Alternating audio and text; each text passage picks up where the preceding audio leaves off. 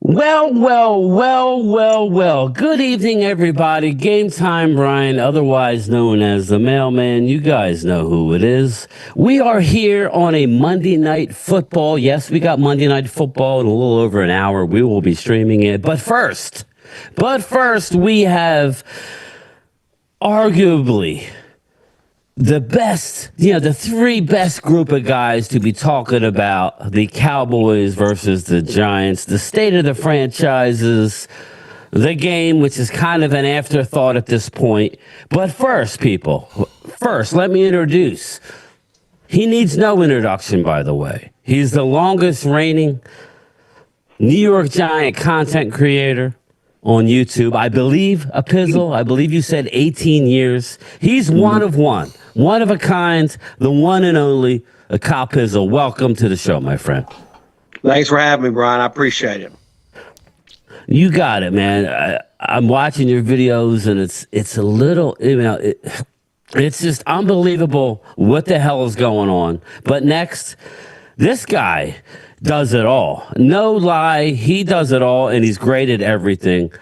He does play-by-play for the Knicks on YouTube, New York Yankees baseball, New York Giants football. He told me that his dream was to be a play-by-play announcer, and YouTube was the next best thing. Well, he is killing it. He's also the creator of the NFC East Super Friends that he was so gracious enough to have me on. It's an unbelievable. He's a genius for creating that show. The very talented Bad Dog Sports. What up, Brian? Thanks for having me. I do the Lakers, by the way, not the Knicks, because the Knicks. I know you do the Lakers, but I looked at your YouTube page and I'm like, it says Knicks, so I said I don't want to say.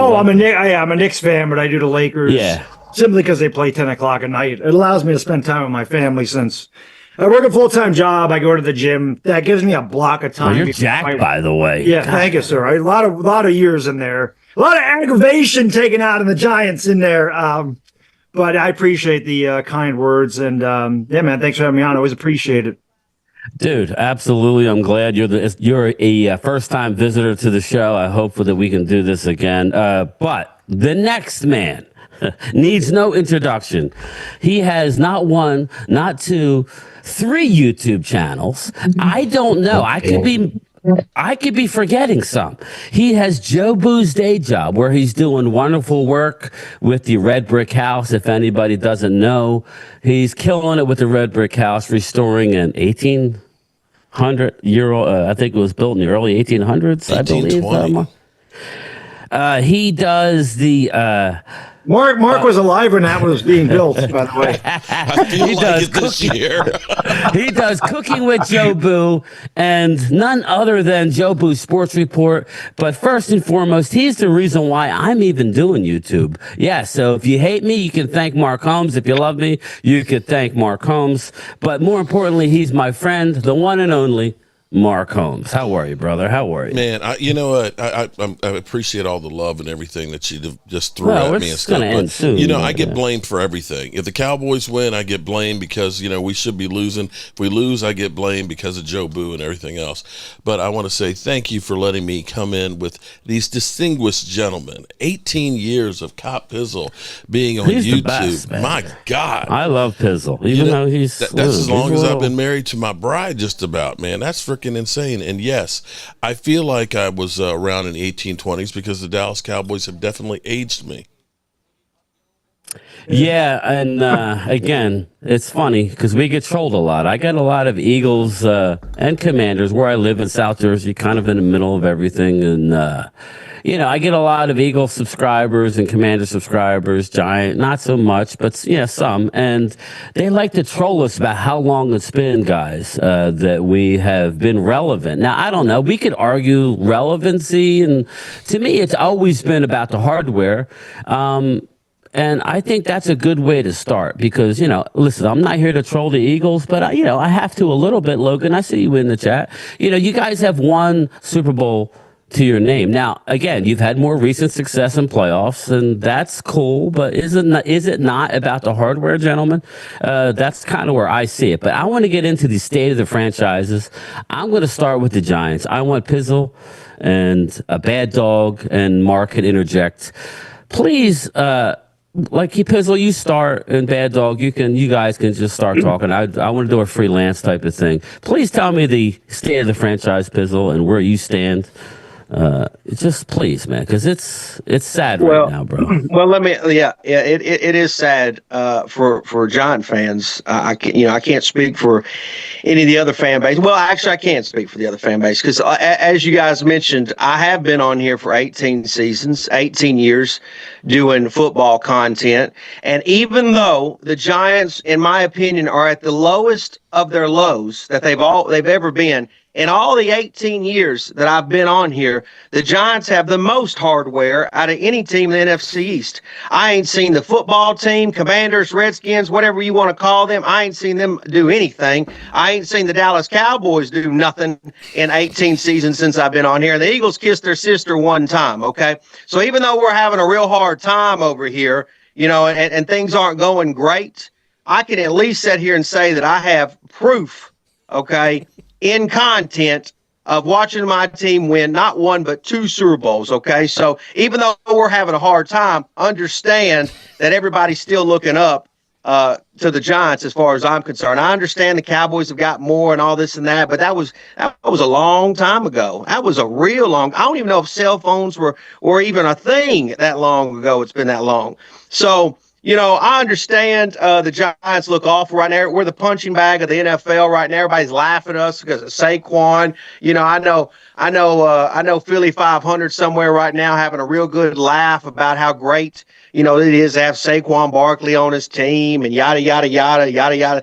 But at the end of the day, we've accomplished more in the last 20 years out of any team in this division. So it is what it is right now. We'll be back. It's rock bottom, but we'll find our way back to the top. Yeah, and Brian, it's funny that you mentioned you get trolled. I can't tell you every time I drop a video or whatever, I can't tell you how many times I get, thanks for Saquon Barkley.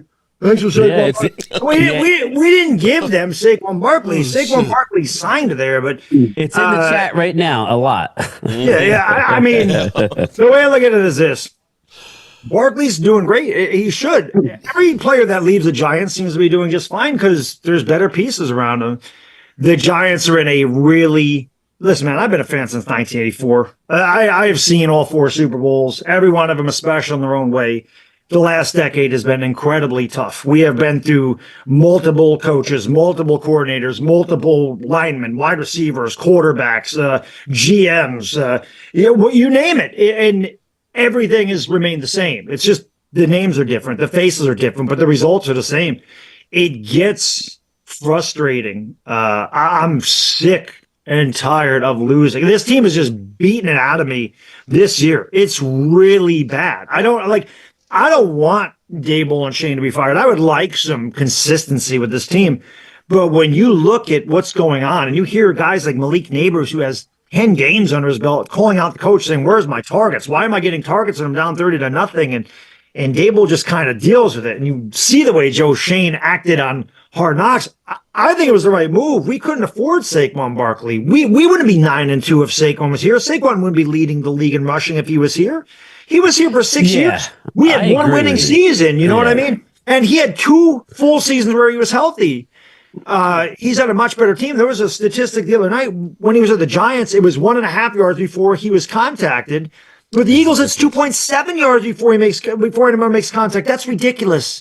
So of course he's going to be better. Of course McKinney's going to be better on a better team. I think they were the right move, but the way he handled it makes him look bad. And because it was public, it makes him look worse. I don't know where this franchise is going. It's in complete disarray. And then, I've definitely been an advocate of, listen, I don't think Daniel Jones is the guy here. I still think Daniel Jones can go to a different place with better players and be a good quarterback. I just think here it was in his head. He was in his own head, and it wasn't going to work here. But again, the way they handle the situation makes them look bad. I don't know where the hell we're going. And Pizzle said we hit rock bottom, and I'm telling you, man, every time I think we have, we find a new depth to sink to. I don't know when this ends, but it's been tough. It's been really tough. The last and Brian, I think how many times have the Cowboys been on Hard Knocks, the training camp? I would say version. at least Is it two maybe times? three. Yeah, I know. I know it's can at least remember twice. Yeah. Well, yeah. I can tell you as a fan of the Giants, I've watched every season of Hard Knocks, and of course I watched the Cowboy versions. I want to say it's at least two. Yeah, I've always I'm thinking wanted the two, Giants. possibly three. I've always wanted the Giants to be on Hard Knocks. I always thought it was cool, but the Hard Knocks thing was the worst thing that could have happened to the Giants. Now, why do you say that? Because like it completely it put Joe Shane and Brian Dable, most notably, really Joe Shane, in a position of you know your moves are going to get exposed, good or bad. So if the Giants would have had a good season, those clips from Hard Knocks, he could step back and say, look how smart he was. But every clip basically out of Hard Knocks is just a clip of him looking awful, looking silly. Yeah. His kids have more knowledge about who to draft. Yeah, so that's what's to me like. I don't know how any other organization would ever want to do the off-season Hard Knocks like the Giants did. But they make you though. You have to. No, I understand. I understand that. So it was your turn, and you didn't have a choice. They didn't want to do it. That's how I feel with the Cowboys. We're Mark, and real quick, are we not the Hard Knocks like every year, even when we're not on it because of Jerry Jones? We are literally Hard Knocks 24/7, 365. It's ridiculous. Real quick, go ahead, Mark. The thing about our Cowboys is, and you try and after going to Dallas, what you realize is it's like Charlie Brown. We all get excited. We get pumped up about them boys and everything else, right?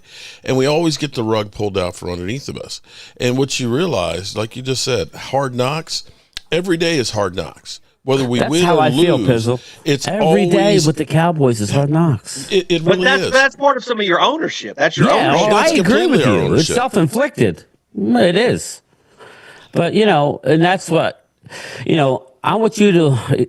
And Pizzle, you can start with this, like Malik Nabers. Just explain exactly what happened with Malik Nabers. And I have been, everybody in the chat knows, to a fault. And Bad Dog, I think you finally, when I was on with you, you were like, I'm over Daniel Jones. I have always been a Daniel Jones fan because I see the size, the arm, the athletic ability. I think he can't, I've always saw something good in him, and I think he's going to be a guy who's going to go somewhere else and eventually succeed. But Pizzle, just start and explain what happened with Malik Nabers in the locker room. And he's right, by the way, Malik Nabers. But go ahead, man. What the hell happened? Let me say too. Like if I was an owner, I would be just like Jerry Jones. So I would. Yeah, I did hear you say that before. I talk a lot of junk about Jerry Jones, but like that's exactly probably I would be very out front and out, just the same way. So, anyways, as far as Malik Nabers go, if you go back to the Thursday game that the Cowboys and Giants had earlier in the year, that game was really almost kind of like a CeeDee Lamb versus Malik Nabers show in a lot of ways because CeeDee obviously had a great game that game and Nabers was making some really nice plays in that game. So, this upcoming Thanksgiving game, there's a lot of people talking about how bad of a game it is. I think it's a great opportunity for those two guys to really be able to put on a show, in front of a national audience. But, nevertheless, Malik Nabers, we don't have a leader on this team. The Giants do not have a leader whatsoever. There's nobody that's a vocal leader. And unfortunately, a rookie receiver in himself has to be the guy that has to come out and say what's really on the team's mind. So him coming out and saying, it wasn't the quarterback. It's never been about the quarterback. And, he didn't specify, but obviously he was talking about probably the coaching staff. I actually commend him for doing that because somebody's got to say something. Somebody's got to stand up and be that dog, be the leader, be the captain. It's really a joke when your peers on your team, your teammates, at the start of the season, vote you to be the captain of the team, and then by week 12, early on, by week 12, well, no, I'm not. I'm talking about Daniel Jones. I know. I'm talking about you vote him a captain, but then you release your captain before the season's even showing. So here, I think you have a receiver who is a rookie that is standing up for his said captain for being released and then having such a pitiful performance against the Tampa Bay Bucks. You bad dog. You want to expound? Yeah, a little bit I on think what's interesting, and I mentioned this on Twitter, Malik Nabers, it's funny when you watch Hard Knocks and he was talking to Brian Dable. Brian Dable said to him, how would you feel if you're wide open and not getting the ball? He goes, I'm going to be frustrated. I'm going to say I want the ball. I'm open. And sure enough, that's exactly what he said. And yeah, he did. He said, it's not about the quarterback, never been about the quarterback. It's the same result. And they said, why aren't you getting the ball? Ask Coach Daves about that. Ask Coach Daves about it. You got to ask Dave about that. That's exactly what he said. So yes, he kind of chucked his head coach under the bus. For him. And for him. I agree. I agree with Pizzle. Yes, good. Somebody said something. Somebody finally stood up and said the truth about what the hell's going on with this team instead of, oh, we got to look at the tape. I got to do better. You know what? It is. Daniel Jones obviously was going to be the polarizing. He's been probably the most polarizing player I can remember being a fan of the Giants. Social media has a lot to do with that. It does. But when you're the quarterback, you're going to take the most fire. You're going to get the most glory.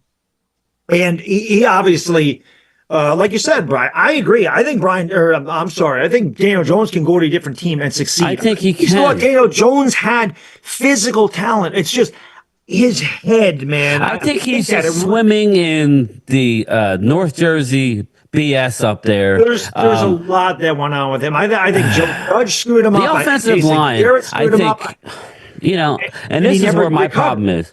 Well, go ahead. I'm sorry. No, it's fine. I just don't think he ever recovered. And I think he was so conscious of not making a mistake that he would hesitate. And as soon as you hesitate in the NFL, you're done. It's too late. Just look at Saquon Barkley. He goes to Philly, and we all saw this coming. Now, we didn't listen. I know I see Leo in the chat. I see you, brother. What's going on, man?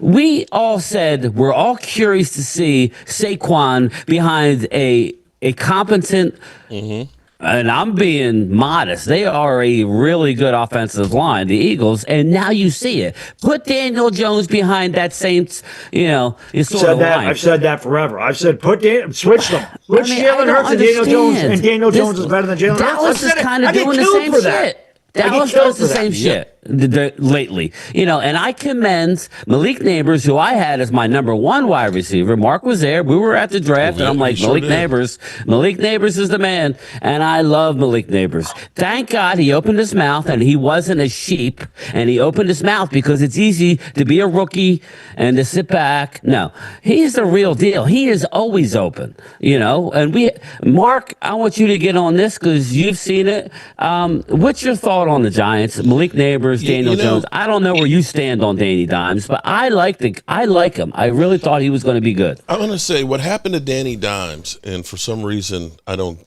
get shown up on the screen. It stays you. It's just everybody's like, I don't see Mark when he talks. But then again, I have everybody there. I see you. No, like on the big screen there. Okay, well. I just see Brian. We don't need to see you anyways, Mark. Okay. All right, Pizzle. All right. I'm trying to play. I see Bad Dog there laughing, but I just don't see me. But that's all good. Settle down just a little bit. The thing that's happened to Daniel Jones is kind of like when Eli was towards the end of his career and they ended up bringing in Brandon Marshall. Everybody's like, oh, my God, they got Sterling Shepard, they got Odell, they got Brandon Marshall. How are you going to stop that? And I said the offensive line is going to be the problem for them because you've got to protect the quarterback. It doesn't matter if you got great receivers if the quarterback cannot go anywhere. And when you look at what's happened typically with the Washington Commanders is their quarterbacks get beat to hell and they get gun shy. So every time you get the ball, you're thinking about getting killed. And unfortunately for the Giants, you guys have drafted some first-round offensive linemen, and none of them have ended up being any good. And that is where the whole problem has been with that team. Now, I'm not really in a position to talk shit because, like Kyle Pistol put out there, you guys won a couple of Super Bowls going through Dallas, and we've done nothing because of this jackass right here who is still chasing, proving everybody that it wasn't Jimmy Johnson. And that's why we feel like, okay, we're going to be a good team, but we're never going to taste the Super Bowl because we just don't do enough. Yeah. Can I say something? Yeah, Brian, go ahead, man. We're still on the Giants. Go ahead. I have had so many people over the last month, 2 months that have came to my page and they say, you are the Giants version of Mark Holmes. Is that a compliment? Well, the reason they say that is because Mark always you don't do defends- 12 videos a day. No. It ain't that. Listen, it's Mark defends In a loving Dak way, Mark. Prescott. Said the under. Mark defends Dak Prescott with with I everything he's got. got you. And I have sorry. defended Daniel with everything I got. And I think the worst thing that can ever happen to a franchise is we all know as football fans the hardest thing to find is a franchise quarterback. That's the hardest thing a team can find. There are teams out there, like the Dolphins, the Tennessee Titans, that have spent 20-some plus years trying to find find their next Dan Marino, their next Steve McNair, right? Gotcha. I mean, the Colts, their next Peyton Manning, right? It's been on and on and on. And right, I think, what I'm terrified of, or what I've always been terrified of, is the fact that Daniel leaves the Giants and goes and be really successful somewhere else. And I think Mark feels that same way about Dak, that Dak could leave the Cowboys and be what everybody thought he could be in terms of his ceiling. And that's right now I'm in my worst possible feeling, because wherever Daniel goes, whether he's a backup or not, it's scary on the idea that he could be successful somewhere else, and we just let that walk out the door, just like we did with Saquon. I'm kind of rooting for it, though, to stick it to the owner. I want to see that. I want to see, because I was on the fence of saying, Dak, don't sign here because they're never going to love you. No matter what the fuck you do, they're never going to be thankful of it. You are always going to be the scapegoat, and I would actually like to see him go someplace else, and we can finally realize that it's Jerry frickin' Jones that has screwed this thing you mean up. Dak? Right. Right. No, I would be happy for him. I wish he could get out of his shit right now and get out of here, because what's going on right now is going to shorten his career. He needs to go ahead and be on a team that realizes we need an offensive line because we've got an old quarterback. And we need to get him more weapons out there instead of the bullshit of we're going to do more with less. Give me a fucking break. Mark, but I mean, you got to be fair. I mean, Daniel Jones never had an Amari Cooper. He never had a CD. I mean, he never had a prime. Well, he had Saquon Barkley. Never had a line like Dallas. He's always had talent around him, a lot of talent. Daniel Jones never had that kind of talent around him. Never. Again, I didn't think Daniel Jones would succeed here. I didn't. I have been back and forth with Daniel Jones. I had a contentious relationship with Daniel Jones. I've been called the Daniel Jones lover. I've been called the Daniel Jones hater, and everything in between. Because I got to disagree with you a little bit on that, because I mean, Dak has had some talent, but you can see him with seasons where he's been a runner-up MVP. You can see seasons where he's had 36 TDs, 37 TDs, 30. Daniel Jones has never had a season where it's been over 15. Right, now, but he had 24 his rookie year, but the Giants failed him by not getting talent around him in the same way the Cowboys. When we've had a really good offense, usually our defense has been sucky. It's been sorry. We've never. Yeah, but Dak has been bad in the postseason. This is why he gets hammered. He's not a good postseason quarterback. Hold on, I'm gonna have to disagree with that some too. Because when you start looking and saying Zeke Elliott is running 24 yards in a playoff game and you're only running 40 yards on the ground, you're making yourself one-dimensional. You have got to be able to play balanced football, and when playoffs come around, you got to be able to run the football. Yeah, but if you're a runner-up MVP and you're supposed to be a quarterback, you have to elevate when you're thrown to Amari Cooper and all. He has the same record as Lamar, right, in the playoffs. Lamar has never had an Amari Cooper or CeeDee Lamb. Oh, so here we go. Okay. Yeah, listen, you can't tell me Dak Prescott is not I'm not a Dak. Load of talent around him. Yeah, I'm not a Dak apologist at all. We had them both 1 year. CeeDee Lamb's rookie year. Yeah, but I'm saying we've never. Daniel Jones has never had it. Maybe Malik Nabers. I love CeeDee Lamb. Always have. I'm not blaming Daniel Jones. I agree that by whatever reason, whether it's poor drafting or poor insight of your team not putting enough talent around him, his offensive line has been atrocious. I mean, you've literally had guys called the human turnstiles. That you drafted in the first round. When you have a situation like that, you can't expect to succeed. In the same way, you look at what the Cowboys are doing this past year. We're going to do more with less. We're just going to get more touches for CeeDee Lamb. Those aren't recipes for winning football. They're recipes, of course, to get plenty of publicity, in which is what the Cowboys are all about. Wow, that's a good statement. I just saw a comment from Ultra. He says, Dak is the Aaron Judge of the MLB. I'm bringing it up because we got Bad Dog in the house. Yeah, no, it's true. Aaron Judge has been. We won another MVP. He's the American League home run champion of all time. But he's got a one. He's amazing, but man, he gets to the postseason and he just shrivels up. And in New York, especially, you are judged by what you do in the postseason. The regular season's nice, but with being a Yankee fan, it only matters what you do in October here. Nothing else matters. You could have the worst season ever. You show up in October, you're a hero. It's just fair or unfair. That's the way it is here. New York's a tough place to play. It really is. So when you're good, the fans love you. And when you're not, they let you know you're not. But didn't you guys have Odell Beckham there with Daniel Jones? I don't know that he was with Daniel. No, he wasn't with Daniel. He wasn't? Okay. Right, yeah, he left. He was traded. He was traded the year. No, I mean he finally got a number one receiver with Blake Nabers for the first time, and then he got released 3 months later. So I mean that's it's unfortunate and it's just awful. I mean, one of our teams next year is going to have Bill Belichick as the head coach. So one of us can be excited. It's might be the Eagles. I hate to say, I'm going to say it's going to be you guys. Because the Cowboys are going to do what they always do, is they're going to give you false hope, okay? It's clear your team recognizes this season's going nowhere. That's why you get rid of Daniel Jones to make sure you're not paying him next year. Smart move as far as that's concerned. And you go ahead right? and get Tommy DeVito, playing. So you probably will be the number one pick, which is the thing to do. Whether you take it or you have somebody. But the number one pick to me means nothing if you don't have a competent head coach and a competent general manager. There you go. I agree. That means nothing to me.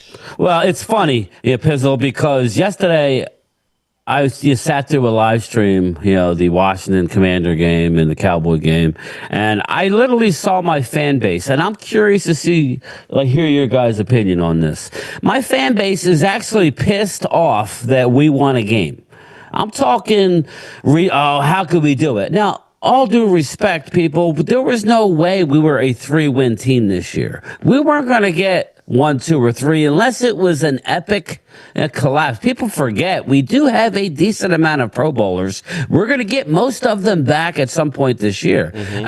I don't know why people set the bar. What's your thought? I mean, listen, is there any sense of pride in winning a divisional game anymore? You just want to roll over and get the number one pick. What's your thought on Dallas winning yesterday? Do you think it was stupid, Bad Dog, or do you think you got to let the players play? I don't think it was stupid. How do you go for the rest of the year? If Dallas had, what is Dallas hoping to do? You guys just gave Dak a 4-year, $240 million contract. What do you got at least 2 years left. Unless you're trading back or whatever. But with Dallas, no. I think you guys have an inordinate amount of talent. I still do. You guys did get beat up. You're with your backup quarterback now. You lost Micah Parsons. You lost Lawrence. You had a lot. Goes on and on. Yeah. You lost 4 edge rushers. Okay. You guys have won 11, 12 games.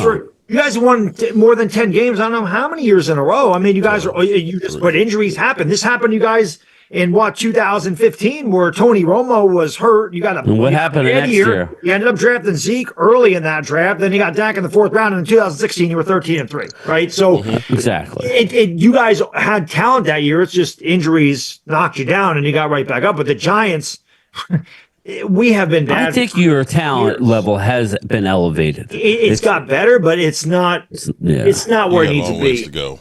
With the Giants, I mean, there's just listen. Last year, it just pisses me off that my fan base is sitting there pissed off. No, listen, Giants fans for your team. Giants fans last year were. I mean, they got on my case. They're like, Bad Dog, what about Tommy DeVito winning those 3 games now? I'm like, well, I mean, what can you do? I'm never going to tell players go out there and lose.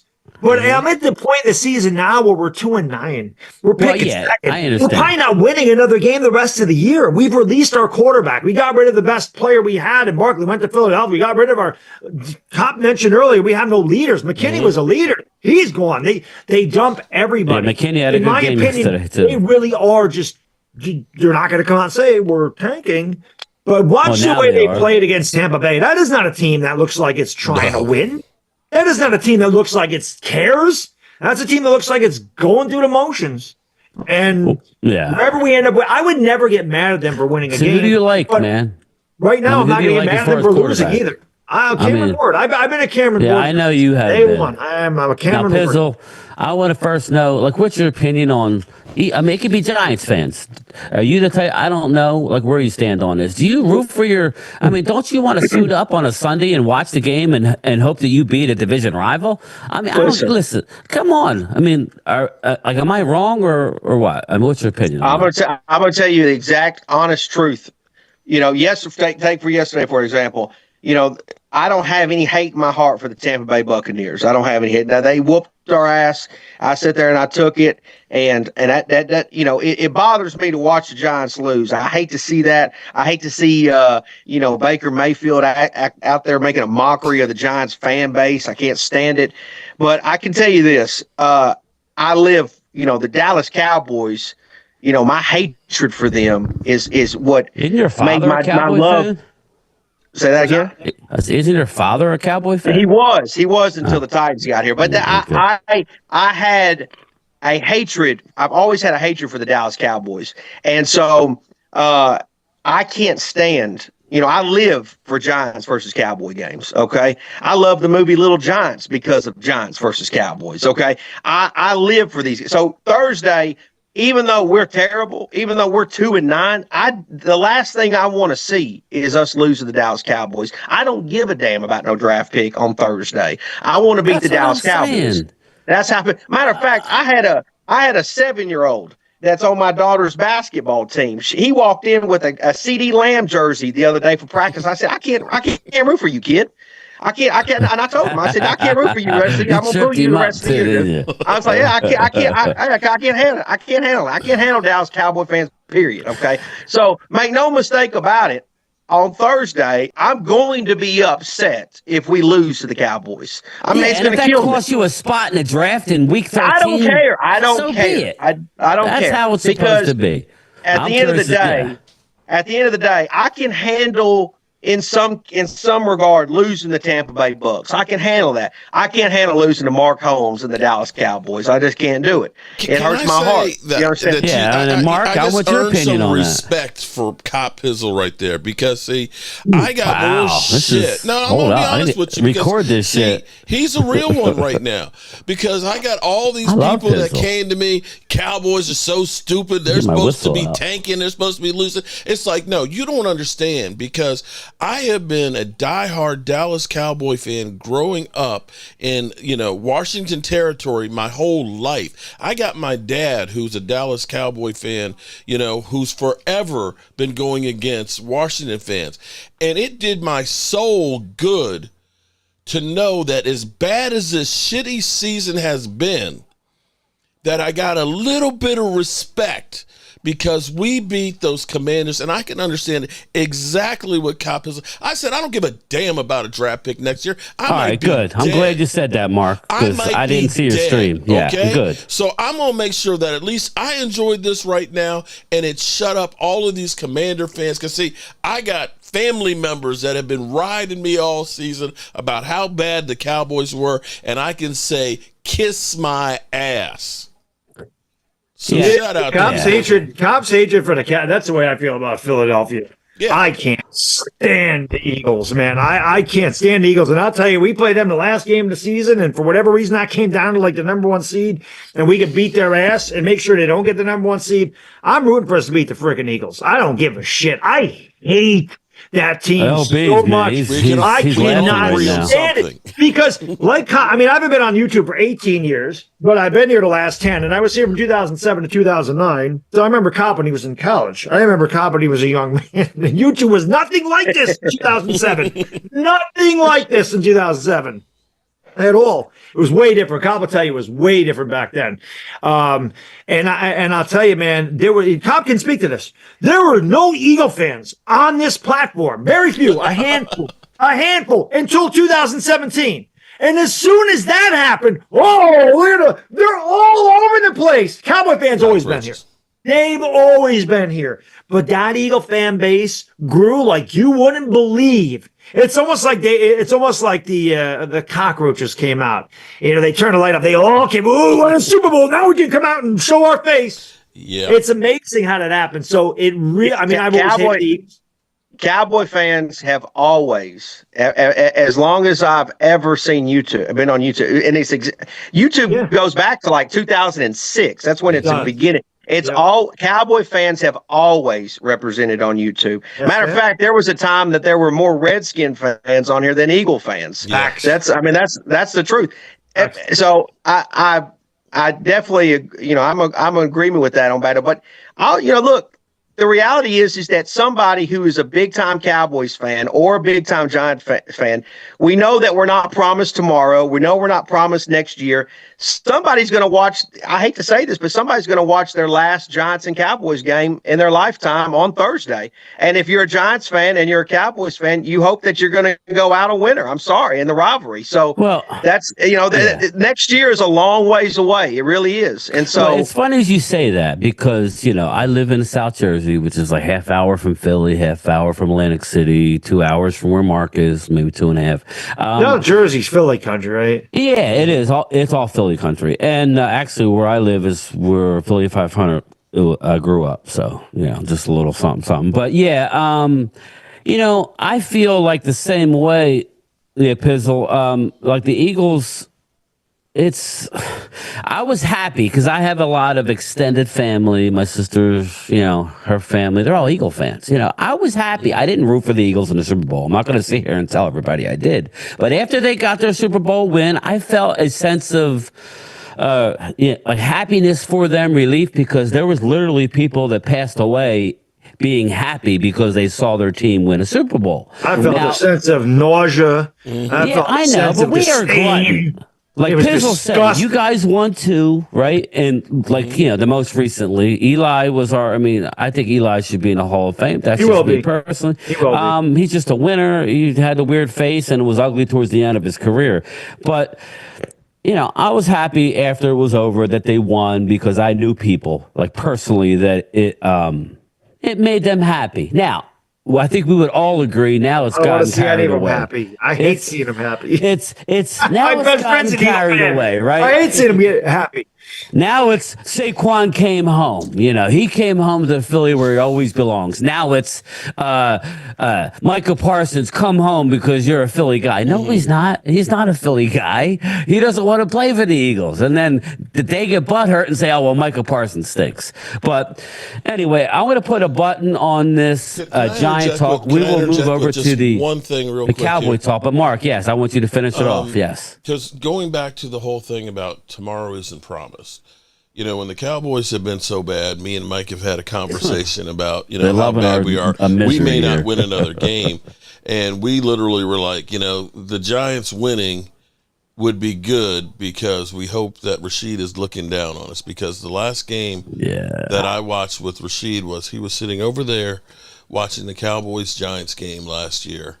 And it was Thanksgiving last year, the day after that he passed. And so that's where I was kind of like, I could be okay if the Giants win this one for Rashid. Yeah, well, and we were kind of like, almost rooting for it. We had Stuart Morrison. We went to Texas. I guess it's been 3 years now, or I don't know. Time flies. Right up, 22. And we were kind of thinking, we had Stewart on our side. I'm sure. I saw Pizzle's video. He had somebody that he knew. Just people. Listen, it's very frustrating.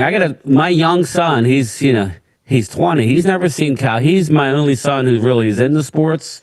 He loves the Cowboys, but he's never seen them win. Mm-hmm. People want to say front runner. That kid's not a front runner. I'm not a front runner. It's been 29 years. We've won 4 playoff games in that period. It's been tough. Now, Mark, you start off. We're getting a little bit about 20 minutes. Mark, you start off about the Cowboys, the state of the franchise, and then I want to hear 2 Giant fans from the outside looking in what they think. Mark, go ahead, man.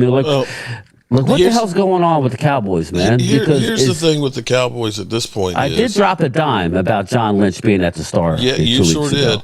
Well, I was there and I saw him get out of the elevator. Is Jerry stepping down? I don't Anyway, think so. Go ahead. You don't think so? You gonna die on the job? Here's the problem with the Cowboys is we've got the Giants the Carolina Panthers. We've got the Bengals.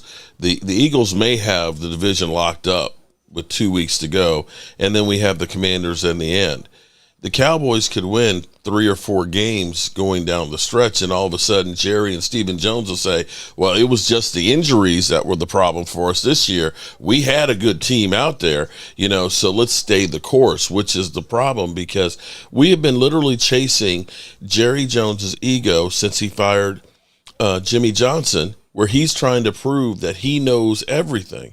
And unfortunately, they get close. They get you to buy into the hype. And it's just that they don't get that last little bit. Last year, if we had gotten a linebacker, because literally we had safeties playing linebacker last year. If we had gotten Marquise another Bell, weapon.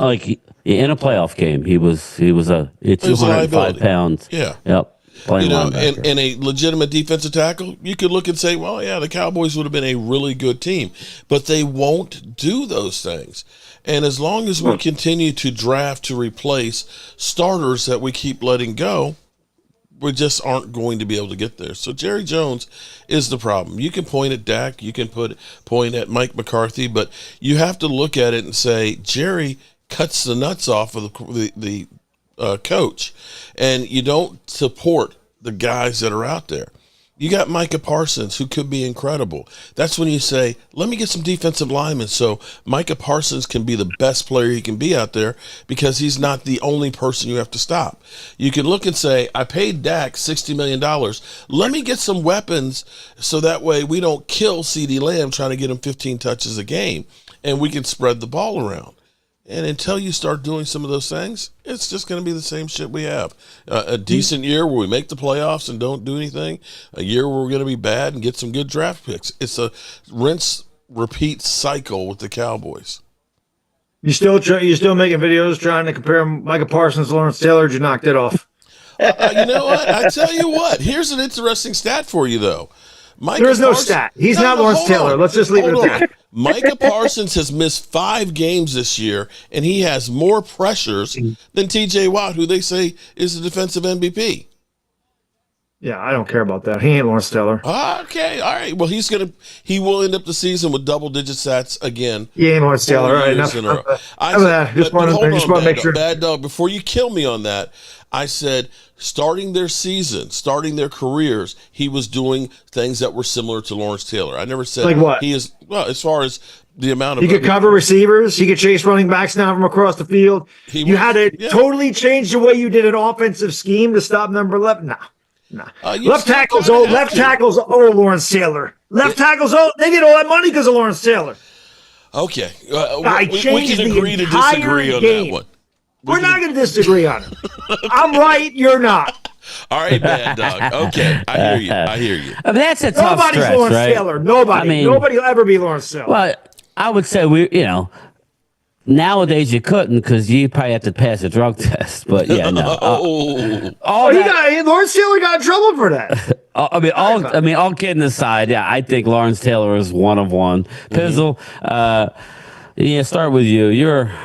Be honest, which you always are. What's our future, man? What's Cowboys, near future? How's it looking? Is it bleak or what? I think the Cowboys' future is just as. It's no better than the Giants. Yeah. Honestly, I think.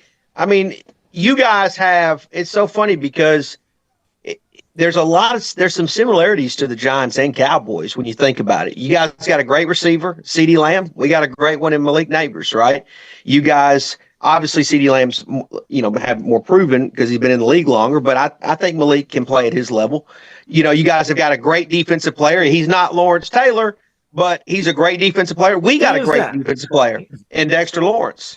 So, yeah, he is he's probably the best interior lineman in the league. Yeah, and the same frustration, that Mark has about Micah Parsons. It's like I want that for Dexter Lawrence. And Kayvon Thibodeau, he got hurt, so he's been out, for the last month and a half or so. Brian Burns just came over and he had a little bit of success to start the year, but we're very top heavy but the rest of the team just doesn't produce. And I feel like the same way with the Cowboys is you guys have these top heavy players in, like, for example, I like CD. I like Ferguson. I like the tight end you guys got. I don't really like y'all's running game. I don't think y'all have a running game at all. I personally don't hate Dak's game. I don't look at Dak as like this sorry quarterback. I truly don't. I think he can be talented. And like I said, I think you guys have got a couple guys on the defense that's pretty good. But in the end, like, I think you guys are kind of a little bit in. Future money wise, you guys are a little bit strapped. Am I not? Am I wrong or right? They were strapped this offseason, which is why they didn't sign any free agents. Well, strapped. Well, go ahead, Mark. He's the cap guru. This is actually the first season that the Cowboys will go into the offseason not having to make a move just to get under the cap. They currently have $21 million that's going to roll over. They have $20 million, even with Dak and CD's contract, already on the books, and they have triggers in both of those contracts that they could get about $45 million on top of. What are you going to do with Micah Parsons? Well, they'll resign. But I think there goes your cap space. About $100 million. I think we're what going to they're have going to around do $100 is million. they're going to probably have him year. pissed off and go ahead and keep him on the 5th-year option. Because when I say that the Cowboys, right now his money is already on the cap with that. So when I say we got $41 million, that's with him counting at $17 million. Do you think he would hold out? I don't think. I don't know. That's the big question here, because we got Cowboy fans that are like, screw him, trade him, get rid of him and stuff. But you saw his worth yesterday. Yesterday he had 4 solo tackles, 4 assists, 2 sacks, 3 quarterback hits. He was literally a one-man wrecking ball. And you can't say, well, we'll just trade him. And knowing how the Cowboys trade people, knowing them, they trade him for a freaking 2nd-round pick and fuck it up. We'll take him. Seriously, you traded Amari Cooper for a 5th-round pick, and you ended up getting Mingo for a 4th. How the fuck does that work? You guys also traded a 1st to get Cooper, so that was. Yeah, that was right. Exactly. So, people say, well, just trade this one. It's like, I don't have confidence in the Cowboys to make decent trades. But no, they'll sign Micah. And again, you have plenty of money on there for him, but he's not the whole worry. You got like Tyler Smith that's also going to You got Jake Ferguson, Tyler Smith. Yeah. So you have quite a few guys in there. Do y'all think y'all will draft a running back in the 1st round? I don't know if it'll be first. About that kid from Boise State. I like him. I do, but he wants to be a Cowboy. They all want to be. Yeah, that's all BS. I like Abdul Carter out of Penn State. I like the kid out of Penn State. Out of Boise, but there's a lot of running backs. The guy in Ohio State's good. I'm a little leery on going running back, but you see what Saquon's doing in Philly. Dallas's offensive line is not what it was. But, I don't know, man. It'll be interesting. But go ahead, Bad Dog. Just give me your just quick look. What's the your Cowboy? Like, I'm wondering if signing Dak was a mistake. Again, I like Cobb said, I don't think Dak's a bad quarterback at all. I think Dak Prescott is a good quarterback. I don't know if he's great. I don't know if he's an elite quarterback, but I think he's top 3rd in the league when he's healthy. I think Dak has always been pretty good, especially for a 4th-round pick. I mean, it's great value that you got with Dak Prescott. But again, the Cowboys are very much like the Yankees. They really are. They're very similar. And a lot of Cowboy fans are Yankee fans, so you figure that out. But when you're the Cowboys, you're expected to win Super Bowls. You're expected to produce in the postseason. Fair or not fair, that's the way it is in Dallas. You are America's team for a reason. There's higher expectations for Dallas. And Dak Prescott has fallen short. I mean, you got to be honest, whether you're running the ball or not, Dak Prescott does not elevate. He turns the ball over a lot. He plays less in the postseason than he does in the regular season, much like Aaron Judge does.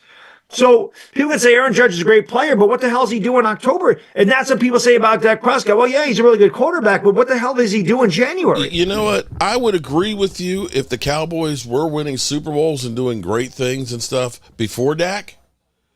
But I have to look at this and say, they did the same thing. Hold on, Bad Dog. You trash my people and all that.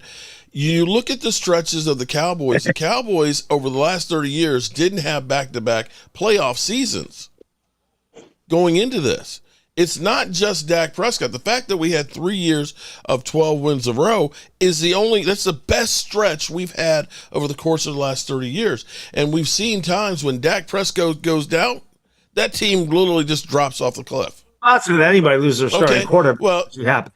And there's a big drop. I would like to see. Here's what I would like to see as you go through and trash my guy, and as you admitted, I'm not trashing him. I'm just as you admitted, having facts. players matter. I'd like to see Dak Prescott in a situation like Jalen Hurts or Brock Purdy. Let me see him with not just one weapon, multiple weapons, a great running game and things. We haven't seen that stuff with my quarterback. We have not had Zeke Elliott has literally in 9 years every single season gotten less yards per game every year. When you trot out the worst running game in football and you got one freaking receiver, you got 2 offensive linemen that are rookies that are playing a different position than they played in college, it's a recipe for disaster. You're going to tell us? We know. You know. But let me see him with 2 great receivers. The guys we have out there right now with CeeDee Lamb, Jalen Tolbert, he's the 4th best. I would say it's comparable to what the Giants have. Yeah, exactly. And look what Dak was doing versus what the Giants were doing. But I'm just saying, like they got Malik Nabers and then who? They don't really have much of it. Let me say this, Brian. I agree. That's what I'm saying. Let me say this, Brian. There are 2 teams in our division that are currently having success, and the Commanders. I understand, Mark. I got it, but the totality of the season, and I do think the Commanders are starting to fade. Mm-hmm. But you have the Commanders and the Eagles. The Commanders, a lot of people think, well, they got good because they got Jaden Daniels. Well, that is part of it, but also out of all the teams in the NFL, they had the most roster turnover in the offseason of any other team. Dan Quinn is a good coach. I think you guys know that. I think you guys experienced that. Dan Quinn is whether you want to say it or not, he's a Super Bowl caliber coach because he's taken a team to the Super Bowl before. Yes. Granted, it didn't go well for him, but he did. They got a good coach. It went well for like 3.5 quarters. It did. Oh, God, they did a monster roster turnover in the offseason, and they're going to have another offseason to again adjust on that and maybe make it better. They got a lot of cap space. Washington's got a lot of cap space. Well, that to me, both of our teams need to do what they did. They need to change who the leader of the coach is. They need to have monster roster changeovers if they can. And look, the team that's probably the best in our division, the Eagles right now, the reality is 2 of their best players came from teams who had issues with their player in A.J. Brown and Saquon Barkley, and the Eagles have benefited from that trash. A.J. Brown was a good receiver for the Titans. They had a little blow up. He ends up on the Eagles. The Giants and Barkley couldn't come to terms. He somehow ends up on the Eagles. And now both those players are making our lives hell right now being on the Eagles. And so, I don't think the Commanders are Super Bowl contenders. The Eagles definitely scare me because I don't want to see them get it again. But the reality is both of those teams, that's how they both have had success recently. And look, you look at the Commanders model, I hate to say it, but that's what our 2 teams probably need to do in the offseason is have a monster roster changeover and bring in new coaching. So you're on board with Dable's done? You think Dable's his done? His ass should have been out of here this morning. Even though the GM said his job safe. So what about Joe Shane? You think that his ass should have been out of here this morning? Okay. So you're on board with that?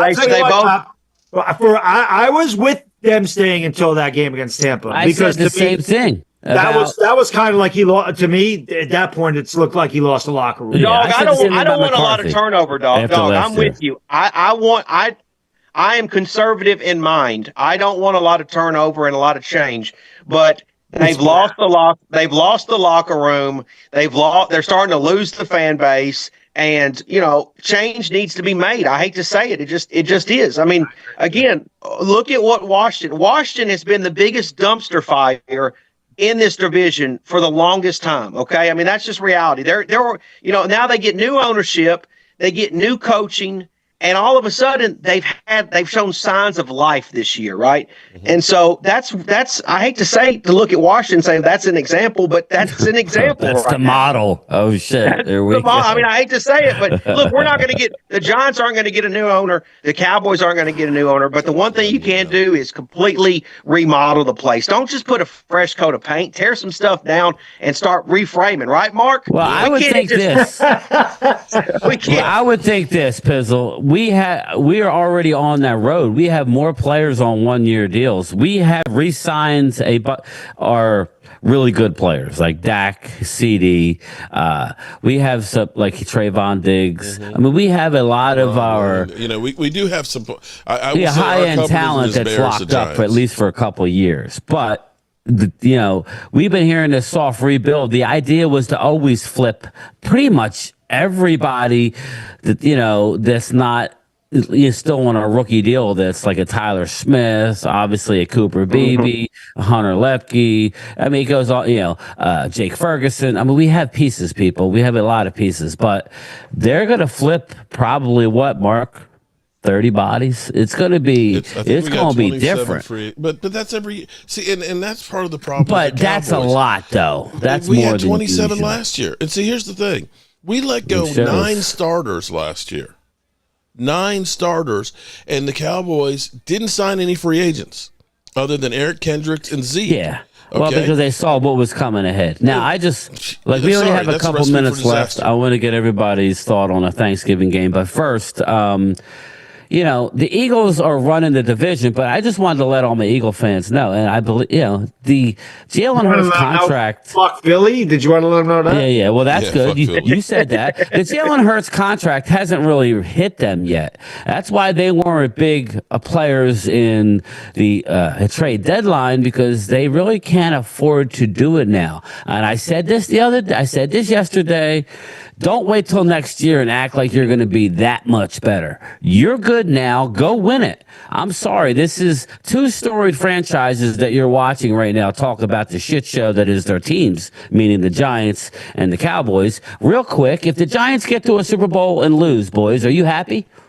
No. I want to win. I don't go there to lose. Okay. Mark, are you happy if now? I don't know. I know we've talked about this before. I said absolutely. I would be absolutely pissed off if Dallas finally gets to a Super Bowl and lose, because we know it's hard to get there. Years. It's hard to get there. So what would you like? Would you be happy, or would you be? I would not be happy that we lost, but I'd be happy that we could at least get this. You just want to fend off the dogs. I could give a shit about the dogs. I want another. I ain't going. Second place ain't a win. It's a lose. Yeah, okay. At least we could get rid of the Cowboys. Because I hear a lot about past the NFC Championship. Like Hamid's in the chat. I mean, he loves the fact that they got the Super Bowls. Okay, great. But if you don't win it, nobody remembers you, bro. Nobody cares. It was 15 years since my Yankees been in a World Series. I was pissed that they lost to the Dodgers. Yeah, exactly. But all right, let's get to the Thanksgiving Day game. We got a couple minutes. What are your thoughts? We'll start with Pizzle, go to Bad Dog, Mark, and then we'll get out of here. Pizzle, what do you think is going to happen? And, just leave it at that. What do you think is going to happen, bro? There's 2 bad teams right now. I don't even know. We haven't won a game at home. Just keep that in mind. Well, we haven't won a game at home, so something's got to give.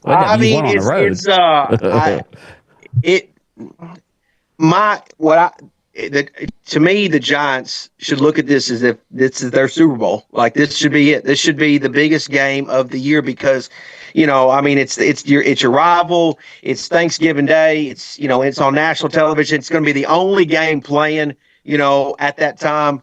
So to me, it should be a big game.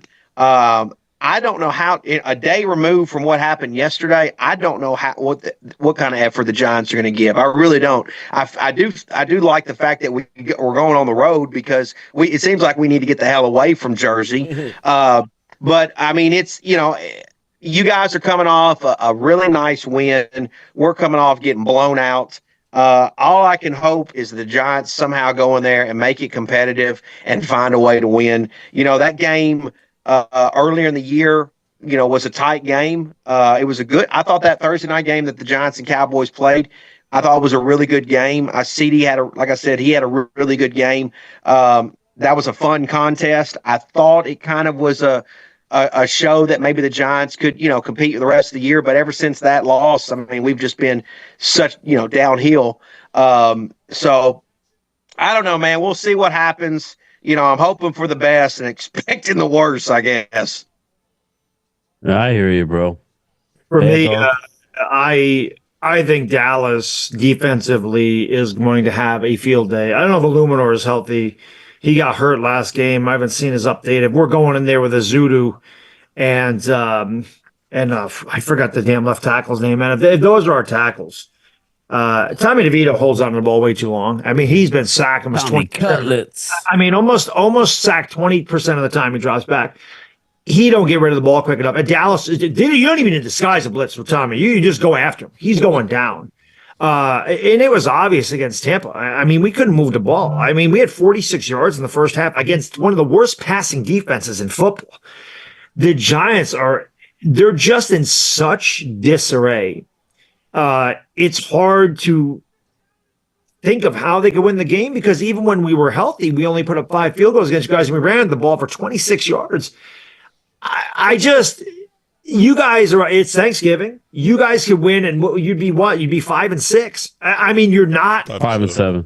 5-7. Sorry. You haven't had your bye yet?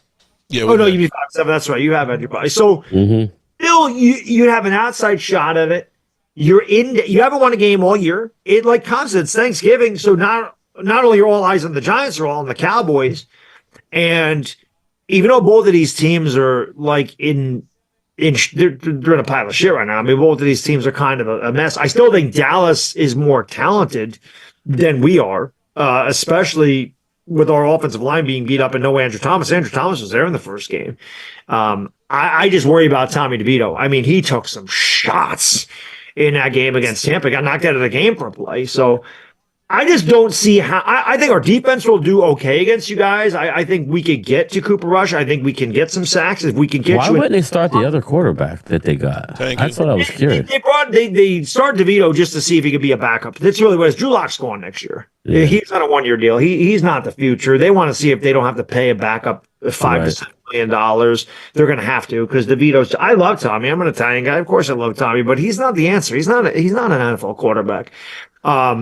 So I can see an ugly. I can see being close for a half, like a ugly game, 10-6, one way or the other. But I think at the end, I just don't think our offense has enough to beat you guys. I just don't. I don't. Our offense is really bad. It's just bad.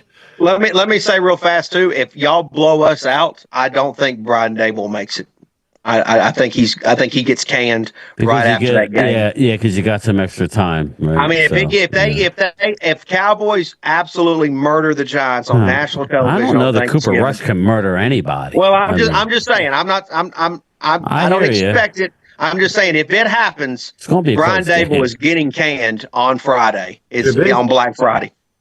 Could be. Mark, your thoughts as we wrap up so we can go do our streams. We are 4-2 on the road and 0-5 at home. We have been abysmal. I don't know why.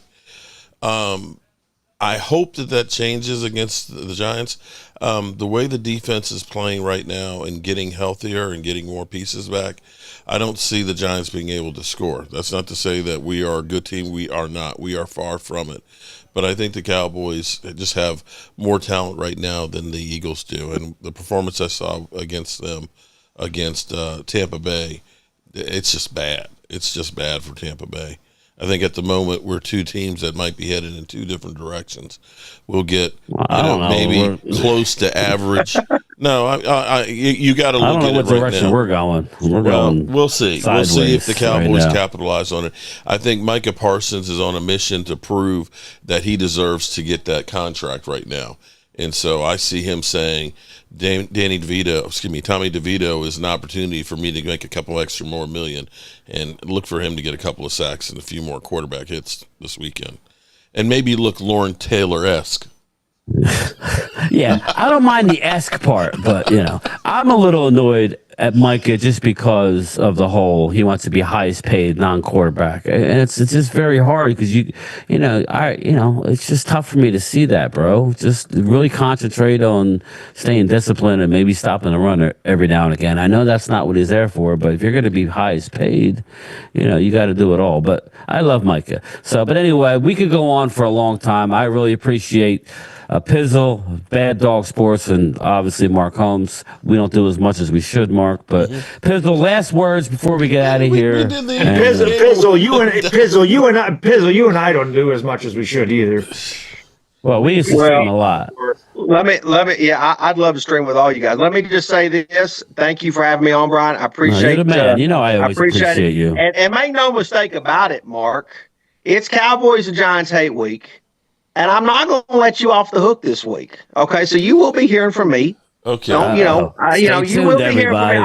I know you got all your. You're too busy. Sniffing Philly 500s, but I got something for you. No, I got something for you for Thursday. Don't you worry about it. I was about to bury the hatchet, but see, I bent the knee for you, Mother Humper, this season when you guys are playing the Eagles, and I was butthurt because I didn't even get a response after all these freaking years. I was like, okay, I'm gonna bend the damn knee, and you didn't even respond. So I did what you did to me, Mark. Oh, thanks, damn. Liam. He cut me off at the nuts, man, motherfucker. It's all good, man. I'm gonna bury the hatchet, man. Let I definitely want to do more stuff. I got something for you this week. Don't you worry. I got something for you, buddy. Okay. Whistle. Tell baby dog I said hello. Dog. Brian, thanks for having me on. I appreciate it. Pizzle, you fest here in the basement. Pizzle, you and I definitely got to do more stuff together. Let's do it, dog. Let's do it. Like I said, I had a break in between. I was off of YouTube for a few years, but I've been around a long time, and I was around when Pizzle started. Like I said, I remember when Pizzle was a college kid. I say it all the time. He had the earpiece. See, Mark, this is our crowd, like older guys. I remember those days, but. Well, I've known Mark a long time, and I give Mark a hard time, but Mark, you're good people. You really are, man. I love Mark. Mark's good people. And Brian, you're one of the realest Cowboy fans I came across. So when we did that Super Friends stream, I was like, I like this guy because you call it the way it is. So it's refreshing. Man. I appreciate that. I've only been into Mark, a little less than 2 years. We're closing in on 50K. So I'm putting a lot of work in, but it wouldn't be without the guy up in the upper left-hand corner. Without Mark Holmes, I would not be here. He pushed me. Sometimes we were just in Dallas, right, Mark? We were at each other's throats. Mm-hmm. Wade was going to pull over, and I don't know that you could have caught me, but if you would have caught me, I would have been in trouble. But, that's how brothers do it. Mark, final words. I do have everybody's channel pinned up at the top. If you don't know who these men are or not subscribed, please do it now, please. Mark, finish us out. Take us out, baby. We can actually agree as Cowboys and Giant fans. We can come together and all say we hate the freaking Eagles and that they stink. Right. Okay, so we're going to end it like that. It's going to be Thanksgiving. It's time to be with your family and everything else. And, of course, time to hate the Giants. Very well said. I'm sorry about the internet, people. I got the best possible internet, and it still sucks. So I apologize for the buffering. Everybody, I appreciate it. I am out of here. Thank you, gentlemen. I'll talk to you later. Peace out, everybody. Later. All righty.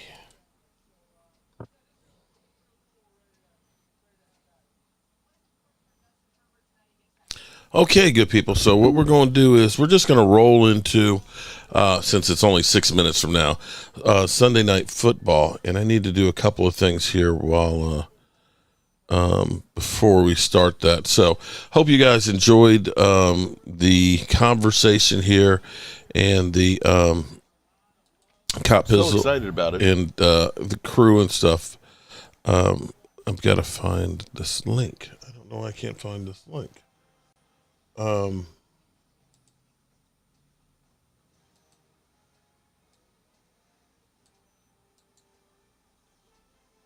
So bear with me for a minute before we get the stream going here.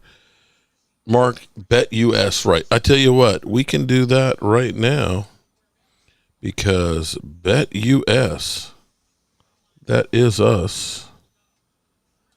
And we can go ahead and do this right now. Welcome. Well, good evening and welcome to Monday Night Football, where we have a civil war, Harbaugh versus Harbaugh. And after a great day of betting yesterday for my dad at BetUS, where if you use the promo code YouTube150, you'll get a matching deposit on your first 3 deposits of 150% up to $2,000. So definitely bet responsibly and bet with BetUS. So tonight, my dad, who was 4 for 4 yesterday, definitely feeling really good, is getting his bets on for tonight. And tonight, he's going to take the Baltimore Ravens minus the 3, and he is going to take the under on that. And here we go. What my dad always does is he risks 25 a bet, place our bets, and if he ends up getting both of those right, it's $48 will be his winnings.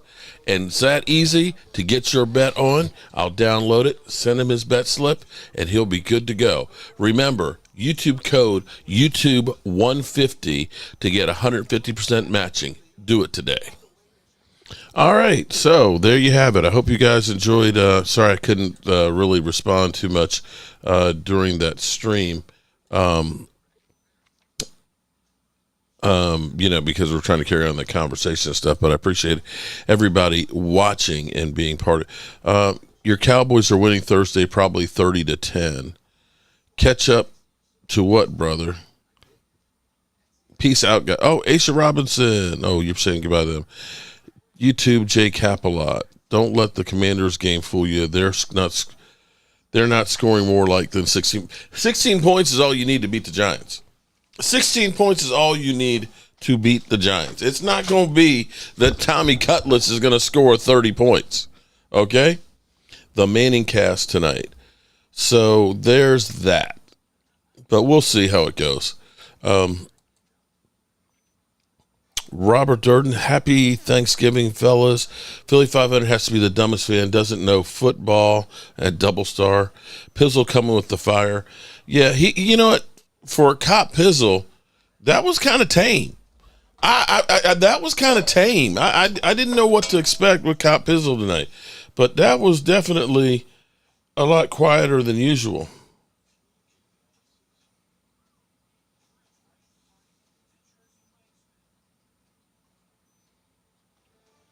All right, we're about to get this game on. Tomorrow's going to be a busy day. We got Jerry Jones, of course, doing his. Oh, excuse me. Oh my goodness, we got a super chat here over the other channel. Let's see who gave us a super chat. Robert Durden, salute to the NFC East guys. Shout out to Robert. I appreciate that, Robert. Bad Dog, sorry for your Yankees, man. Always, I lost my mother this Saturday and wanted to say God bless. Oh, my God, Robert, I'm sorry. My prayers are with you, buddy, for losing your mom. Oh, my goodness. Send in prayers. Logan Motorsport. Hey, what's going on, Logan? Yeah, I know you Eagle fans are feeling good right now. Washington lost yesterday. The Giants look like ass, and the Cowboys are in the basement too. We know this is the Eagles, going crazy, having a great time. Parsons is going to have some cutlets. Yeah, I think Micah Parsons is going to do some damage this weekend. This Thanksgiving. That Tommy Cutlets is going to be the turkey. But so did Romo, and we still haven't seen an NFC Championship game. Same results. Dak had talent. But let me ask you this: has he had talent like the San Francisco 49ers did last year? Do you look at the San Francisco 49ers and say that talent's the same? Do you look at the Eagles team right now and say that the Cowboys had that kind of talent? Because that's what they're competing against. Yeah, we know you feel good about your birds, okay? Congratulations there, buddy. Congratulations.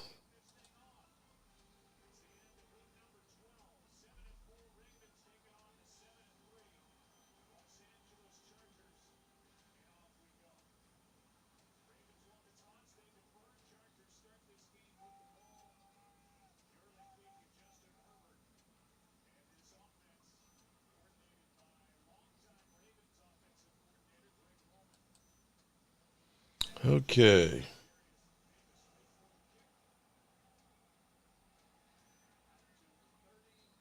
All right, here we go. Chargers with the ball first. We're talking about brother versus brother.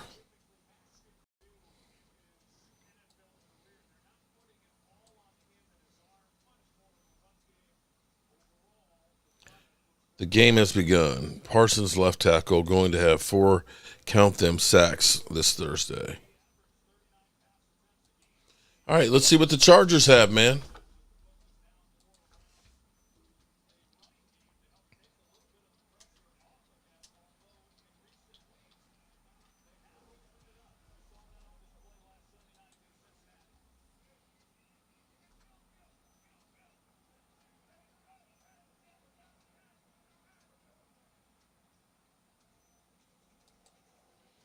And run up the middle, and they lose 3 yards on the first play.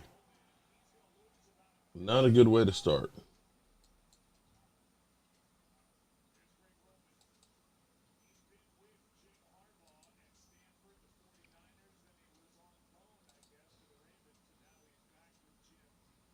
All right, who's everybody got tonight?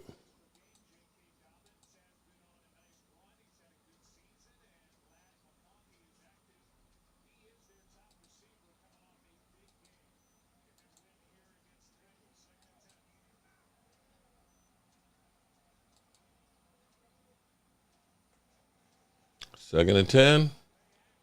Play. Oh, nice. Play action picks up about 18 yards.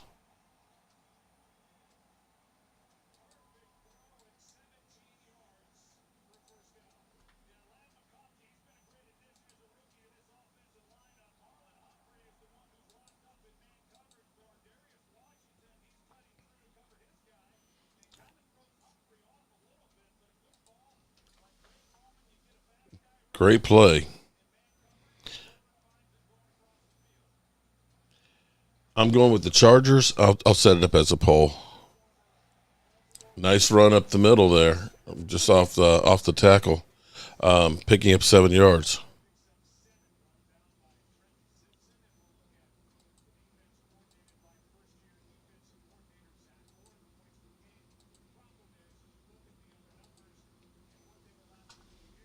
Okay, help me, Rhonda. Oh my God, I don't have my. What is wrong with me? Hang on, I got to get my stream thing.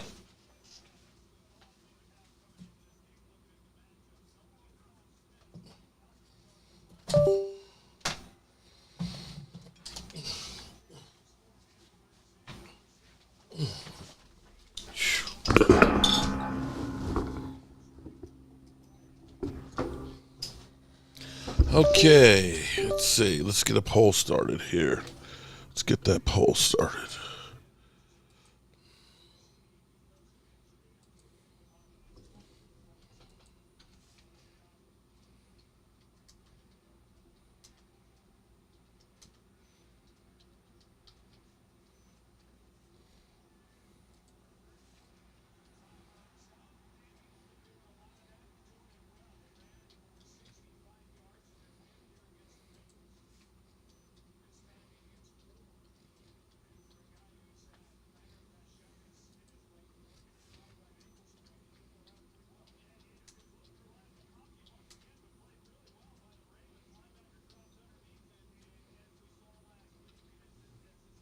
All right, we got a poll here for you guys. Okay. Ravens having a nice drive here. 2nd and 6, ball on the 42-yard line. Boom. Nice run up the middle. Damn. They get down to the 35-yard line. Jack Patel, what's up? Aisha Robinson, welcome.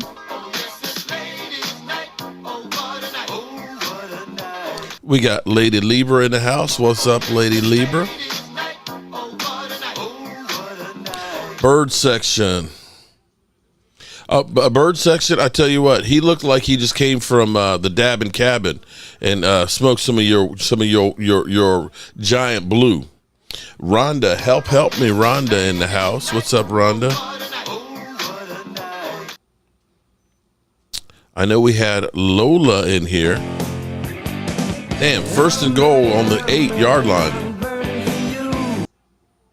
Need to lose from here out. We are a draft heavy team and need high picks. Aisha Robinson, what's up, Aisha?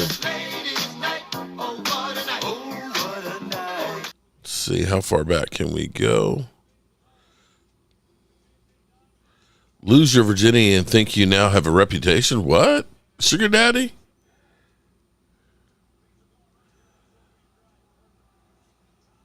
Oh, boy. Cooper DeJean, but most of your videos are about the Eagles. Okay.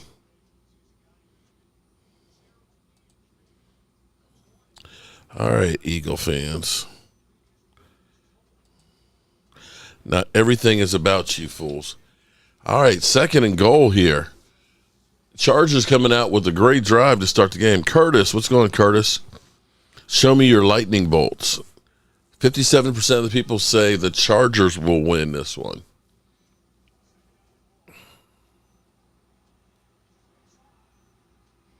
Touchdown. Chargers up early.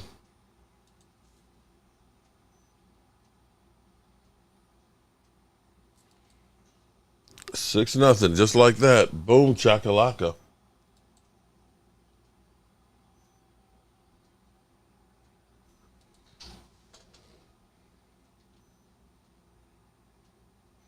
Get the scoreboard up. Scoreboard up. Who are we? Wrong one. Boom. There we go. All right, going for the extra point. TD Chargers. My dad's got the Ravens and the over on this one.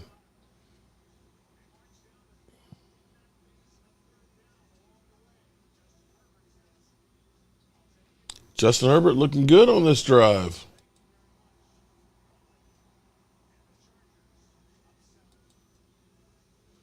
Justin Herbert, 2 of 2 for 35 yards. J.K. Dobbins, 3 rushes, 14 yards. Oh, mean metal. No, we're not going back to the cream cheese. Oh, my God, please. No, not that was that conversation yesterday was nasty. Oh, no. Not going back to that one. Aisha Robinson, take it one day at a time, young lady. What's up, Mark? Did you have cream cheese on your... Oh, man. I don't eat bagels in the morning. Actually, I don't even really eat breakfast in the morning that often. Tiara. Shout out to Tiara. Tiara says... And see, Tiara, I've been saying that too. That's the worry that the Cowboys... I think the Cowboys win 4 of the last 6 games. That's not a great season, but it ends up being they end up winning with 8, going 8-9. And they look at it. I know the Joneses will say, well, shit, we went 8-9 with a new defensive coordinator with all the injuries we have. We're close. We got some money, and we got high draft picks in a, 3rd place schedule. So I'm with you. Appreciate the super chat.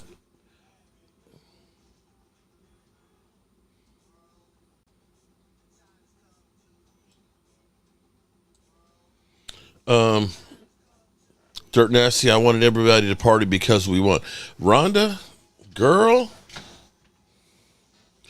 you were like a dog in heat, a freak without warning. You had an appetite for love because Rhonda was horny. Oh, my God, Rhonda, I don't know what was going on over there. I don't know how hubby was taking it, but damn. Between you and the cream cheese conversations, man, it was crazy in here last night after. You see, Cowboy, we can't have anything nice, man. I'm serious health-wise. If your junk smells bad, go see the doctor. Could be an STD or AIDS. My uncle died of AIDS. If it's fishy, get it checked out. Shouldn't smell like that, Mark. Okay. All right. Thank you for the gynecological interpretation for us, Mean Metal Mike. I was stable. Oh, boy.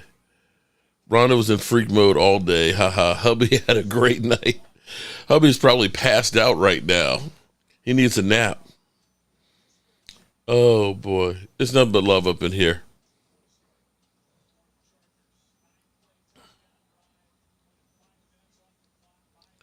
That was a quick drive. Got a feeling there. Oh, boy. Okay. All right, let's see what the Ravens have.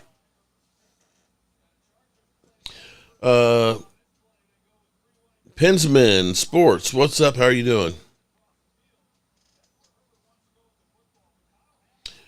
Derek Young, we're going to wind up doing the same dumb stuff, keeping people around.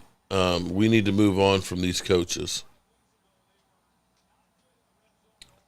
Rome Mitchell, which meeting?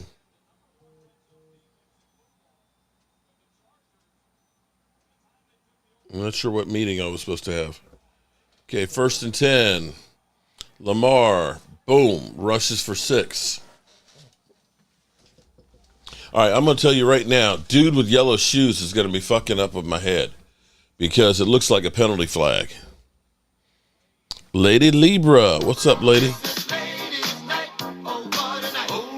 Pensman Sports, hey, don't feel bad about it. Don't cry for me, Argentina. You know, the Cowboys, they are what they are. And it's all good.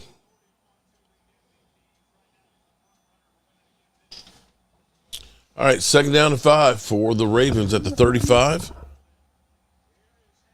Derrick Henry picks up 6 yards on 1st down. On 2nd down on his first carry.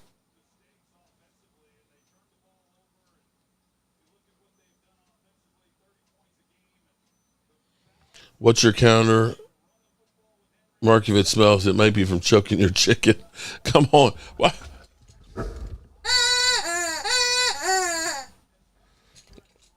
Leave my chicken alone.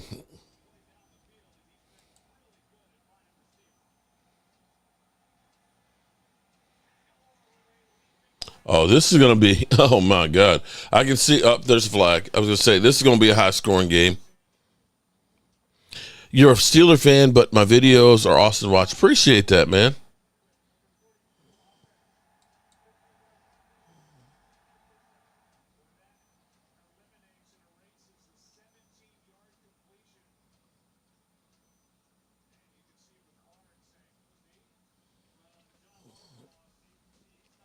That's coming back. Melissa, love from South Africa. Shout out to Melissa. That's a long, long ways away, girl. Appreciate you. So, Melissa, are you a Cowboys fan? Are you going to keep up with the Ravens and Chargers game? Fill us in. Do tell. 1st and 25. Derrick Henry gets 3.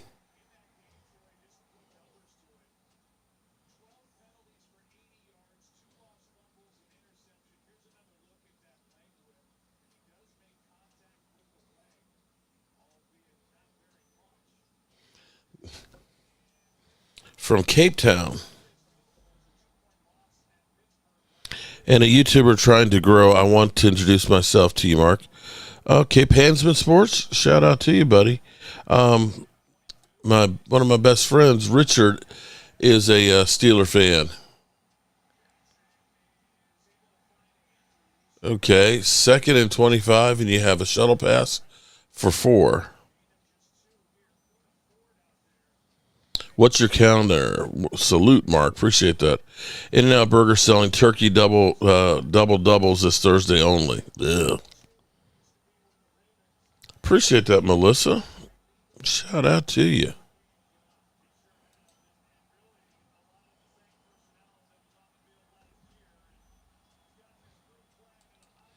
All right, 3rd down and 20. Not exactly what you want to be in. 3rd down. Threw it away. Yuck, In-N-Out Burger.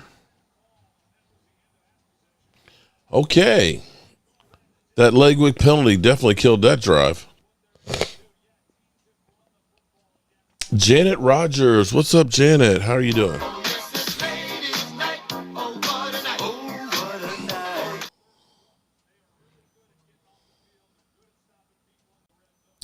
Melissa's an Eagle fan. Welcome, NFL sister. Need to be a Cowboy fan. Let's go Chargers. Yeah, I got to root for for the Ravens, for the Ratbirds. Hopefully, my dad wins. Okay, but you never know.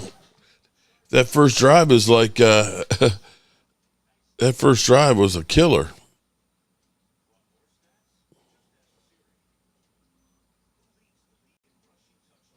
The In-N-Out Burgers having zoning issues with building a restaurant next to the red brick house.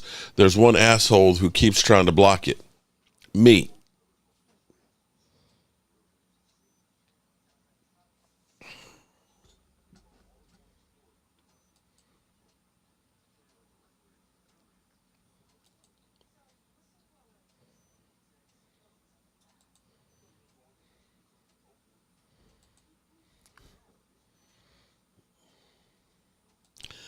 Alrighty. Phew. Five Guys has the best fast food burgers. It's not that fast though. Five Guys is good. Very expensive. It's good. But I don't know about it being fast.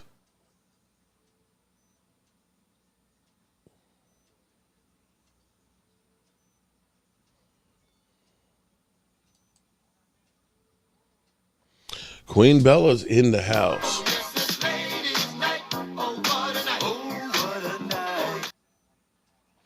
Philly 500 hasn't shown up to a stream yet? What the hell?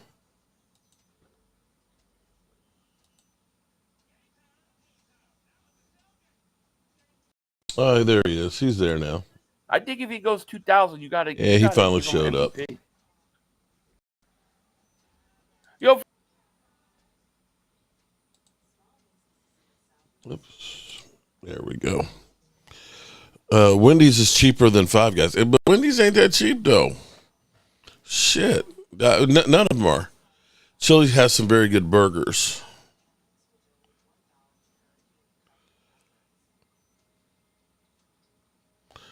Swenson's? I don't think I've heard of Swenson's. What region is that burger place? Oh, he was 20 minutes late. Okay. Day late and $1 short.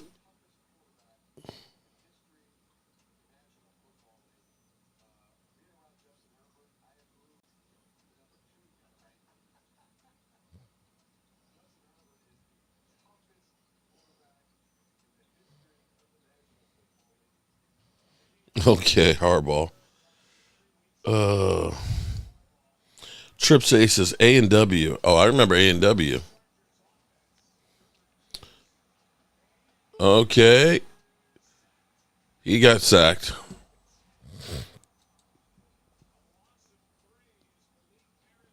Anybody else have to work on Thanksgiving? I'll be cooking. Does that count?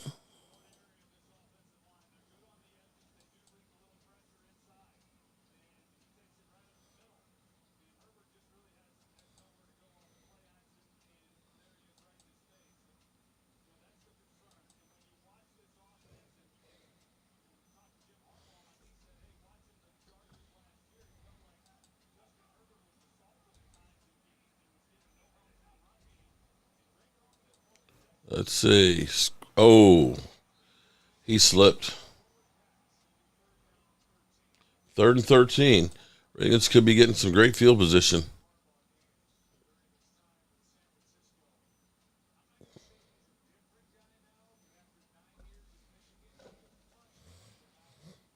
Third and 13. What you guys going to dial up here?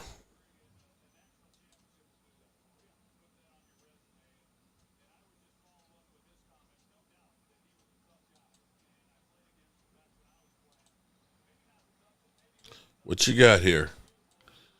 3rd and 13 from the 10. Ravens putting pressure on. And wow, what a pass. He threaded the needle on that one.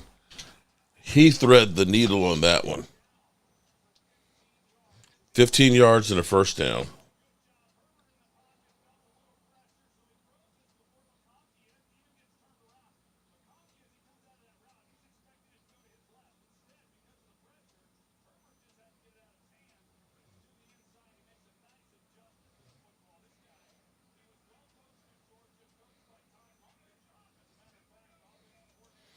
New York Hubby said he predicts Giants 43, Cowboys.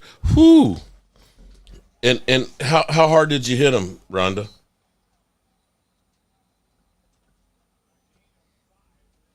How hard did you hit him when he said that?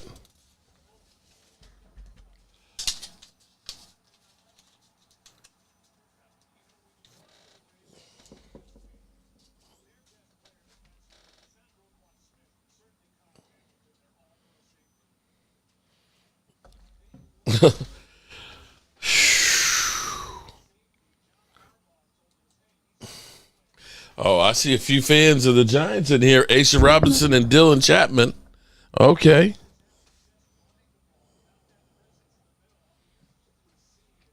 First and 20. Penalties are game changers, y'all.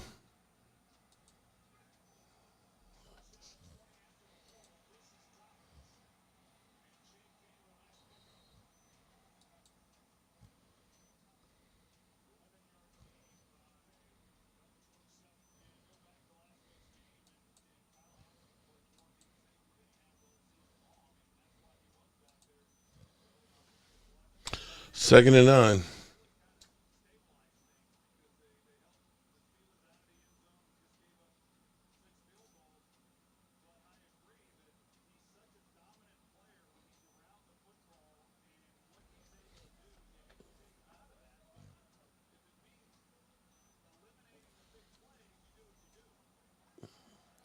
Running a sweep, and they get about 4 of it, maybe 5 of it.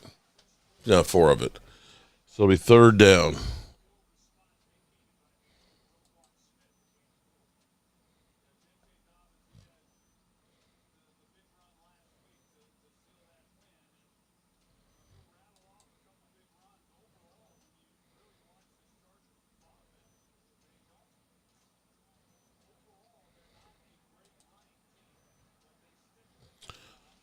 Third down and 5. I'd say 4. Third and 4.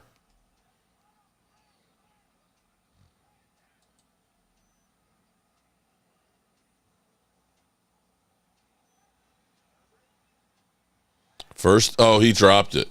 He had the first down, but he dropped it. He got stuck. Nick B, Giants might win a coin toss. Giants will win the first pick. Mark's been choking the Dylan.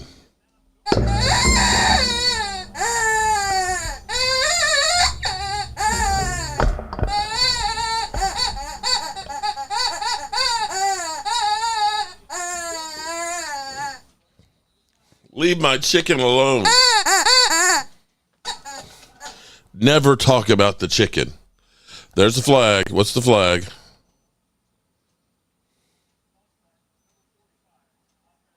False start on the offense. Hampton's a beast, man. That's a real safety.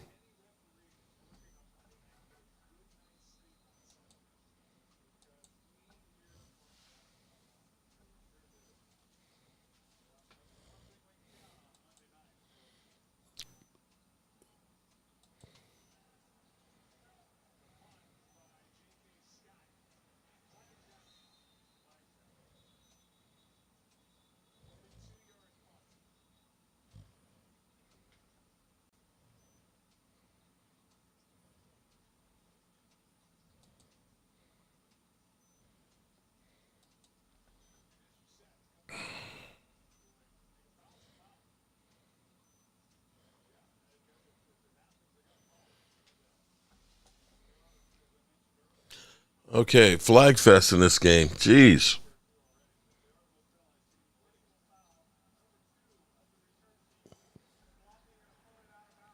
Da da dun dun dun dun dun dun da da dun dun dun dun da da dun da da dun da da dun da da dun da da da da. Dougie Fresh is here.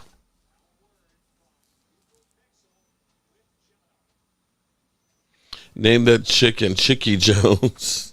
Me and Chicky Jones. Chicky Jones, Chicky Jones, Chicky Jones, Chicky Jones. Tierra, hopefully Tommy serves up some gazpacho at 18. That's the only thing that scares me is We have played so bad, at AT&T. I mean, we have been horrendous at AT&T.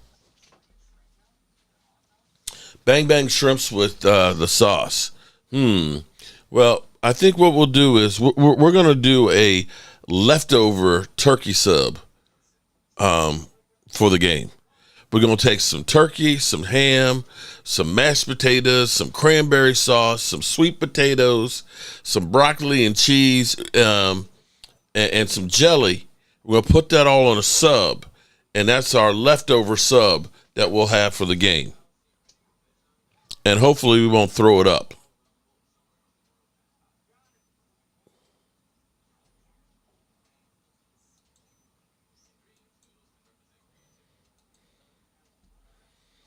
Alrighty. Let's see if this game can pick up a little bit of speed here. That first drive by the Chargers was nice. But since then, it's been nothing in this game.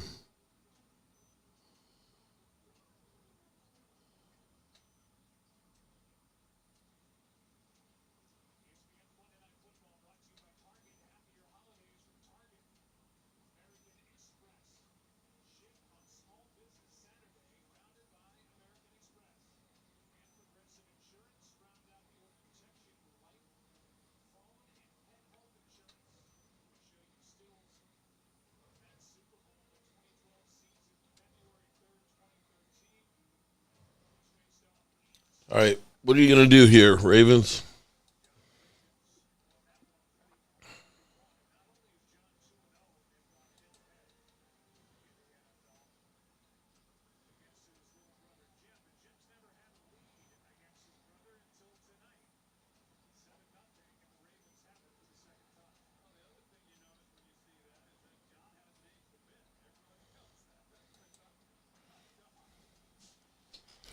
First and 10 on their 16-yard line. Oh, no, we're not naming the chicken cream cheese. After that conversation we had yesterday, no. Dylan, don't let us drop you off at the doctor's office again. Yeah, that was just all kinds of wrong there yesterday, Dylan. Oh, man.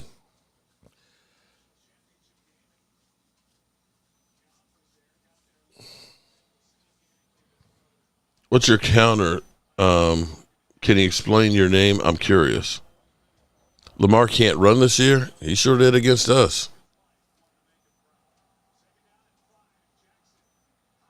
That was high. 3rd down and 5. Oh, Tierra, this offseason is going to be crazy.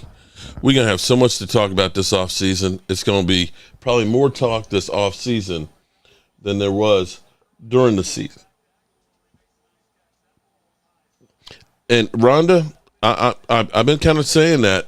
You watch. I honestly believe that the Cowboys, the plan all along was we weren't going to do anything. We're just going to let the chips fly, land however they land. And we'll have money. Well, no flag. Okay, so the Ravens have done nothing so far.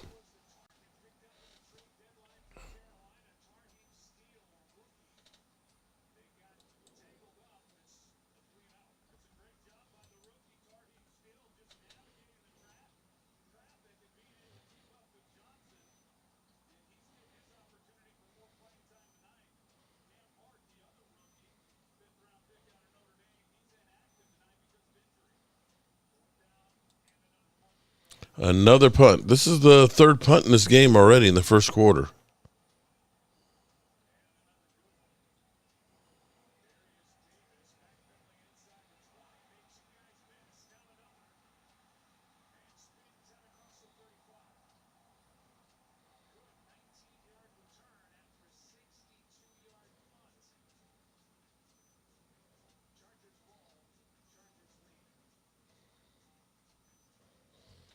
Okay, let's see some scoring here.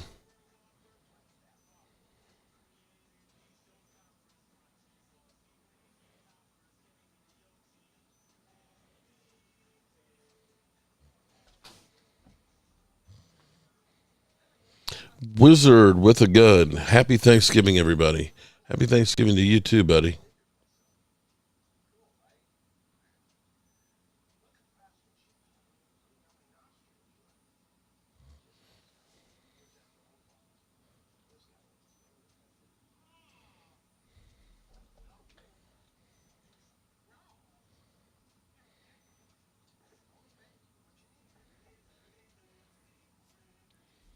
Oh, boy. This is kind of anticlimactic today after yesterday's Cowboys game. Why can't we put together a good roster? Our biggest problem is actually staying healthy.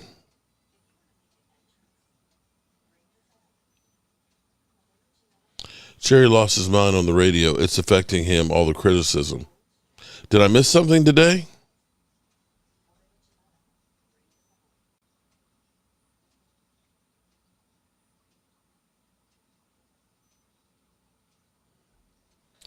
Tierra, I hope that they feel some, here's where, in talking with Bad Dog and talking with Cop Pizzle and Game Time Brian, they're like, oh, the perception is, oh, Dak Prescott's contract is hamstrung the Cowboys. And, they can't do anything. And it's like, no, that's not the case.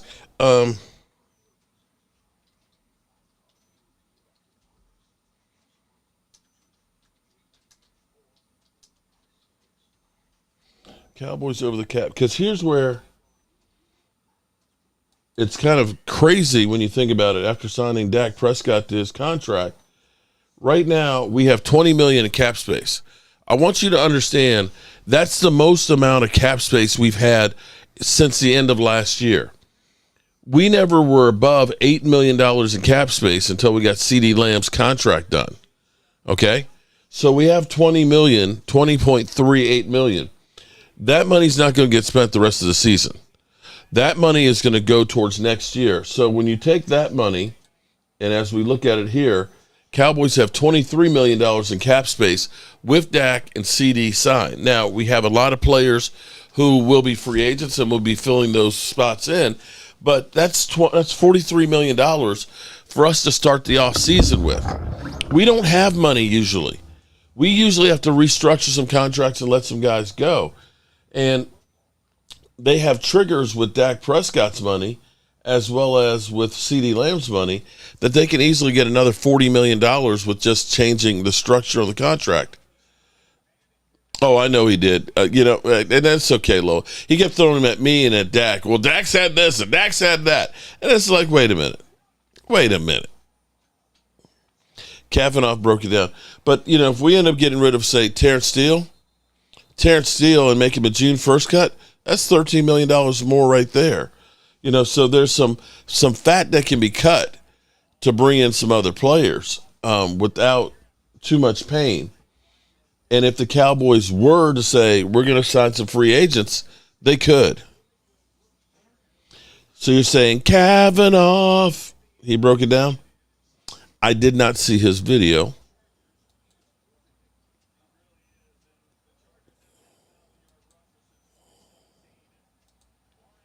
Let's see. Chargers with a big run down to the 38-yard line.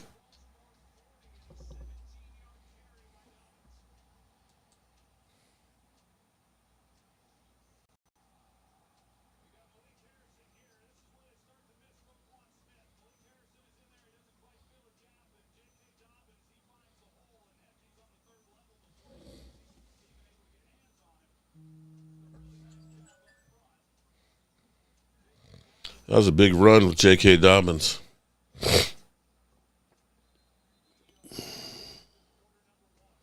All right, first quarter in the books.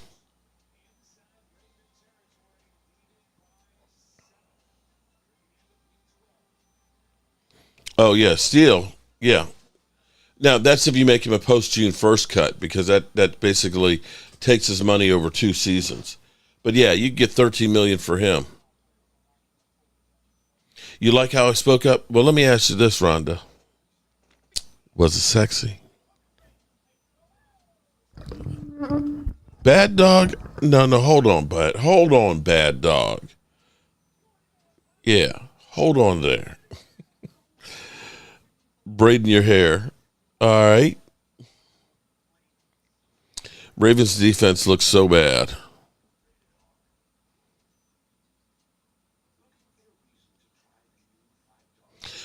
It's all good. You know, what's funny, Lola, is everybody's always throwing shots at me. I like to be I'd like to think that I'm a nice guy. I like to think I try and bring some joy to people and things. But people are always taking shots at me. I don't know why. It's kind of crazy.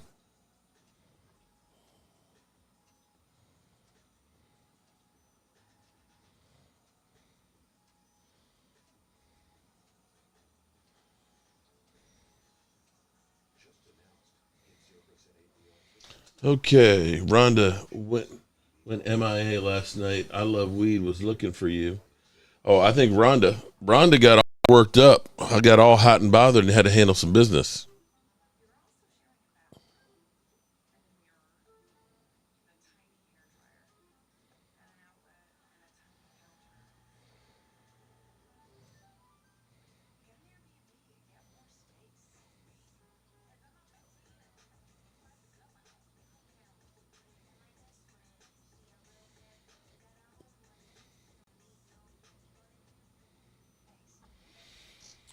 Well, Cowboys really, what do you want?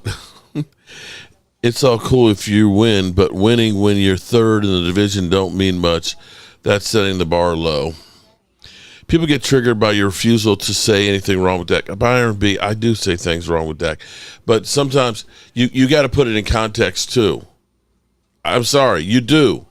You have to look at it. I'm just asking. If you put Dak Prescott in with the Eagles and the players they have, or San Francisco, and you couldn't win shit, I'd say, okay, all right, you're right. He sucks. But I'm seeing Jalen Hurts and Brock Purdy in perfect situations. They ain't winning Super Bowls. And we're sitting here with an owner that's honestly saying we're going to do more with less. And you can't look at this team that we got right now and say it's loaded with talent. You can't. You cannot. Sorry. I'm not going to give you that pass. That's the bullshit that we get with people. Sorry. Just not going to.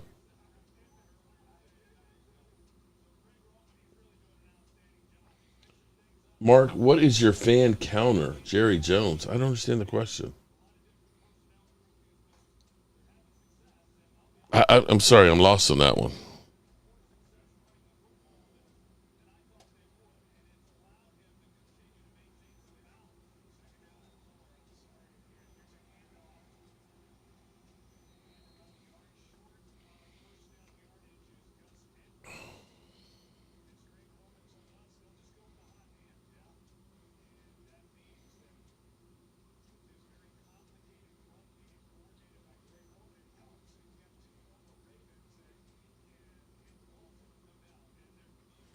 Alrighty, 3rd and 1.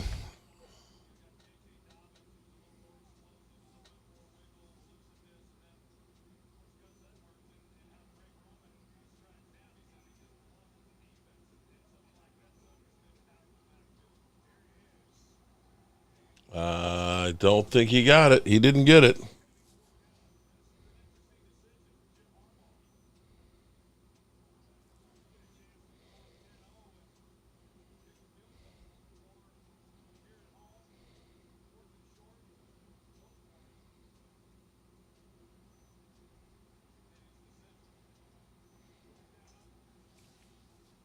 Fourth and 1. They're going for it.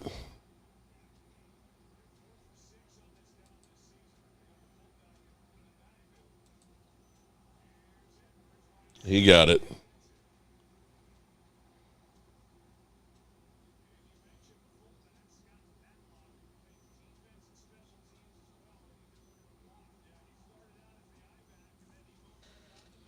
All right, Chargers looking pretty good tonight.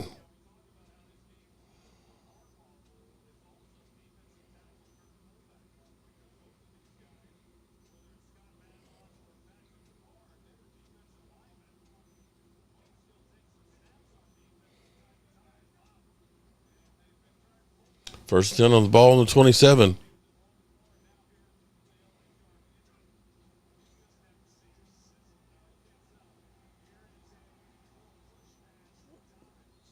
Picks up about 2.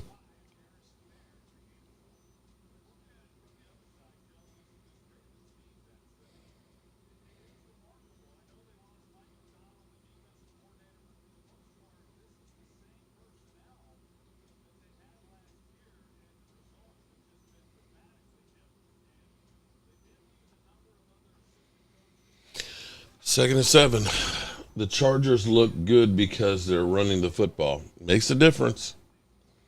Mark, the Jeff Kavanaugh video where he talks about cap space is called Cowboys All-In Window. It starts at 3:30. Play for the chat. Did he do it today?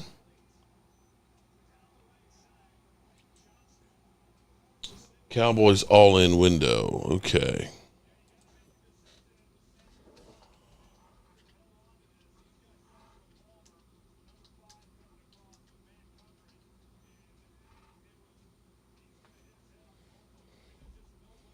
Oh, it's 3 weeks ago. Okay. To Studio Day. All right, Tierra, because you asked for it, you got it, honey. Okay. Truth of what the Cowboys are doing and what they're going to do. Ready and share. Okay. Close that. Okay. So I can't see how this, I can kind of see how this looks when I hover over that tab. So what you're looking at is the Dallas Cowboys salary cap. Okay. Yeah. I don't want to beat you down too bad. I just want to draw something up for you. Like the idea that, oh, we can't pay Micah Parsons and Dak and CD and blah, blah, blah, blah, yeah. blah, blah, blah, blah, blah, blah, blah. That's bullshit. It's all nonsense. So here's what I want to show you. Right this second, the Cowboys have $20,758,538 in cap space that they could use to take on players before the November 5th trade deadline to get better at football. They absolutely are not going to, despite the fact we knew that. You can get functional starting receivers for swapping a 5th and 6th round pick, moving like 15 draft spots. That looks possible. They're not going to do it. Here's why.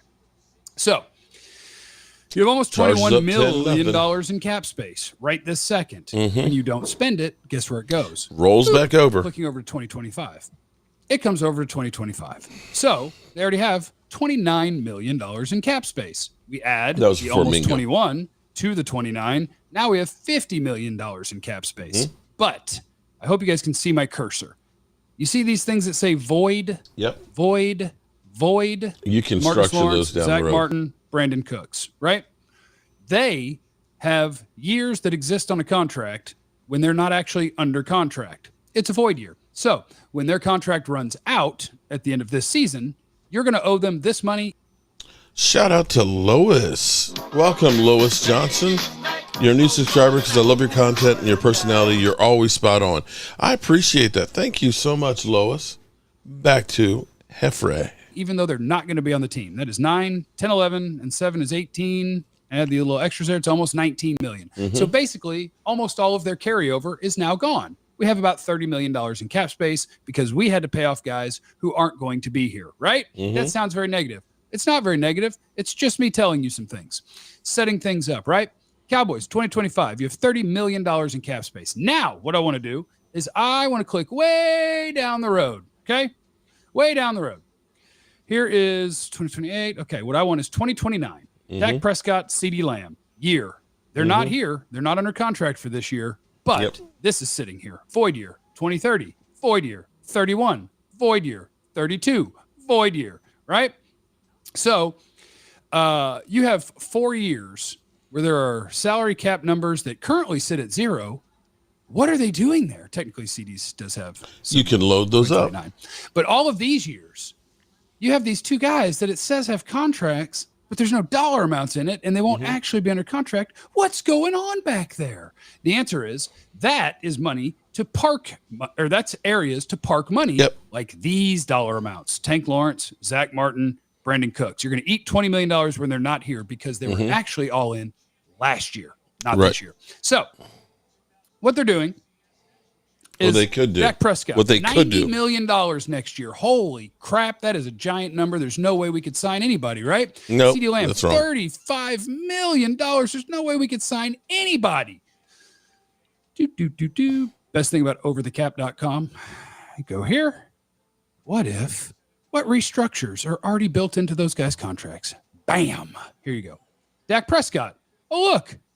his number is going to come down by over $37 million. $37 million. CDs is going to come down by $20.5 million. So now that is 57 over 57 and a half, call it $58 million added to the 30 that we already had. So now we have $90 million that the Cowboys without doing really anything. They're going to take a bunch of the giant cap. Now they don't have to take and those. They're going to park them way back here.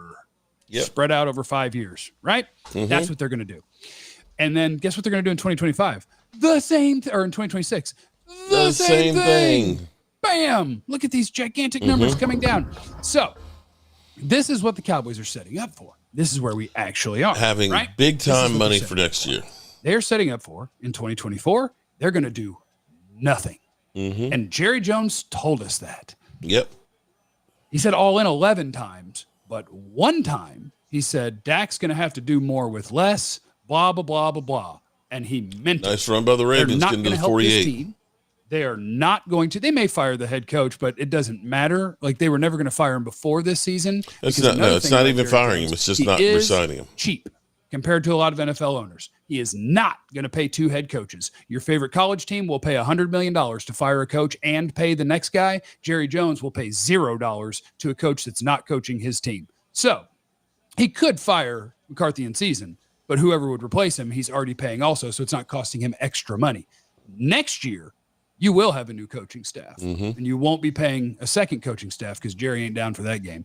But you will have a new Derrick coaching Henry, staff, and they will be inheriting down a to team 36. that's going to eat this $20 million, push back a bunch of money, and be ready for the Cowboys' actual all-in window, which is next year. What? The 4 years that Dak and CD are actually under contract. Their all-in time is going to be 2025. 2026, 2027, 2028, which coincidentally is the exact years that Dak Prescott and CeeDee Lamb are highly paid players that are under contract. Then in 2029, 2030, 31, 32, they have places that are already waiting to park the money that they're going to restructure contracts, NFL to bring down salary cap so much numbers, more and they're just money. gonna throw it back there. Now, it is the Cowboys. Their version of all in could still be very different than a lot of other people's all-ins. Jeremy says cap doesn't exist. Cap is a lie. That's not true. I'm explaining the cap to you. The New Orleans Saints have buried themselves via the cap multiple times. You know what? I bet I can find it. Hold on. Saints. Cap. Every year the Saints The Cowboys are one of the more conservative teams. are over the cap. Saints.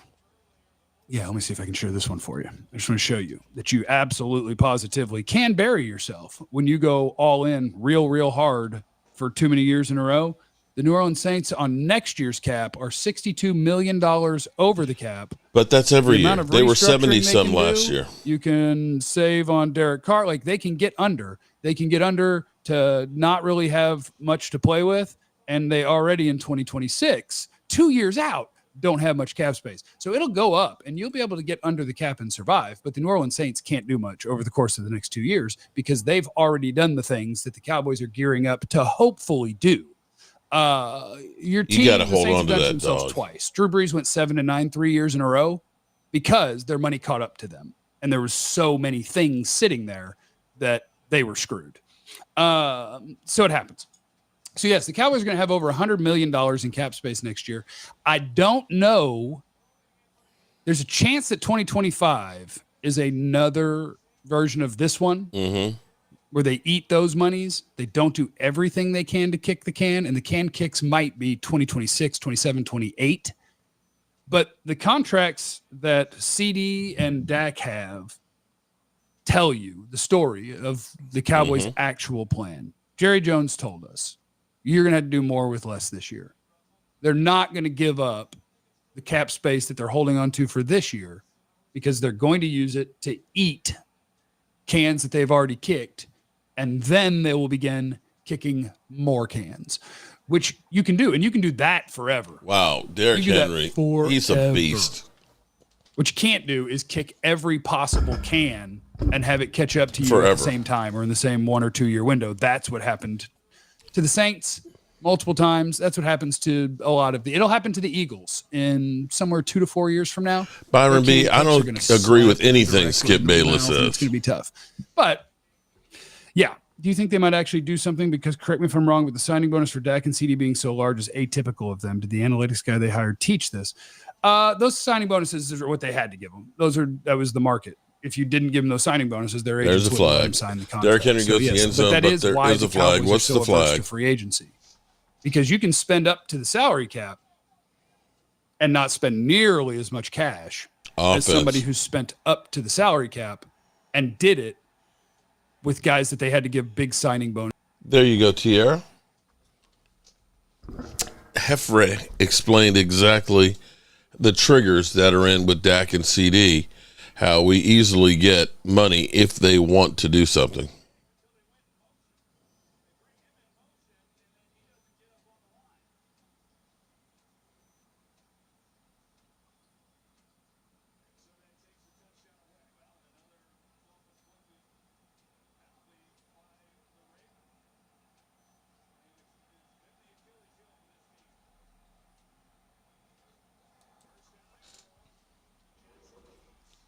Nice run. Nice run. Damn.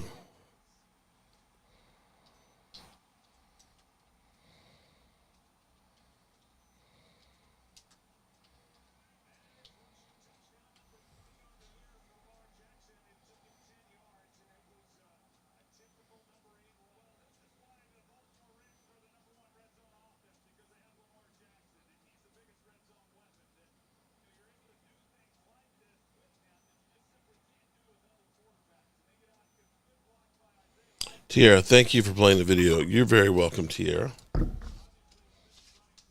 Thank you for requesting it.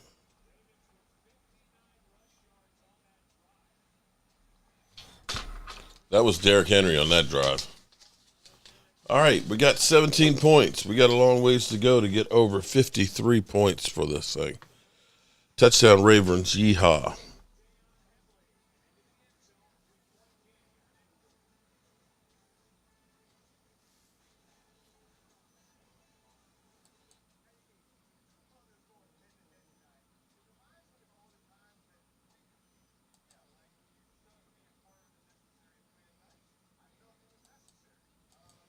All right, we got a game now.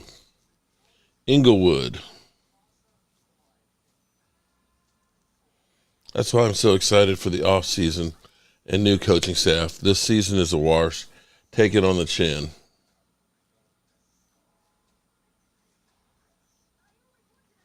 We are still dem boys.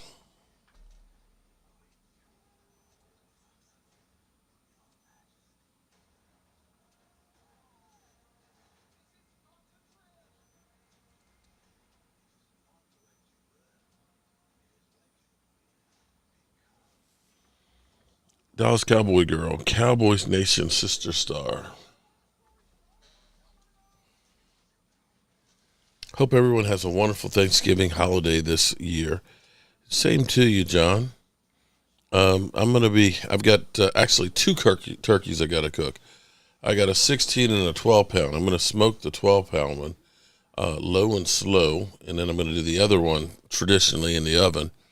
And I make two kinds of stuffing. I make an apple spice stuffing. Ooh, boy, that stuff's good. It's almost like dessert.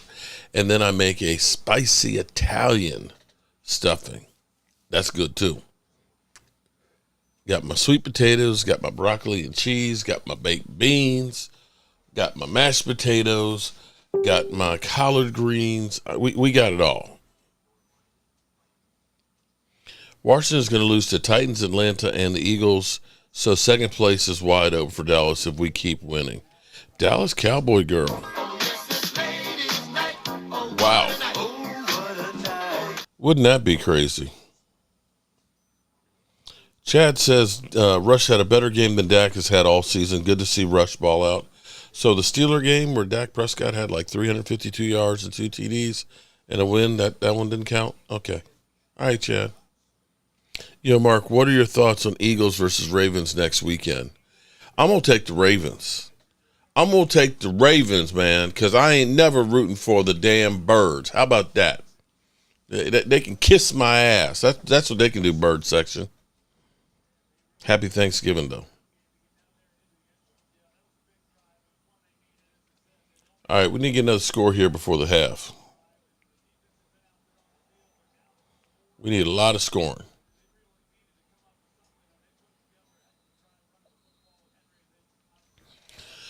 I've got about 12 people coming for Thanksgiving dinner. No, actually, I think I got more than that. Let's see. I got my mother-in-law, my father-in-law. I got my sister-in-law, Penny. I've got Robbie. I've got Shanta, Marshall, and Ajaya. I've got Tracy and me. I've got Michaela, Aisha. I think I've got about 15 people coming for dinner at the Red Brick House.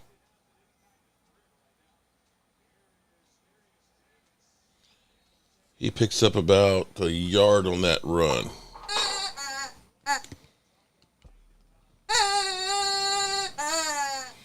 I think I'm going to order about 5 or 6 of these chickens, and we'll do those as giveaways. Does anybody want to win a chicken?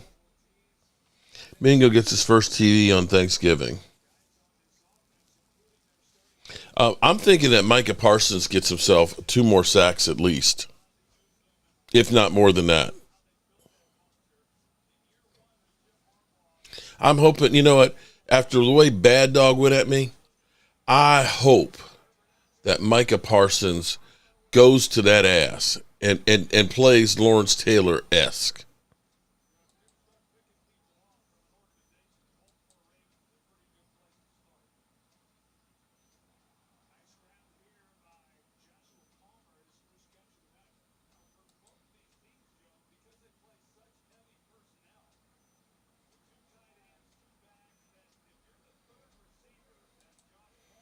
First and 10, at ball at the 40.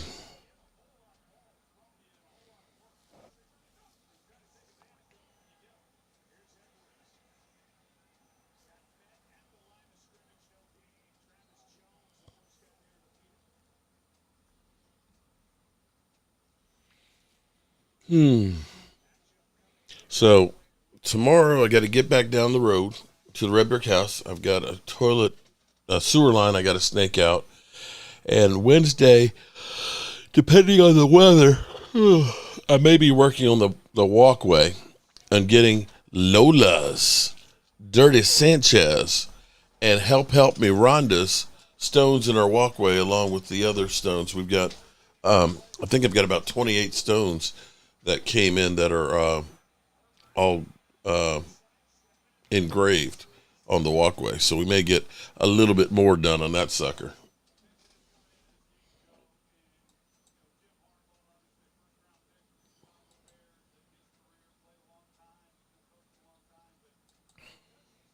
Third down and 1.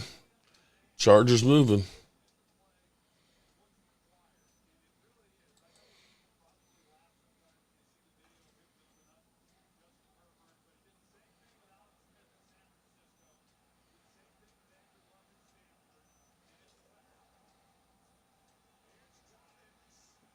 He does not get it. Oh, there's a flag. What's the flag in the backfield?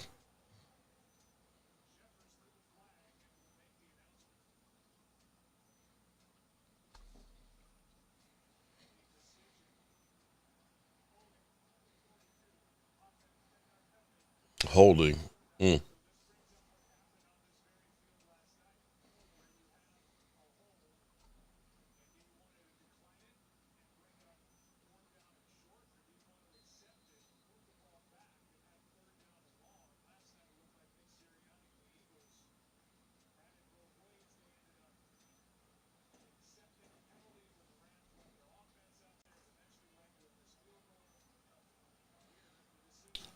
Third and 11.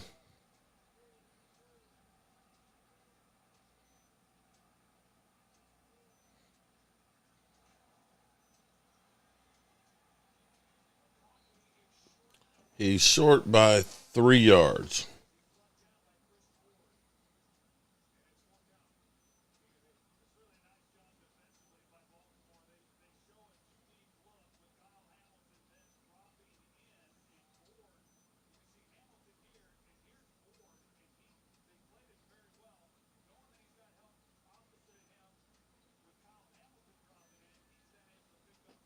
All right, they're going to go ahead and punt. 4:09 left in the half.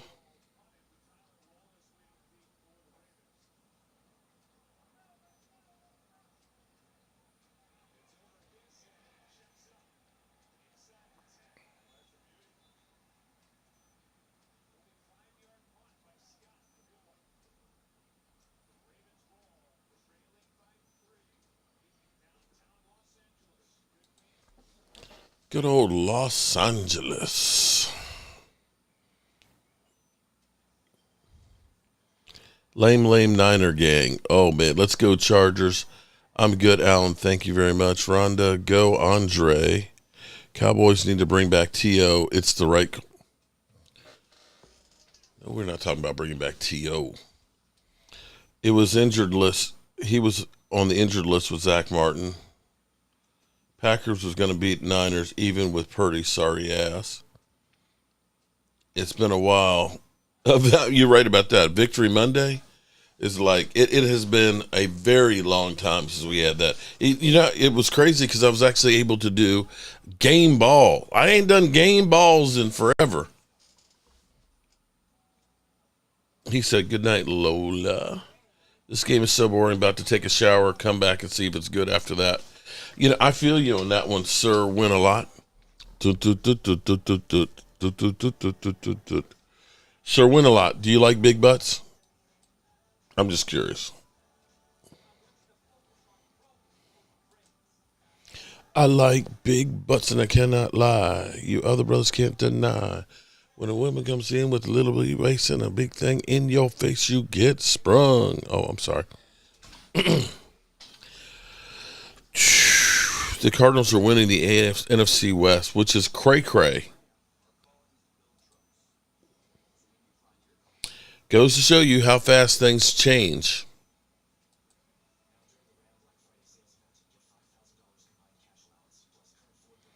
Do y'all think Josh Allen is going to throw for 400 yards on the Niners defense on Sunday?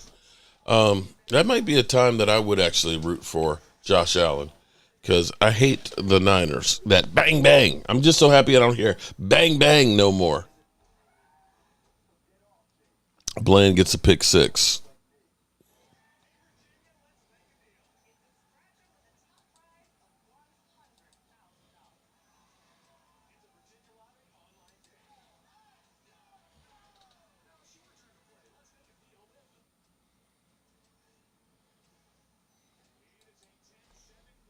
This is a typical Ravens game. Why is it Ravens games are always boring? All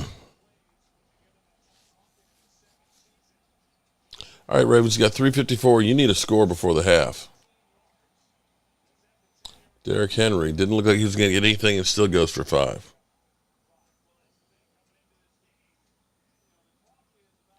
The Cowboys have the chance to do the funniest thing ever this season with Cooper Rush. Laugh out loud. Jeff Lee still loves boobies.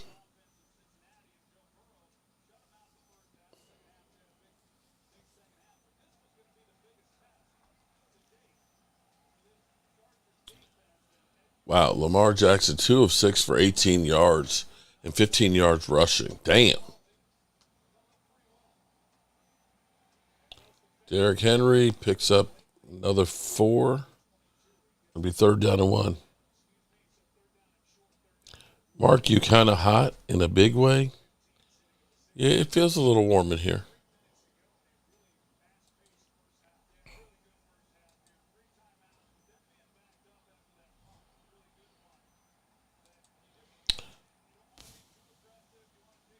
If Cowboys win out, they will be 10-7 and could get the last wild card spot in the playoffs. They did not get it on 3rd down. Damn, the Chargers came out to play tonight. They shut them down. They're going for nah, they're not going to snap it. They're not going to snap it.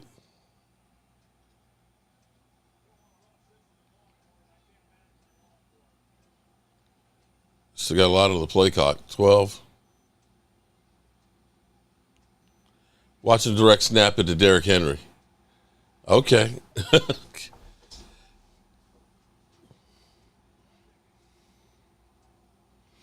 I wouldn't piss on fire to put 49er fan out, Lola.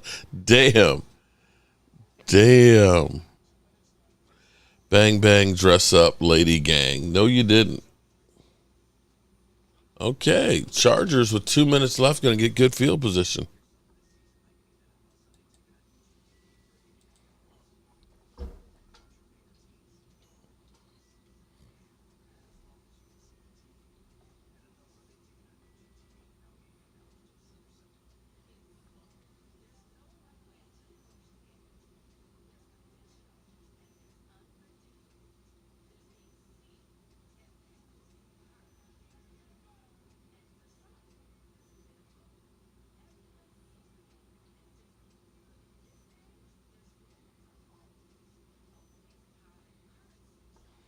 Alrighty. See what the Chargers do the last 2 minutes here before the half.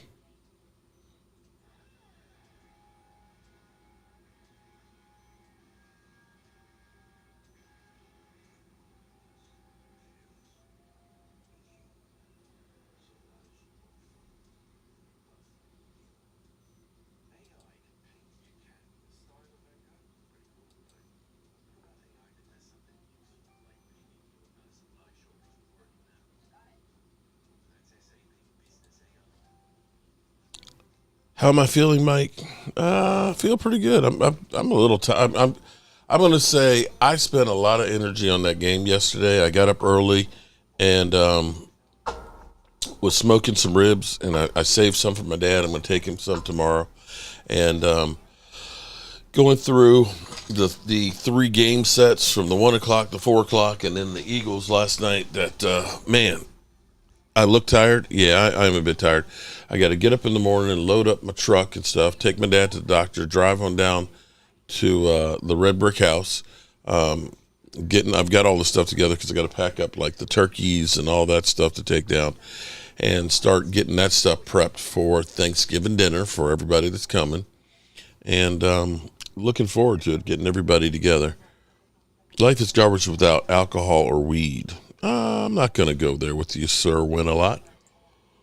I don't drink much anymore. I really don't. I mean, I'll drink when I do the Dan Salio show. I'll admit that one. Oh, they're going for it. Are you serious? I think they got it. I don't believe they went for it. They went for it freaking on their 19-yard line. His brother looks like he's in disbelief. Ravens don't have a good enough O-line. That's why the head coach has to work harder. Wow. That's some cojones right there. Damn. Lamar loses 2 yards. Rhonda, help me is here.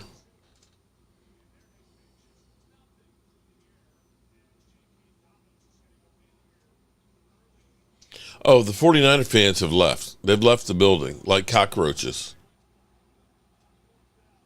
Brother on brother crime. That might be the biggest pass play they've had tonight. 56 seconds. It ain't scoring in here. 3rd and 2.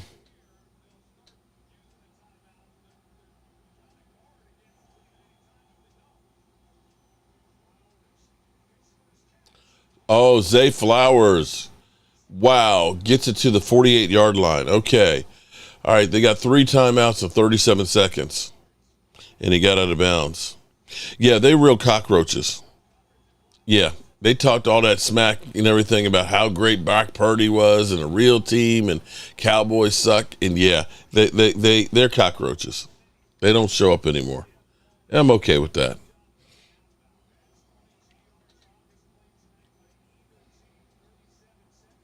I don't know about the Lions being overrated. They seem like a team on a mission.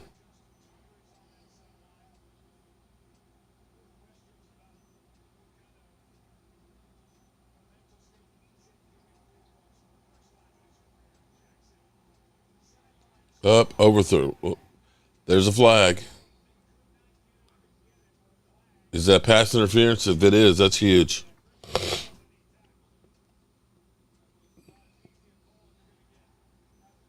Pass interference, that's huge. Wow. They in deep hiding. Well, you know the Niners fans, the bang bang game is always in deep. The Lions are definitely not overrated.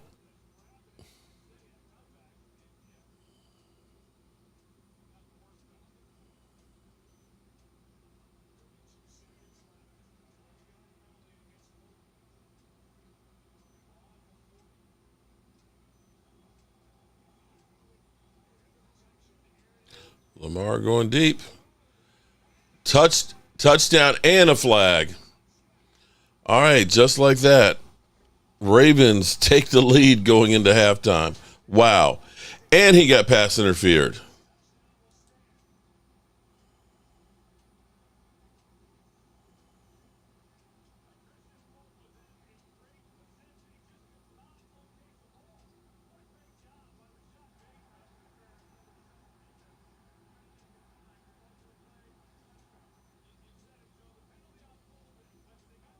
Wow. Great play.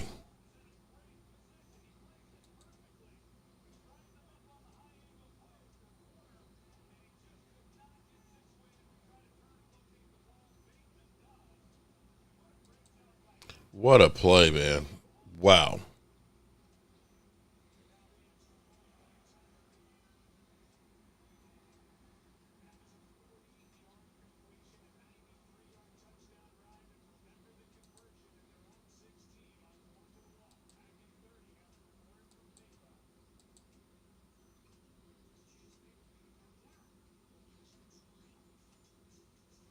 What a play.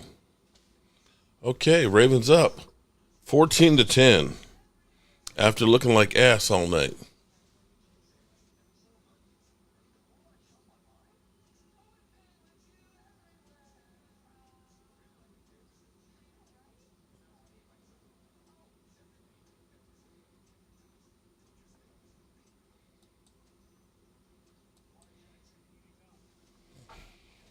That's the way you close up a half.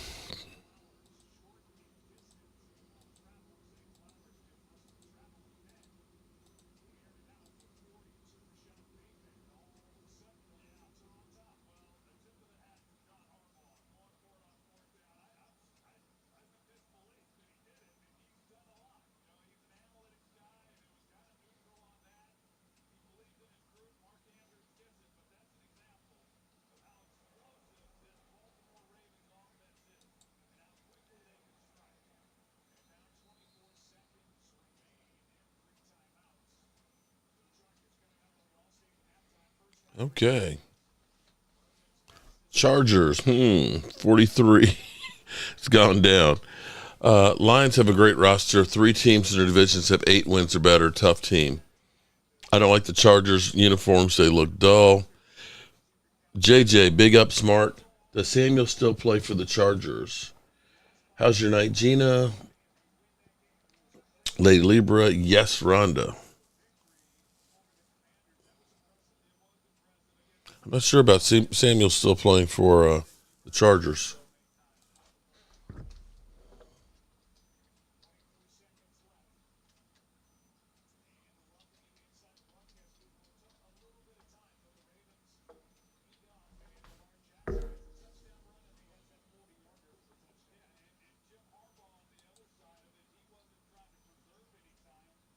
Yeah, Sante Samuel still does play for him.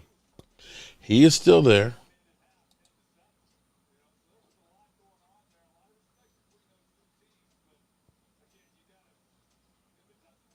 He's only played in 4 games, though, this year, so he's injured.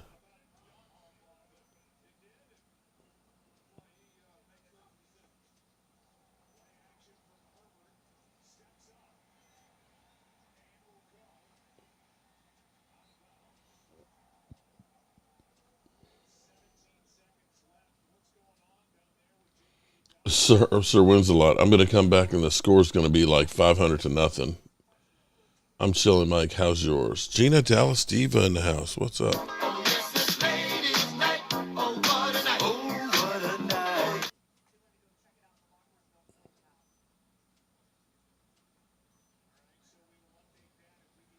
17 seconds. Man, ball on the 38.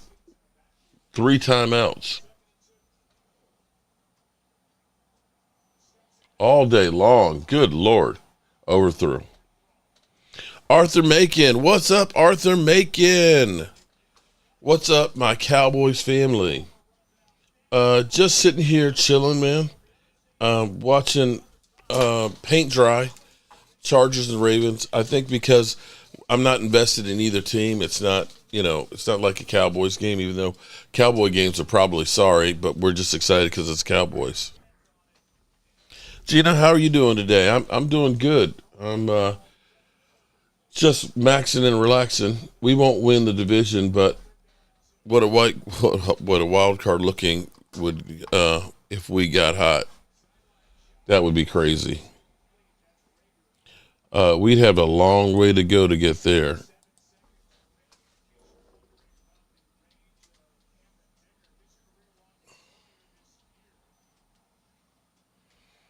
If we look at the playoff picture, we are so far. Dallas Cowboy girl, this is so crazy to even put it up out here. But I'm going to do it. Here is the playoff picture as it currently stands right now. Lions are number 1 seed. Eagles would be 2nd. Seattle would be a 3rd seed. Falcons would be a 4th. Vikings 5th. Packers 6th. Commanders at 7. Cardinals sitting at 8. Buccaneers sitting at 9. Rams sitting at 10. 49ers at 11. Saints at 12. Bears at 13. Cowboys are at 14. I'm sorry. Dallas Cowboy girl. That's the craziest thing I've heard all night is that, we could run. Well, come on. We only have the Panthers and the Giants behind us right now. We'd have to leapfrog the Bears, the Saints, the 49ers, the Rams, the Buccaneers, granted, and the Cardinals. Granted, they only have 2 more wins, the Cardinals, than we do. We'd have to get ahead of the Commanders, too, that are way ahead of us. Oh, wow. They got enough time to kick a field goal. Wow. We are so far out, we're better than the Giants. Yeah, we're better than the Giants. I agree with that, but I don't know that we're all the way better than everybody from the Commanders back.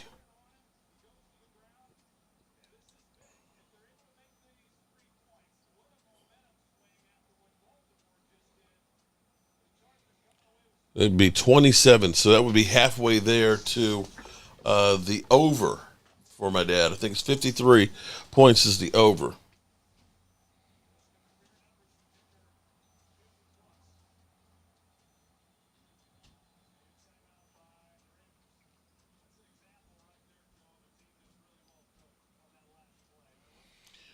Mike, we're not making it. Arthur Macon says, hello, Rhonda.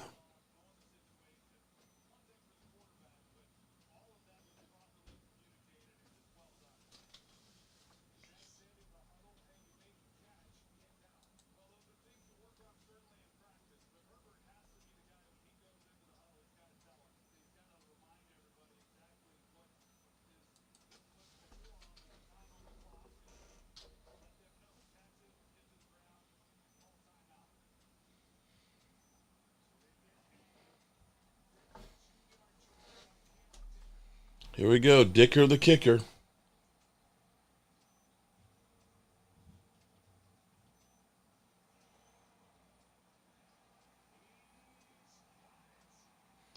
Wow. 27 points in the first half.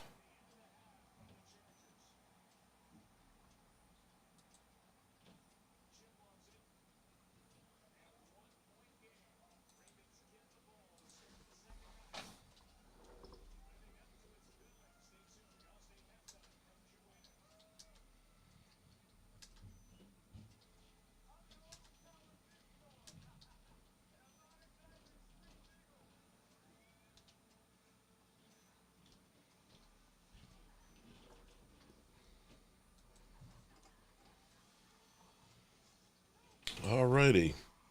We got a game. 14-13.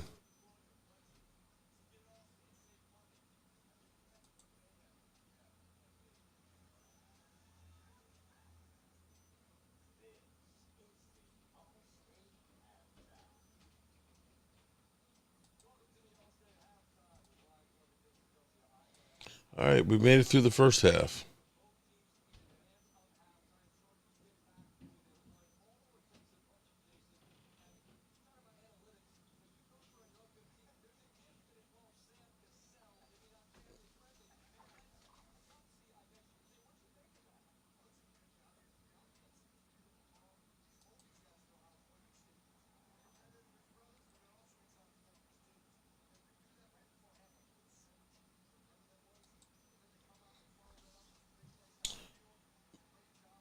At Loa, Mingo Lingo, it's good. Even when it's hard, always a Cowboys fan. Lois, I agree with you on that 100%. I'm too old to change teams at this point. Not sure if your address this year Cowboys stream today. Do you think Shedeur Sanders will go to the Giants if they draft him, or if he'll pull an Eli? I tell you what, I wouldn't want to be a quarterback going to the Giants. And I would probably think that Dion, unless Dion is hired as their head coach, I don't see him wanting them to go there.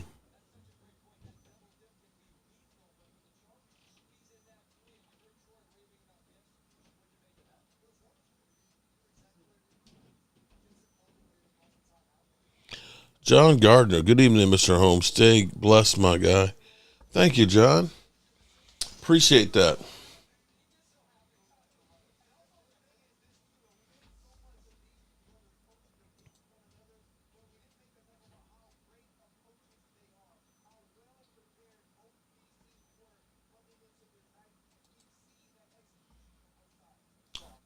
J.K. Dobbins is questionable to return with the knee injury. That's definitely going to hurt the Chargers.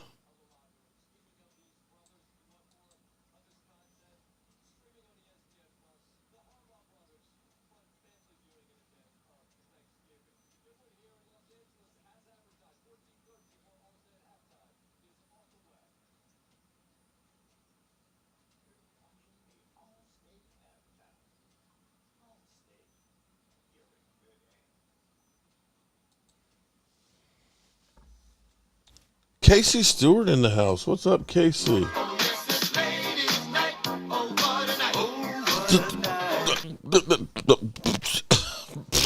Casey? Well, damn.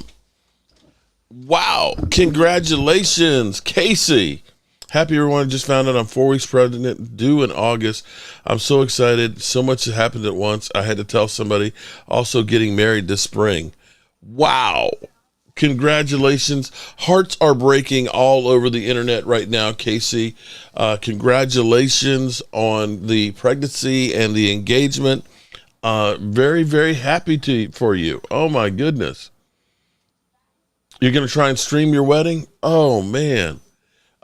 Definitely send out invites on that, because we definitely want to see it. I bet it's going to be beautiful there. A nice Southern wedding? That is great. Wow. Shout out to Casey Stewart. You literally broke hearts tonight, Casey.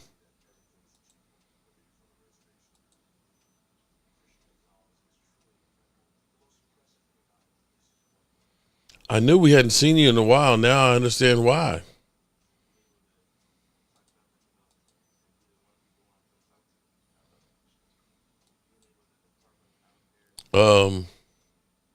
Harbaugh Bowl. Yeah. I was sitting there wondering, where's Casey been for a while? I ain't seen Casey for a while. Now we know. So who is the lucky man? Is he a Cowboy fan is the big question. Congratulations.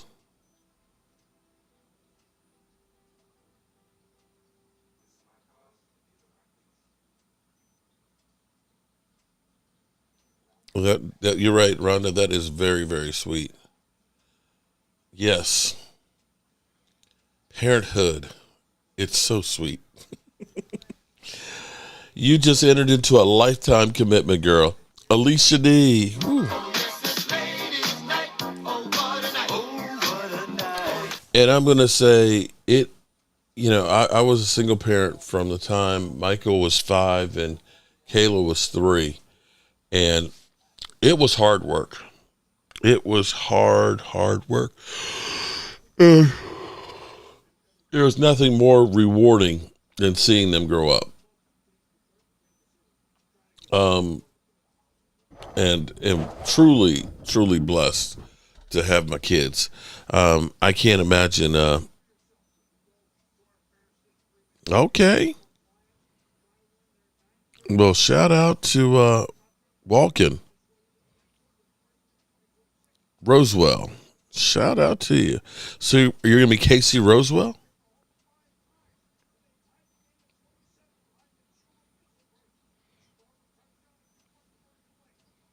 Best thing about kids is making them. John. Oh, Lordy. Best thing about kids is making them. No, there's a lot of rewarding. You know, I'm gonna be honest, proud empty nesters here. Mine are grown. I won't say the nest is empty though. Okay. see, me and my figured, well, we just need to go to someplace else so they can have this one. So that's where the adult's house is the red brick house. Okay. This one is more of the kid's house. So to get our adult time, we just moved. Okay. Congratulations and many blessings. Just had a newborn myself. Gift of life is precious. You know, it is so cute when you have that baby at first. You know, you bring that baby home, and you're scared to death that you're going to break him. We got to be careful with the baby. Make sure he's covered up and everything. Oh, the poor baby, you know. Then after you get the second one, it's like you realize they're not as fragile as you think. And, you know, when you first have them, you bring them home and you got the diaper and look at the baby eating the food. Oh, look at the baby food. Until it gets to be a couple of months there and you start getting the strained food and things like that. It's like, oh, shit. Damn. You know, it's like, you change them. No, you change it. No, you change them. Okay. Oh, boy. Them dirty diapers.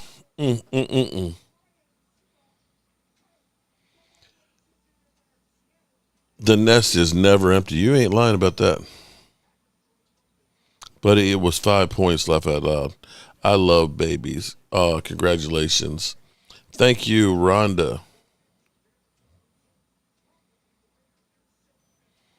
Rome just had a baby. Well, Rome's wife had a baby. We can sympathize, but we can't imagine pushing that. I mean, shoo. That I salute the ladies.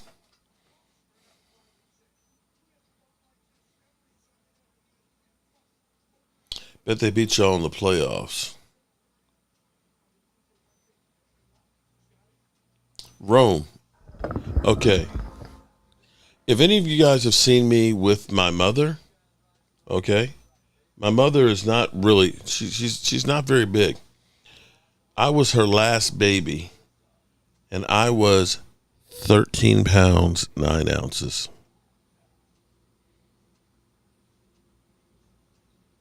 Let me say again, 13 pounds, 9 ounces.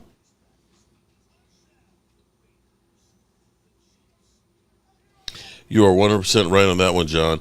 When I held my son for the first time, that was when I knew true unconditional love. You know, there's nothing like that, man. When you see your baby for the first time, oh my God. It is life-changing.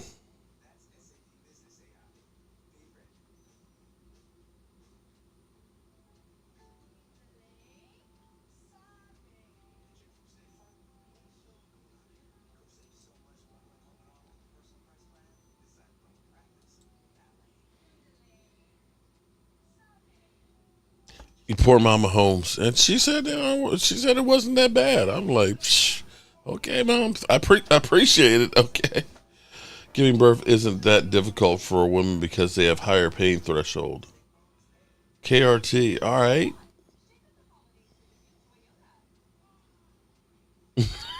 I ate everything and no crumbs.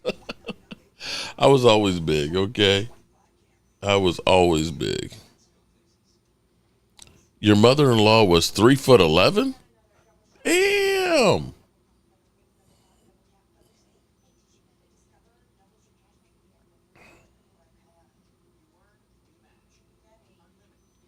Mark, that's exactly how my wife is with our baby boy.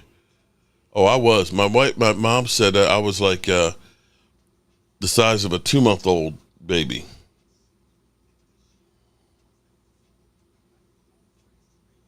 Ron Mitchell, this is my fourth and last. I'm getting too old for this shit. Oh, bro, you got at least 18 years. Well, no, you got longer than that, bro. Okay. You feel like you're old now. Nice stream earlier, Mark. Good to see you and Cop squash everything. I don't know. He's going to be hitting me this week, he says. He ain't got much time. It's a short week, though. KRT. Boom. Shout out to KRT. Wow.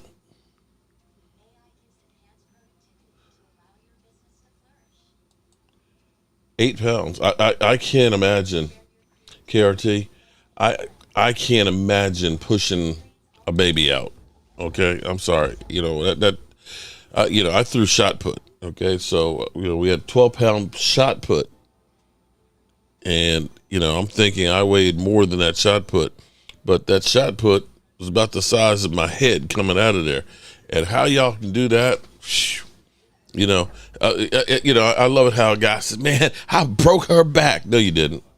No, you didn't, bro. You didn't do shit.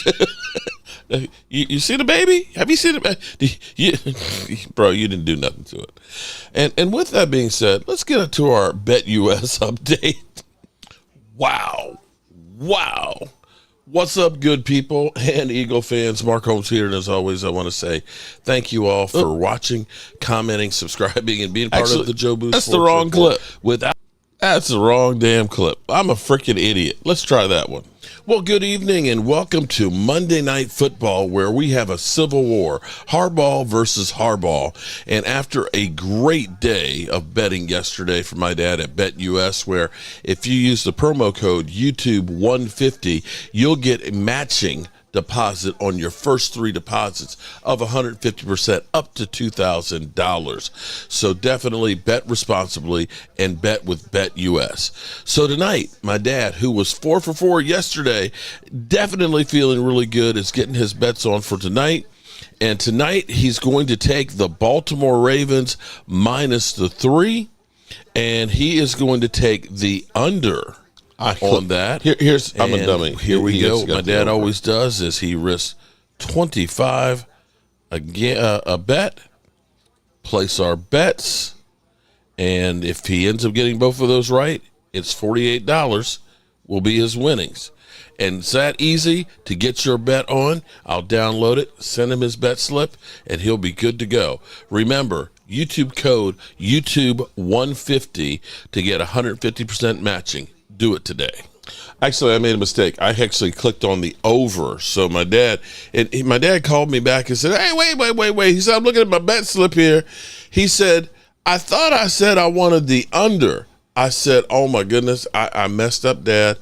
I said, "If it ends up being you lose, I owe you the $25." He said, No. He said, "I just want to know which way I needed to support, which way I was looking for. So I'm looking for more points now." So hopefully I didn't screw it up for my dad, but it's been a blessing doing the picks and stuff. It was great yesterday talking with him after the Cowboys winning and saying, "Hey, Dad, you were right. Dad, you were right all along. I was wrong all the way around." So Casey, should I get you a chicken for your baby?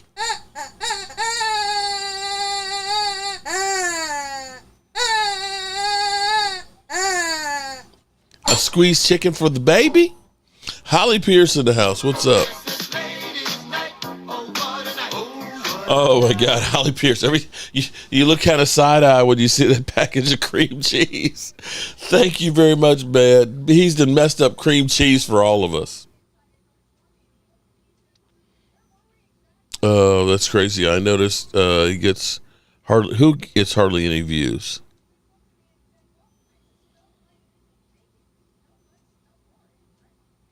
Who are we talking about hardly gets any views?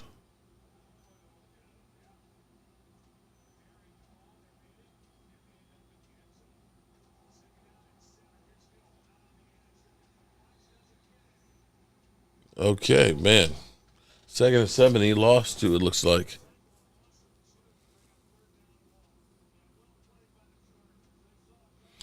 Alan Williams, you were a part, hey, you were a part of the Dirty Dozen like me then.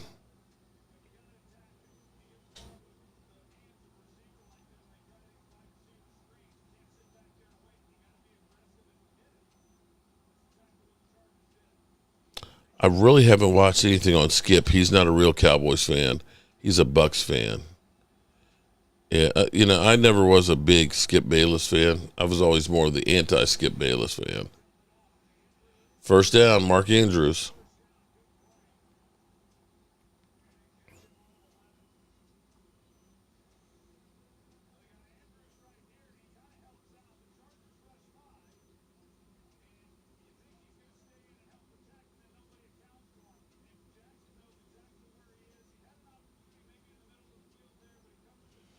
Mark's going to have a full house. Oh, I know I'm going to have a full house. But it's kind of cool because what we've the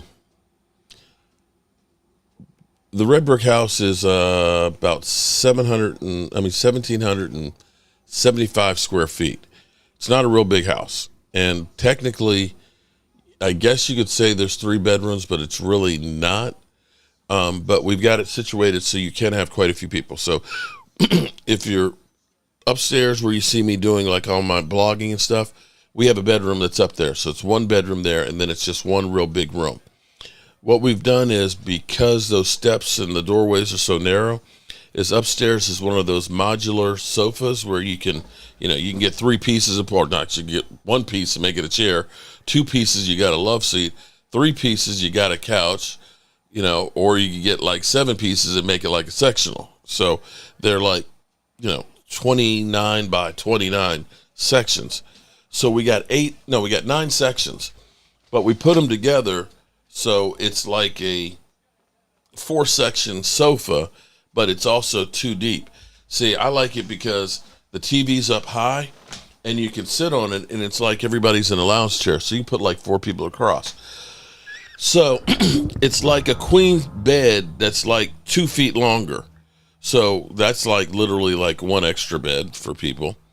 If we need to, there's also enough space that we can end up putting we've got like a tall queen size airbed that's actually a really good mattress on it when it's blown up. Me and Tracy, for the first 2 months of being in the red brick house, actually slept on it. So you can have those 2. In the office room that Tracy has, it's a convertible sofa that also turns into a queen bed. So we got that one. And then in the front room, when you first come in, it's a sectional down there. So there's lots of space for people to be able to sleep at the house and be able to hang out. So we have, I think, 11 people that'll be staying at the house this weekend. Almost intercepted. Damn. So we will have a house full. But I've got one of the solo smokeless stoves to go outside. So we'll be outside making s'mores. I think we're going to go, there's, I don't know, anybody watch Mysteries of the Abandoned? Or am I the only nerd here? Am I the only nerd? Am I the only one?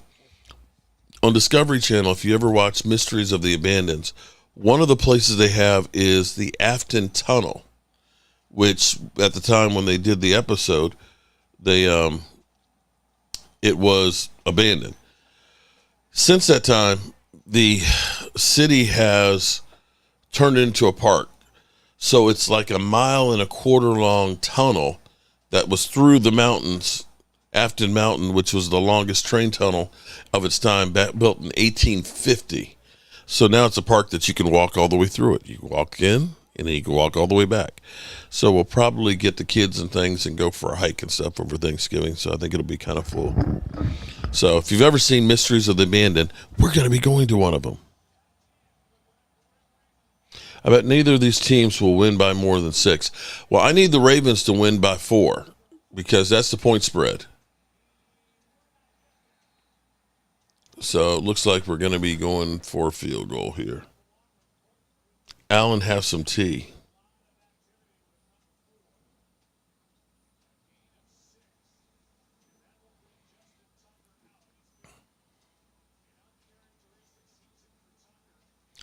Yeah, Tucker's missed too many this year.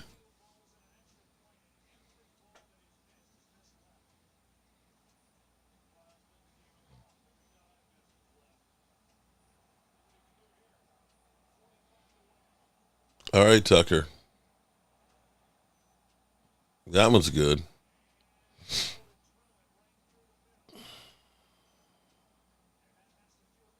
All right, that's 40 points now. So we need 14 more points to get the over. No, shit. Shit, we only got 30 points. What the fudge? Damn, we need 24 points. Keeps it close, please.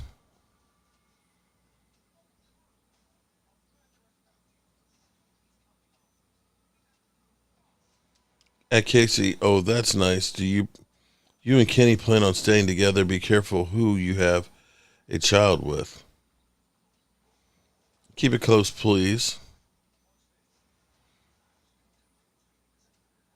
Yeah, Alan, drink some tea, bud. Why was Diggs out this past game? That's a good question. I think it was actually his quad.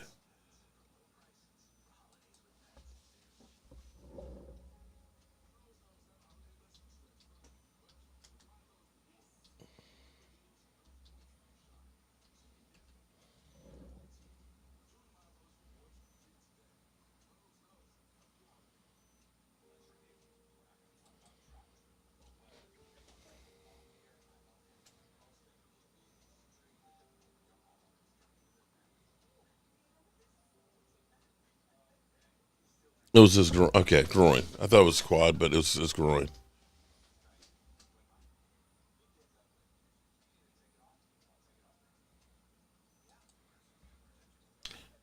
Diggs didn't want to play. He got better players on the field now on defense.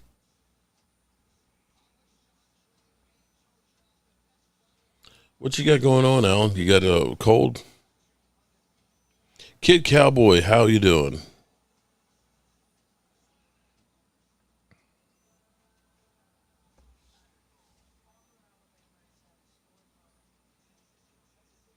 Butler looks promising. You know, he looked fantastic yesterday, but pump the brakes a little bit. He's only had 2 starts in the NFL. I hope that he's Deron Bland, for us at the next great cornerback out of nowhere.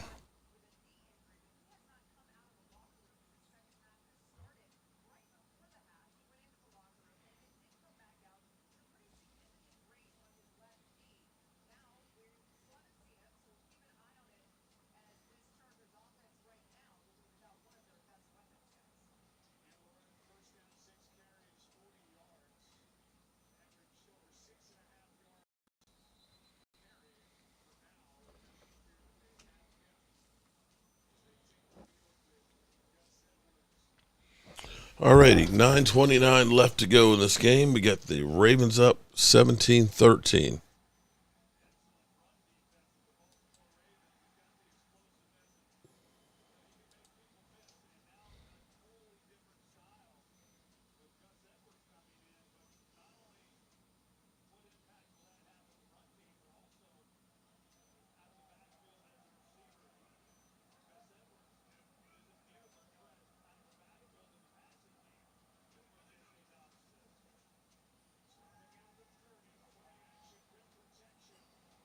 Screen pass, and he picks up 6.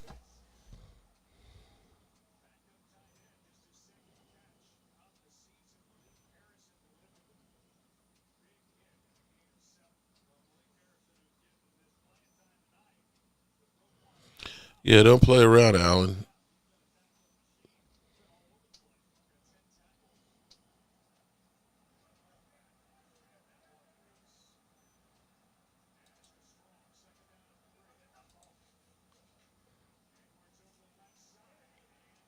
Nothing on that one.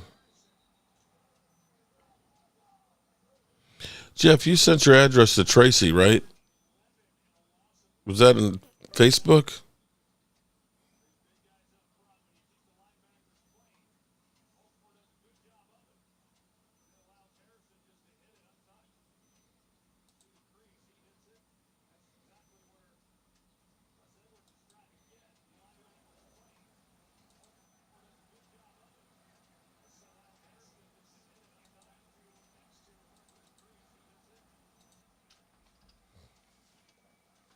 Second and 3. Herbert throws. First down. Are we about to do a shootout here?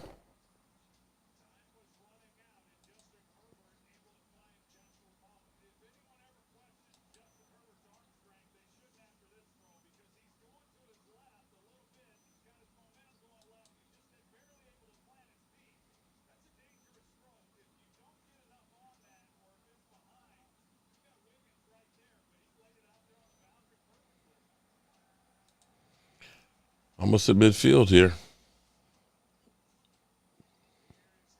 And they pick him about 4 yards on the run.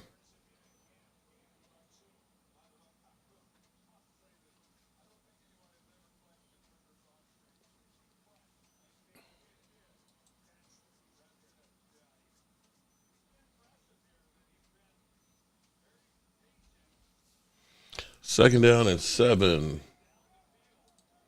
Chargers at midfield.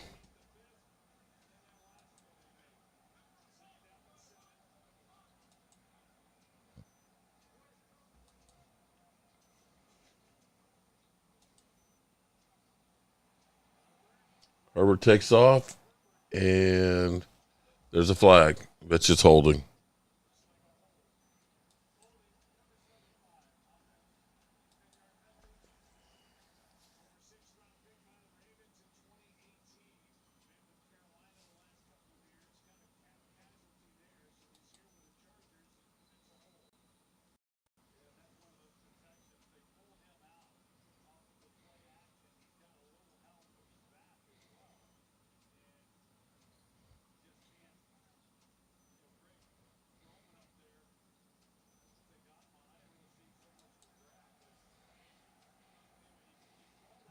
Second and 17, ball on the 38. That was a costly hold, I'll tell you that. And he picks up about 10 of it.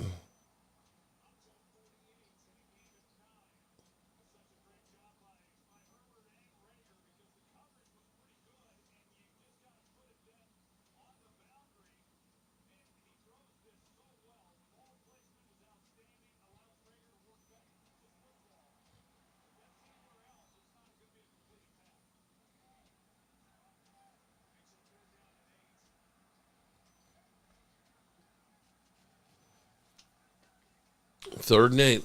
Let's see what they do here.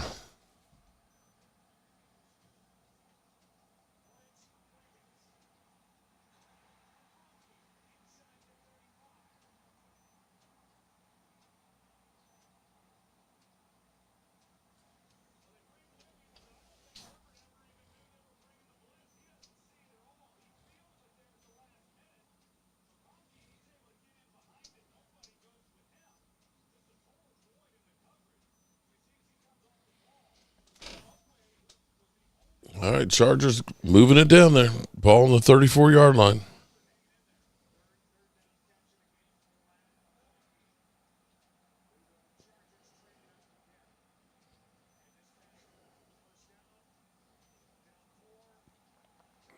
Justin Herbert runs for -1.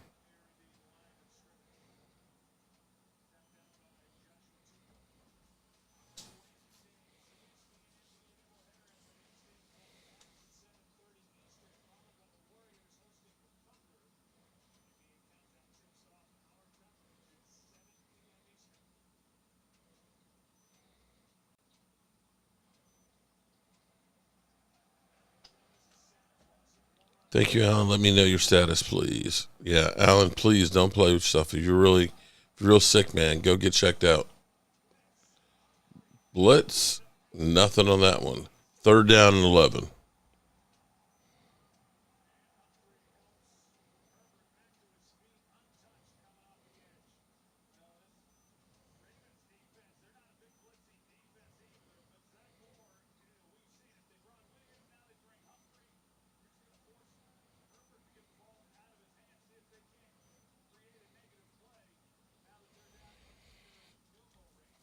All right, 3rd down and 11.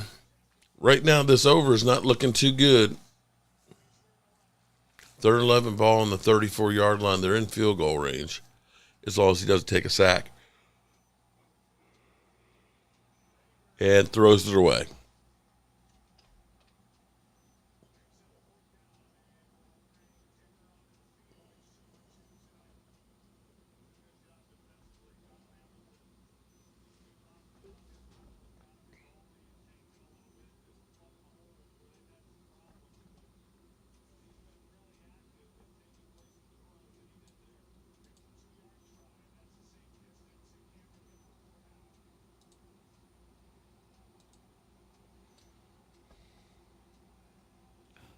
And it's up, and it is good.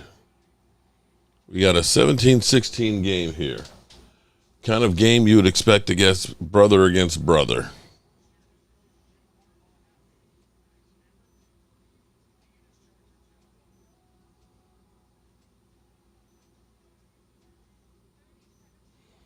Rome Mitchell. Do I think the Cowboys will sweep the Commanders this season? That's a good question. We'll be playing them on the last game of the season in Dallas.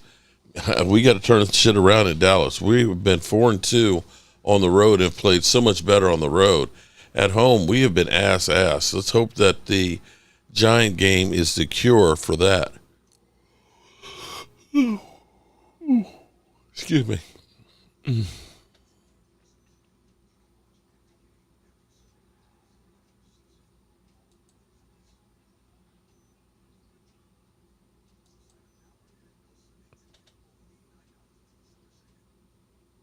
Thomas Garrett in the house. What's up, Thomas? How are you doing, man?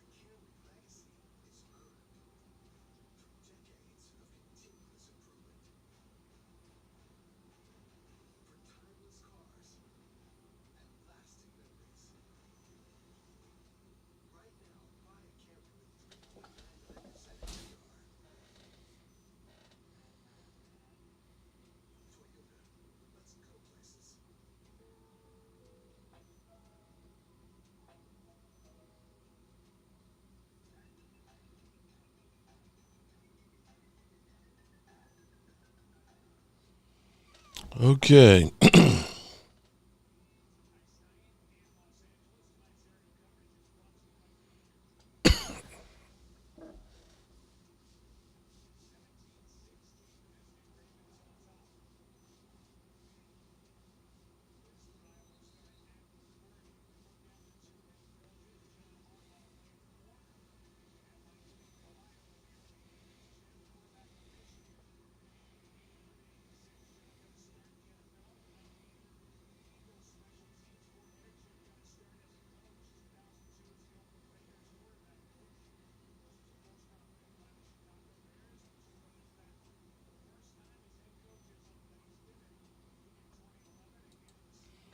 All right, 4:08 left to go in the third quarter. Let's see what the Ravens do on this drive.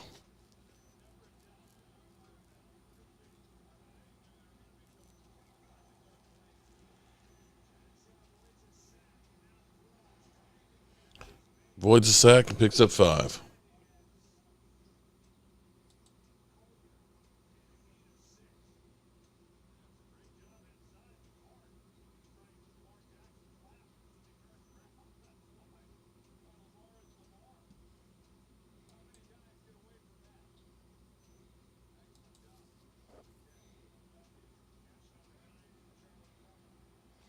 Brandon Cooks expects to play versus the Giants.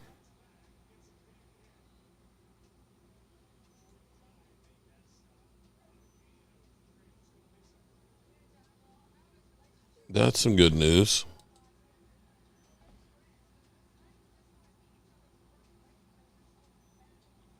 Third down and 1. Lamar. Damn, I don't think he got it. He did not get it.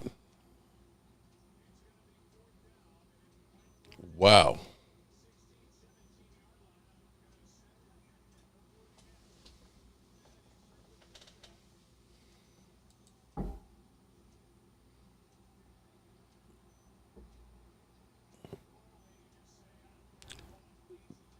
Lamar did not get it. They're going for it. 4th and 1, ball on the 39-yard line. Give it to Derrick Henry, and Derrick Henry, damn, big. He did like a chop. Gets it down to the 35-yard line. Damn. But you know, Derrick Henry, he doesn't fit what we do with the Cowboys. Arthur Macon in the house. What's up, Arthur? James Warner, Henry got it. He really got it. King Henry ain't no bull.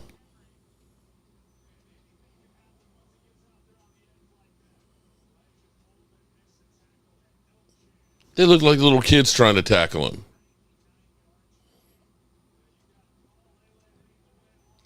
When he did that stiff arm club, it looked like he was hitting some little kids. Oh, there's a flag late. Probably holding.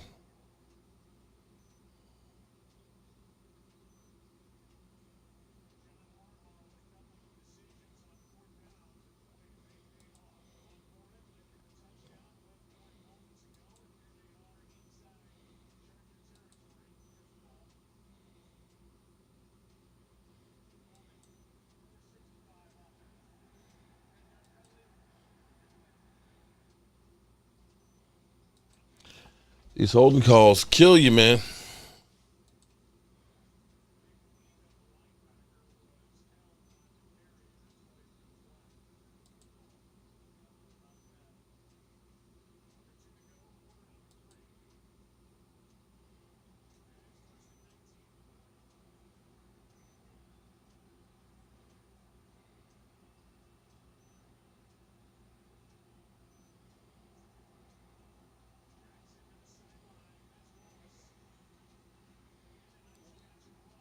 First and 19, they picked up about 15 of it.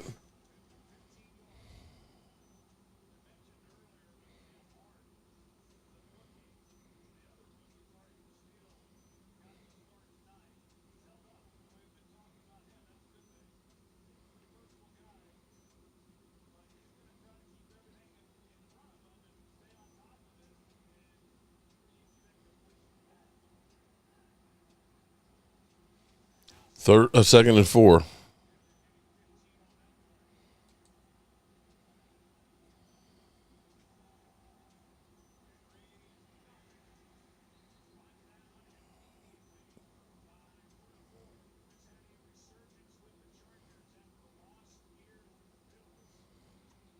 Third down and 4. Halloween's take care of yourself, partner. Dustin Bosley, Jerry is weirding me out behind you. Oh, you mean looking over? Fire the GM.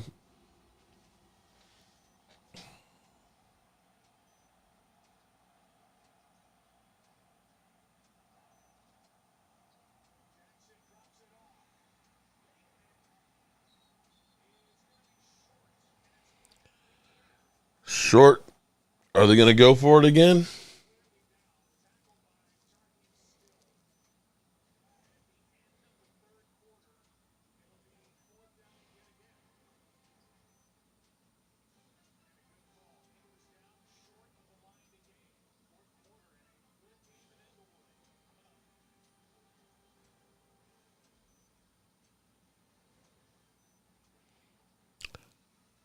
I love that shirt, Fire the GM. What's up, Curtis?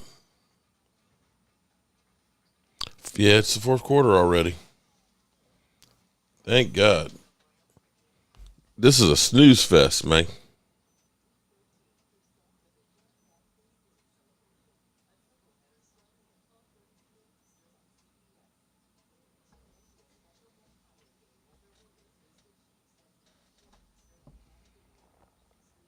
Henry is no Barkley.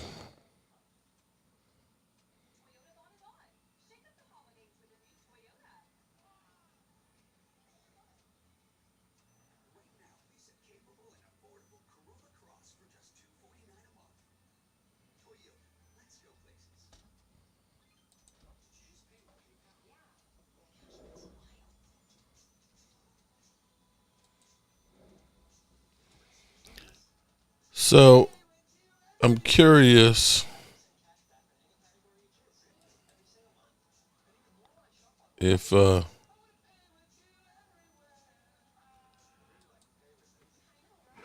The Washington Commanders are let's no have a little longer fun. on fraud alert, y'all. We've been bamboozled, led astray, run amok, flat out Oh, deceived, boy. and finessed by our football team. Let's have We some just fun lost to the 3-7 Dallas Cowboys at home.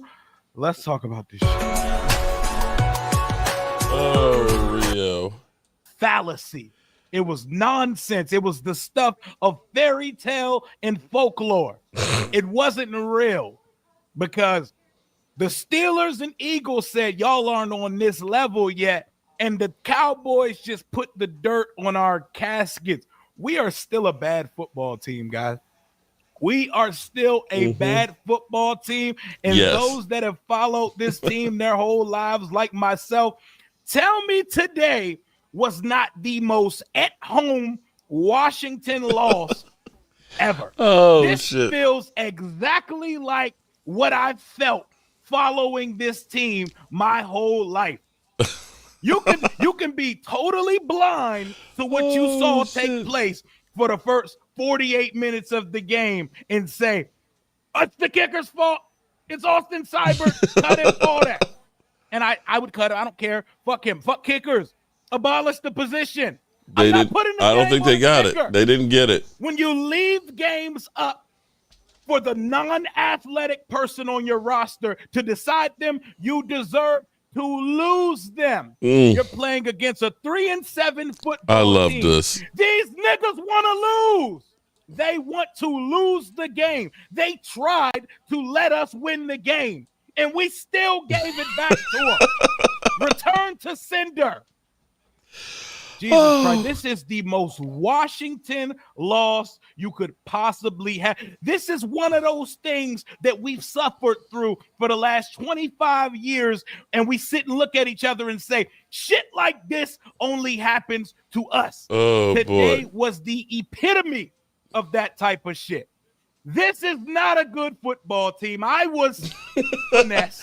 This was so believe good. it. I drank the Kool-Aid. I injected the Kool-Aid in my fucking veins for the first 9 weeks of the season. 7-2 currently feels like it happened 365 calendar days Derrick ago. Henry, A whole big run calendar down to the year. 10-yard Because line. since going to 7-2 for the first time since 1996, this team has tucked its balls in. This team has tucked its heart in. Oh, Its my morale, God. and it's been a big shit They done tucked their sandwich balls of in. results ever since. It's like we are satisfied that we won 7 games. Hey, look at us arriving earlier than scheduled. We're not even supposed to be here. Let's tuck it in. Now, guess what? We already look like a team that should be talking about the NFL draft. Oh, my God. We have 7 to win. I'm not looking at the playoff picture anymore. Team we play next week, supposed to be a gimme. They went up and beat Houston today. The Tennessee Titans. The fuck are we going to do with the Titans next week? We couldn't beat Dallas, a team that is trying to lose football games in November. We could not beat them. Oh, Who are God. we beating? Second and goal for the Who are we Ravens. beating? Oh, my God. The blame goes to everybody. The blame goes to everybody. Incomplete. The blame Third and goes goal. to the coaches. The blame goes to the players. The blame goes to the quarterback. He went The blame off. goes to the receivers. This was a collective Washington shit sandwich. The defense did its job for a good little portion of the day. The offense does not exist. Our offense is somewhere on a fucking milk carton. And like Richard Pryor said in The Wiz, everything they say about me is true.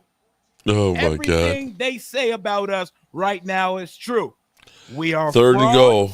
Jaden has hit the rookie wall with inflated stats. Cliff Kingsbury Touchdown. on his typical, prototypical late season decline. Wait a minute. And we cannot dispute a single. I thought that was a insult touchdown. Or nitpick about Did he this drop football team right now. We are ass. Since 7-2. We are one of that the was a worst touchdown teams in the league. We have not got anything going for us. We lost a final. That's a touchdown. I was like, what do you mean? I can see that from here. And yes, that touchdown. Shit went haywire. I was in like, the last 2 what minutes the of hell? game. They got Bama's dropping kick. It's 23-16 right now. I was like, how is that not a touchdown? Because he got both feet in. And found his speed. Oh, again, like, what are you talking? Was the up guy smoking crack there or something? I was like, how is that not a touchdown? Drive. We didn't go for the win. It didn't matter because we didn't deserve to win the football game. So, do I hate the decision that they put the kicker out there? No, because either way, we did not deserve to win. So the Ravens take the Eagles game. next. Cooper Rush was comfortable all day long. It didn't matter if we blocked the punt early. It didn't matter if we blocked the field goal early. If didn't we get the forced 2-point fumble, conversion. None of it mattered because we 23-16 Ravens. are ass again. We are ass again. It took to the 3rd quarter of the game for us to finally smell the end zone. And then we didn't smell it again until the last 2 minutes of the game. Somewhat a combination of garbage time and Dallas trying to lose, and they still couldn't win the game because Poor this is Rio. the Washington that I know. Yo. Oh shit! This is the Washington Redskins. For those out there, somebody was saying that Derrick Henry is nothing compared to Saquon. This is he's got 18 carries for 114 yards and 6.3 yards a carry. That's nothing to sneeze at. And we needed a stark reminder. We needed some humble pie. Boy, do we look crazy in the light. Boy, do we look crazy when they shine that little flashlight over this organization. We look fucking nuts right now. Damn. People was putting our quarterback forgive me for the language. And I was eating that shit up. But this is worth listening to. This team has a shot to win the conference. The conference. Maryland. We don't look like a playoff team. We don't look like a playoff football team. The offense has become elementary and rudimental. Like, what are we doing, y'all? This team is bad. Oh, I hate it here, man. My fucking internet's been down. My fucking AC is broken in my house. Everything was broken for her. For 10 days. But I can't catch a break right now. And this football team is taking the joy away from this game from me. They are taking my joy away. Watching this team hurts again. It's supposed to be better now, y'all. It's supposed to be better. We've supposed to move on to a better leaf. Grass is supposed to be greener on this side now. Even in a dead year, with their backup, with their starting guards out, with Stephon Diggs out, with Rain Dakota Prescott out, it doesn't even matter. We still can't beat Dallas. The team that ate turducken mid-game. Do you see my little cousin ball out yesterday? Maryland, who's your cousin? You can't even beat them at home. Damn, look, the AC was broken. He literally had just a ceiling fan. And you're healthy. We're healthy. We're healthy right now.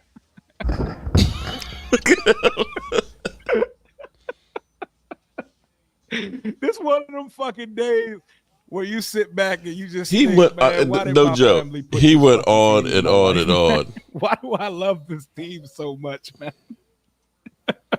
We're so back to what we used to be. All year was we're up.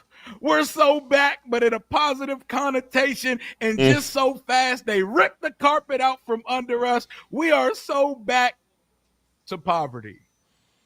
7-win team, 7-2. Now you're at 7-5, and I'm sitting here like, we gotta stop using the P word. We gotta stop using playoffs. The C word. Don't talk about playoffs. We're not getting rookie of the year anymore because Jaden, love him.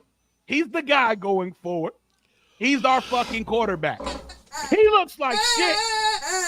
And he did close and give us a chance to go into overtime today. For about 48 minutes, he looked like dog shit. No, 50-something minutes of that game, dog shit. Oh, my Offense, God. dog shit. Look. Terry doesn't exist for for almost 4 quarters. Shit. We have to target Noah Brown all day. Brown. He's not a starting wide receiver. There's not another wide receiver worth a damn. Diami got his monthly catch or two today. The run game, if that doesn't pop off, we have nothing going for us right now. And our offensive line have been getting, they've been coming back to reality over these last few weeks. Life, and Clifford's not in his bag. Reality. Where's Clifford's bag? Where did his bag go? Did he get robbed? Did someone take Cliff's bag from him? Because that shit don't show up no more, man. I thought JD5 did it again just for the kicker to miss. That was 1 sec. I had 1 second of complete I was perplexed. I was flabbergasted. Wow. Did Jaden really just pull a rabbit out of his hat again that's going to make us just forget about the rest of this game and what we saw with our eyes? And Austin Seibert, he blew it, but I'm not going to hold you. The game shouldn't have come down to that. Yes, he's supposed to make it, but I hate kicker. If you watch this channel, you know the disdain and the hatred I have for specialists. They're not football players to me. So when you have to put the game in the hands of a non-athlete, you play stupid games, you get stupid prizes. Period. Go waste your money on an arcade game at the carnival if you want to. See how that turns out for you. Austin Seibert absolutely sold today. Fuck Austin Seibert. I did 2 super chats to him. Relying on Austin Seibert to win us football 12:32 left in this December game. starts next week. We're priming up for a playoff push. I'm gonna put in a quote, playoff push. We're gearing up for that, right? Man, we're not gonna just act like the kicker lost us this game today. Oh my God. Kavontae Turpin drops a kick return in the waning moments of Donnie, the fourth that's quarter. your cousin. Donnie drums covers. Runs that shit 99 yards to the crib. So Washington, man. So Washington. That Luke Schoonmaker touchdown, was that his first NFL career it was touchdown? live It yesterday probably after the is, game. because it is always somebody's first when Washington shows David's up good on today. the schedule. The Dallas Cowboys haven't scored a third quarter touchdown all season. Guess what the fuck they did today, y'all? I'm gonna give you a second. They scored one on us. Mark, one win after losing 5 doesn't mean you're. I never. Honestly, my email. I never said we're making the playoffs. I said we'll probably win a couple of games, and it'll probably end up screwing us in the long run. I literally just pointed out we're sitting at 14 as far as the playoffs go. So the defense, while they were making Oh, plays, Josh Butler's your cousin? Oh, I didn't realize that, Marylon. Congratulations. Fucking Cooper Rush. Cooper Rush doesn't even look like he's the number one guy at a Jiffy Lube or a Jiffy Lube. He don't even look like he's the main mechanic, the manager, anybody running the show over there, and he's throwing Dadianas all over our defense for 60 minutes. Pass interference there. This shit Damn. is embarrassing, man. This shit is embarrassing. There is no excuses. Nobody gets a pass from this bullshit today, man. I'm now okay if Cliff's I mean, I bet you that line that people thought that there was going to be for Cliff, I mean, I bet suddenly there's some pause. There's some hesitation, man. This shit is embarrassing, y'all. This shit here, do not excuse it. Do not try to silver lining it. Wow. Do not try to sit here and guys don't crash out. Everybody should crash out. Lola, do you still want Dallas? Everybody should crash out over this game. The Bears TV, yes, your zesty ass is right. We are frauds and bums right now. Do you want to win this game? Shower your insults over this franchise right now. Because right now, as we sit here on November 24th, with Thanksgiving coming up in a few days, everything you say about us is true. Everything you say about the Washington Commanders are true. 10:56 left to go here. Frauds. 3rd and 6. We are not a threat in the NFC. We are not a threat to the Philadelphia Did they pick up the Eagles flag? in the NFC Oh, they must have picked up the We are flag. not on the Philadelphia Eagles level. Oh, wow. Don't He dare dropped compare that. us to the Detroit Lions, and we took advantage of our 4-13 Fugazi fluff ass schedule. We have to all finally just accept this reality. Cam Newton did warn them, don't drink the Kool-Aid, win one more game and finish it. Yep, this shit is crazy, man. This shit is crazy. I don't know what we're going to do down the stretch of this season, and playoffs are still – I'm not having that conversation. I don't want to talk about playoffs anymore this year. I'm just going to take it week by week. I've been watching what Westbrook Akine, Will Levis, and the Tennessee Titans have done over the last couple weeks of the season. They should be favorites next week to beat us. Mm-hmm. The Tennessee Titans should be the 3-win Tennessee Titans should be favorite to beat us next week because their offense is playing better than ours right now. They beat a really good Houston we literally team, broke the Commanders. Their offense has come alive in the last Oh, few my weeks. God. Their offense has come alive, and our offense is on a steadily descending casket, lowering into the ground 1 foot deeper each week. Cowboys threw dirt over that shit. If it weren't for some late game heroics / garbage time-ish prevent situations, we didn't do anything on offense today, man.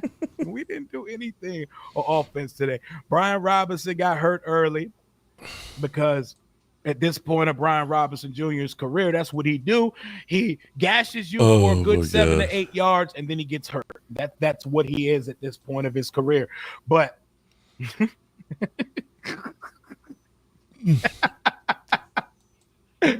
I know a lot of y'all. I know this is it, right? Mark. Oh, shit. Shout out to Mark Holmes, man. Cowboy Joe. Oh, shit. Someone who I will credit for a lot of the success I've had on YouTube because he showed me the ropes of this shit. You take your victory lap, Mark. DMV, J Tuck, E2. All of y'all take your victory lap because at your lowest of lows, you bastards still got us. Man. You still got our numbers at your lowest of lows. You beat our young wonder kid quarterback with Cooper Rush. With Cooper Rush. No starting guard. Oh, God. Oh, shit. I appreciate you, Mark. Man. Was perfect. I can't even hate y'all. I hate us right now. I hate us God. right now. We played. Good night, Casey. Take care of that little one. Congratulations. This team be for the majority of my life. I'm 33, and I might as well pull this stat back out there because we are not winning 11 games this year. It's going to be another season of not winning 11 games. The longest drought in the league for a team to not win 11 football games is going to continue in 2024 because we are not winning 4 of our last 5. I hate the it. Longest drought. I hate it. He hates it here. I love it. Oh, boy. So we're going to motherfuck and cancel and try to hate cut the kicker today. It was so much more than the kicker. Yes, he did help. He gets a nice size portion of the blame pie, but there's a lot of blame to divvy up. That is a 3-7 football team that make that 4-7 after we beat you. Game. You want to know why Terry scored on that touchdown? Because they let that nigga score on that touchdown. They didn't even try to tackle him on that play. They want to lose right now. They are already in tank mode. They are battling with the Giant. They're going ass for ass with the Giant. They're not even trying to win the game and beat us today. Good night, Curtis, man. You take it easy. Talk about being kicked when you're down. We can't even kick our enemies when they are down, y'all. We can't even kick our enemies when they are down. What I'm not going to do, I don't care about the box score. I don't care about whose numbers look like what. He was hurting once that the game concluded. Nobody on that offense played well today. Oh, my God. They should all be ashamed of themselves. I heard because from so many everybody Washington in the world fans finds a way leading put up to this points on the game, man. Cowboys, I but can't find them Rio, now, except for my cousin. We not finna do that. They held us in check in a seatbelt, a straight jacket. They threw us in the trunk of a jalopy for more than 3 quarters today. Don't want to hear it. Oh, Don't want to hear it, bro. Don't want 934 on it in this game. Fuck, man. Oh, man. We were broke before the Eagles, brother. We have been broke for a minute. If it wasn't for that godforsaken Hail Mary. Wow. How did Derrick Henry get that one? How did Derrick Henry get that first down? 6-6 bleeding. Are we going to even be around 500 this year type football team? This shit hurts, man. The Commanders had one job. I'm a Cowboys. One job. Y'all are trying to exactly, bro. Y'all aren't even trying to win the game. Y'all aren't even trying to win the game, and we can't do it. He's just strong arm. He is. Well, he's strong all the way around. Oh, that's like literally tackling a bull. Everybody gets theirs in this. 20 rushes, 119 yards. Everybody gets theirs. Damn. We were off. We look like shit. I'm also kind of glad that I didn't go live for this game because, you know, that ending of that game. I just burned my tongue for being greedy. What did you burn your tongue on there, girl? Shit show. That's the type of thing that only happens when 2 bad divisional football teams are playing. Nobody scores any points all fucking game, and all of a sudden Dallas scores the last minute. We scored 16 in the fourth quarter. It went completely off the rails. My God. Crash out, fans. Crash out, Commanders fans. Let them know how you feel today. Arthur, it's because one of my kids, Rio. No positives to take out of that. You know how we could find positives versus Philly and Pittsburgh? Like, man, I mean, you know, versus Pittsburgh, we had our chances in the last drive, and we still put up 27 versus an elite defense, yada, yada, yada. Oh, hot cocoa. Is it cold there? If the offense would have just showed you in Cali, girl. Is it cold in Cali right now? Points through 3 quarters, yada, yada, yada, yada, yada. And then there's this shit. Yeah, I know. We didn't want either of the running backs. That's don't talk to me. Look at that. Look at this. He's going to the house. Stadium. Look at that. Look at that. To the house. You had a multitude of opportunities late to pull Looks out like the Baltimore game. is ready for primed and ready for Philly. Failed. You lost. 51-yard touchdown run. That boy Cavante Turpin had Jeremy Reeves on that Beyonce surfboard on that kick return. We let a man. How cold is it, Lola? A kick return on the ground, pick it up, and waltz 99 yards up the field on us today. It's going to get cold colder for us on Thursday, I think. Uh-oh. Rio's red. Defense, yada, yada, yada. Then there was the Eagles game. You know, if the offense would have just showed a pulse at some point, we held them to 6 points through 3 quarters, yada, yada, yada, yada, yada. And then there's this shit. And then there's this shit. One of the worst teams you played all season comes and puts belt to your ass in your stadium.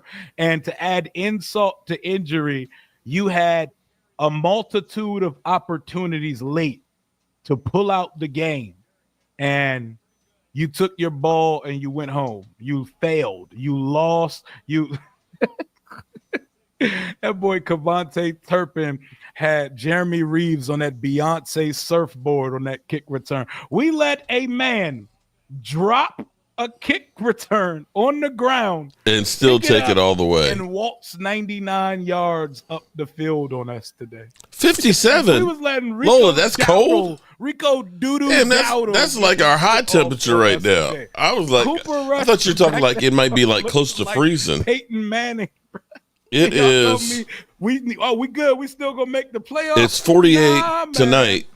That does not deserve with rain. That team that tomorrow will be 62 during the day and 32 at night. Does not deserve. Thursday will be 51 and 31. Friday will be 49 and 25. Card rejected at the door like Jamal Adams from that Hard Knocks clip years ago. I hate it here. I hate it that it's come to this because this season was so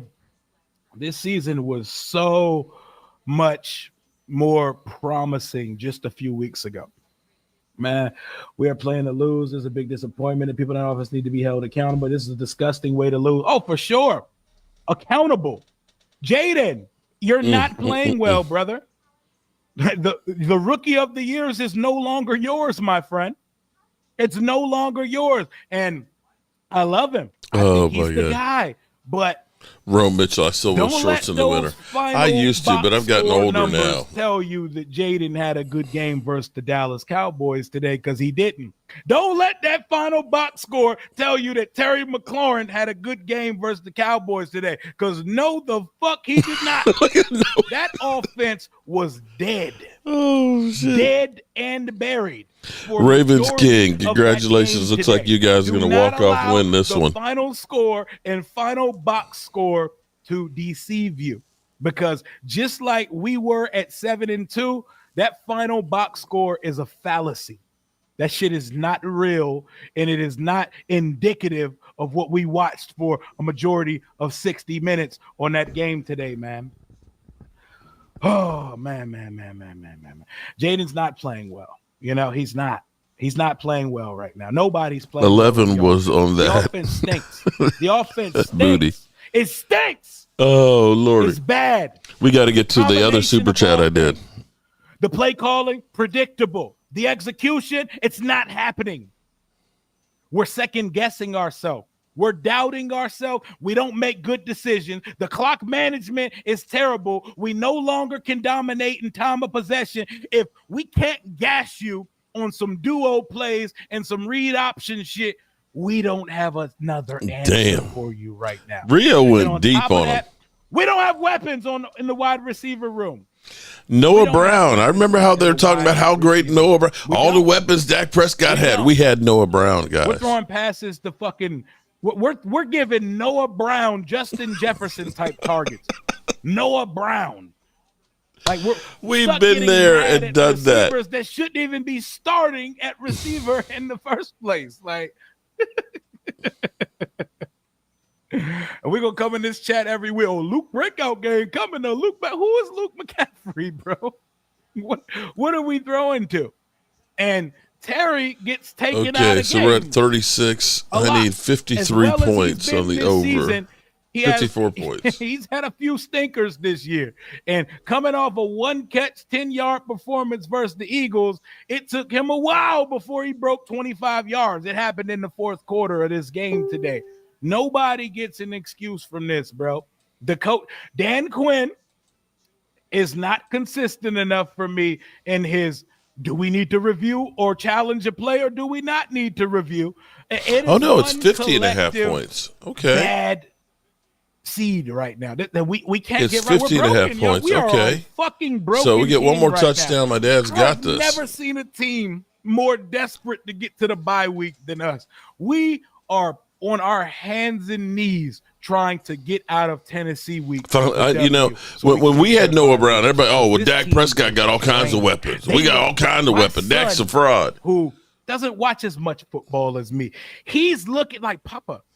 They look flustered. They look concerned. They look unsure of themselves. And I'm like, damn, if my 13-year-old son who don't even watch the sport like that can see it, of course they can see it on the football field. They don't look confident in what they are doing right now. They don't look confident in their ability. And defensively, it was like if Bobby Wagner couldn't win on a blitz and Frankie Louvu couldn't tip a pass in the air, we still didn't have answers. Oh, shit. You know who got caught not getting their head around today on defense? I'm going to let y'all guess. The French-Canadian, Benjamin St. Juste. More of the same. And his bad habits are rubbing off on Noah Igbenogany. We tried to get all cute. Ooh, Dallas, watch this. We're gonna pick 3 former Cowboys to be the captains today. Ooh. In their fucking boots. Because of Tyler Biadasz and Dante Fowler and Noah Igbenogany. Didn't mean anything. Oh, shit. It didn't mean anything. Cooper Rush was comfortable all day. Fam, we lost the game to a 3-7 team boy. in which we forced a fumble, in which we blocked the field goal, and we blocked a punt. In the 56 same game. in We Nashville. saw about Damn. every special teams gaffe you can see in this game today. This game should be sent straight to NFL films for NFL follies because it was blunders and bullshit all day long. We're missing extra points and field goals. Dallas is missing field goal. They're missing extra points. They're getting a field goal block. They're getting a punt block. They dropped a kick return, picked it up, ran it to the crib, and then ran back another kickoff on an onside return. Did he I fumble want Will Smith and Tommy There's a Lee flag. Jones Hold to on. find me and Men in Black zap me from this game today because I'm going to be totally honest with you. I don't want to ever talk about this game again. Like this, I want this game permanently scrubbed from my mental Rolodex of football watchery because that shit was awful, bro. I don't think I've ever watched the game more silent. Not to mention, I'm in the crib hot as shit. My AC not working and maintenance don't be coming on the weekends. My internet is not. I'm surprised it's letting me stream right now because it was down. Oh, God. I couldn't stream the John game Woodley, earlier. it's been a rough year, man.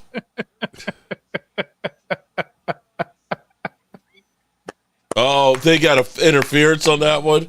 Oh, are you my serious? God, the boy was trying to go helmet for helmet with the wide receiver. Hey, when that ball got lobbed up on the right side of the field, I bet everybody in the fan base knew who was in coverage. Oh, my God. Everybody knew who was in coverage, man. I'm not going to hold you. I don't want to give any game balls out after this game. I want another touchdown so my dad can get the Jeremy over Chan on this made a game. good hit today. But that was a Yay. bullshit call right He's there. going to get a bag, a well-deserved They bag. picked it up. I don't want They to praise picked it up. anybody today. Dallas They State. picked it up. Dallas did not want to win this game today, y'all. At least we're not the Giants. That don't even make me feel good right now. That don't make me feel warm and fuzzy inside. That don't make me feel comfortable, cozy. That don't help me sleep better at night to know we're not the Giants. The Giants are playing Tommy DeVito at quarterback. We got our prized possession out there, and we can't even score them up. Man, I hate it. No flag. I hate losing to Dallas so much, man. I need one wanted more revenge touchdown. so badly. Why? I know we got a lot of new players on the roster. How y'all not take it personal that they was eating turducken on us mid-game? They put premeditated turducken in the Salvation Army in front of the whole world to see on Thanksgiving last year, and y'all didn't take that personal. Y'all didn't take that personal. I love it. Oh, man. What a time to be alive. Are we only good? This is a phenomenal question. Thank you for asking this question. It really do feel like this is the situation. We used to be elite and efficient at situational football. We've taken situational football offensively to a place that we don't need to take it. Now we are only capable of scoring at the end of halves and to start the second half. We can't score in the first quarter. We can't score for the first 13 minutes of the second quarter. We cannot score after the first drive of the third quarter because we defer every week and we always get it after the half. And we cannot score in the first 11 minutes of the fourth quarter. We are only capable of having a pulse offensively to end a half, to begin a half, and to end the game. That's it. That's the only time where this offense moves right now. Have they figured us out? I don't know what. It's bad. It's so bad. The timing of the players is off. Jaden doesn't look confident. I hate it here. I hate it here so much. And we have to sit here and take it. We have to sit here and take it. That is a phenomenal question, my God. Wow. Oh, the offense was offensive, terrible play calling and playing down to your opponent and awful special teams. Nothing is worse than finding ways to closely lose the last 3 games. It's painful.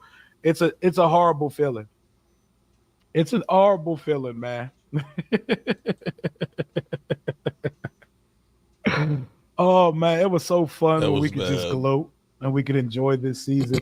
Did we run more no huddle earlier in the season? I think we did, but I think we were allowed to run more pace and no huddle earlier in the season because we were clicking. We were clicking on all cylinders. It didn't matter Oh, early. poor. I'm talking. I, We were game I didn't busters realize it was this the first long. half of the season. It could be 3rd and 20. It could be 2nd and 18. Oh, Tommy T, It could you're be just 1st and butthurt, buddy. 25. You're was just butthurt. at your ass. We were still going to convert it. They can't even pick up 3rd and 1s anymore. Like, we are so low. We've completely lost our identity, and it feels like the league is caught up a little bit to what we were trying to do. Come on, man. I need one more I need a score. hug, man. Let Derrick I need Henry a hug. break We another as a one. fan base need a hug. We need our bye week. And Here it comes. we need to move past whatever this sorry ass rough patch that it's been so far this season, man. Do you need a hug? Do you need a hug or fan? I need both. I need to step outside and get a hug. Step outside and get a hug. It sucks here, man. It sucks. Thank God I'm sitting under my ceiling fan Oh, right now. But shit. I need a hug. I need a fan, and I need my football team to get their damn lives That was so together good. because we're looking like a team. Remember how for weeks I've said on this channel, Oh, I need a touchdown unless in this we go game. on a cataclysmic collapse of Derrick years Henry past, almost a this first is going to be down. a 10 or 11 football team, and they're going to make the playoff. Well, here we are, about to start December, and that slide has started. It started. Yep, Tommy and T, I know we've exactly lost what you're 3 saying. games in a row. The Titans are heating up, and we look out of it. Ravens It just looks 7 like yards, desolation on the faces 7.01 of the yards per players, play, confusion, which is the on a confidence historic that I've seen pace. this That's team have unbelievable. Earlier this year, it's gone. It's waned, and nobody looks like they're believing. Like, it's not the end of the world, but I'm sorry. Let me be in end of the world crash out mode after we lose to Dallas. There goes 'Cause Derrick not Henry, this another one. year. All right, Not come this- on. Get not the year a we touchdown, finally get man. our lives together, and Dallas is amidst a tank. Not this year. You can't lose to this football team. You cannot lose to this football team. They're making You all did. of us look foolish, bro. Remember just a couple weeks ago when you wore your gear out and it was with such pride and random strangers were walking up to you and pointing to you like you were a Purple Heart veteran? Oh, Remember shit. that feeling? The vibes are gone now. Oh, shit. They put that shit away. Aura that we walked around with has dissipated, and it feels like we're back to school. Now we can sit back and go back to, this is an evaluation season, man. It's an evaluation season. We got to go back to originally scheduled programming. Oh, boy. Yeah, man. We just happy to be here. We arrived normal. We got to go back to that. I hate that, man. We were 10.5-point favorites today, y'all. 10.5 favorites. Listen We to poor lost Rio. the game where we were 10.5-point favorites, and they somehow got Ravens us to King, you're right. 34 Austin Jetti, point yeah, I would score, love man. to get It him. definitely stinks in here. It stinks. It smells like onions, alcohol. It smells like ass. feces. The women's locker room. It smells like a combination. Oh, boy. It smells Another like a first big down for the pot Ravens. Oh, of there's a ass flag. That'll stew. be holding. And I hate it here right now, man. I don't got nothing for y'all. Silver linings, positive. I don't got no rah-rah in me this week, man. I don't have it in me, bro. Poor Ray. Poor Rio. Poor Rio. Okay, you're right. You're in year 1 of rebuilding. And we're in year 30 of our rebuilding.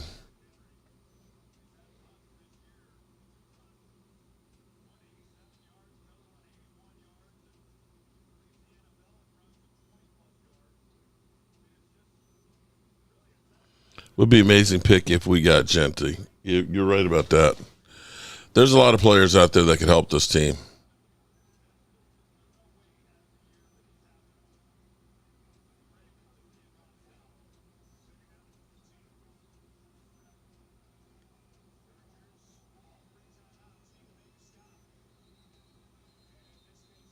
Okay, 3rd down and 14.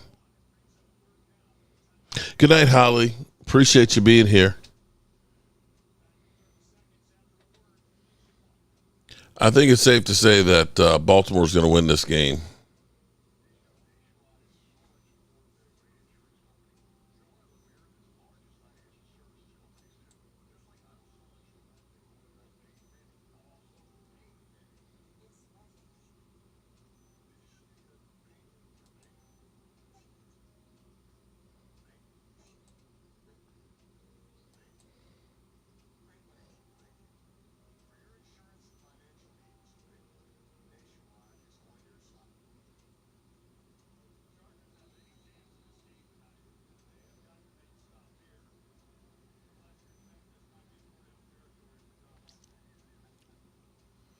Third and 13.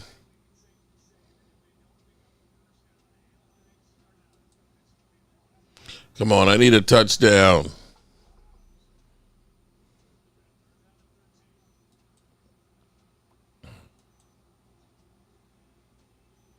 Nope. They got nothing.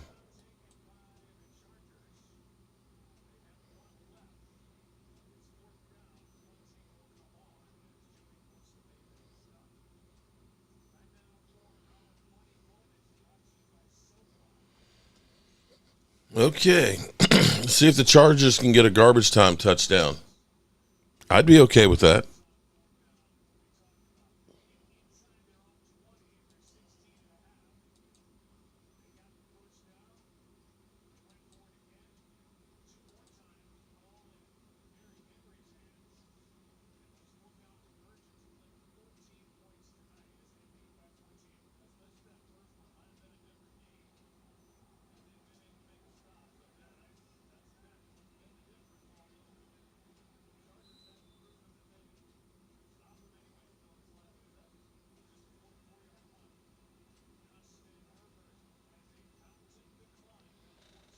Okay, let's see if we can get a quick score here. Jesse Montez. Mark, you still owe me for that big letdown or the false report of my apologies, man. You know, they're dead men walking, okay? I misread it on – this is what happens when you rely on somebody who's dyslexic, okay? I misread it on Twitter. Oh, sorry. My apologies, man. Didn't mean to get you excited, but you can best believe they're going to be gone. If the Cowboys end up mollywopping them, they'll be gone this weekend.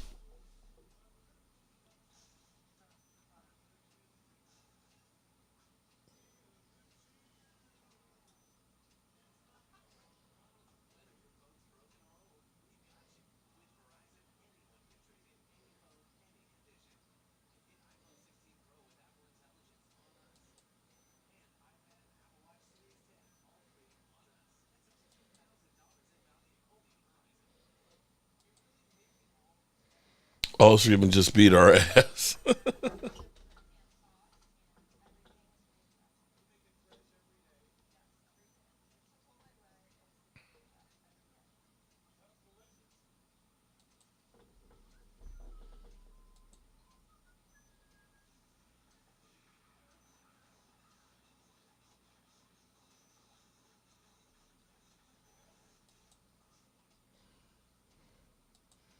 Beat the Giants hate week has kicked off.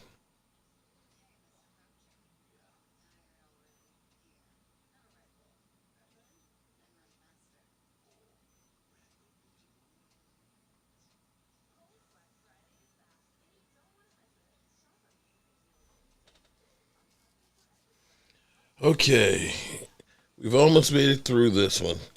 Hasn't been exactly the most exciting game. CeeDee Lamb and run game. Good night, Gina. Dallas Steve, appreciate you.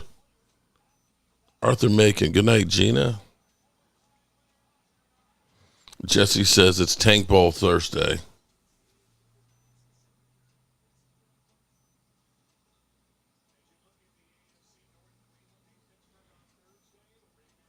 Wild Boy Trey, I agree with you 100%. Dak was an MVP runner-up and all-pro without a dominant number 2 wide receiver. Herbert sacked. What's the flag?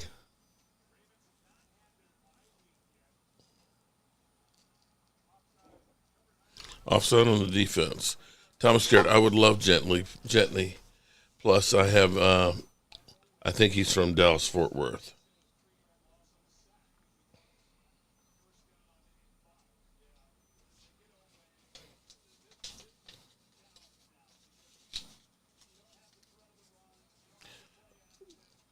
All right, you got 303. Let him get a touchdown here in garbage time. Oh, come on. Hold on to the ball. Damn. The weather is beautiful in Philly. 47 and 9 and 2. Womp, womp, womp, womp, womp.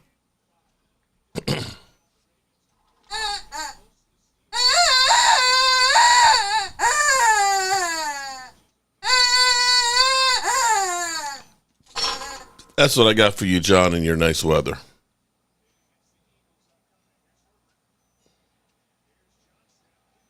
Oh, geez. You dropped it again?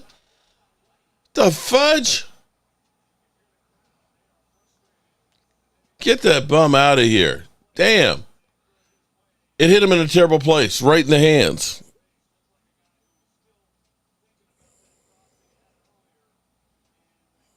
Oh, there she is. The crazy Charger fan.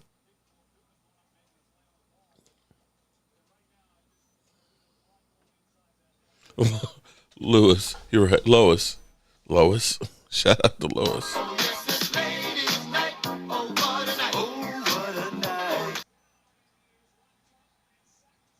I'm not going to get my over, damn it. Damn.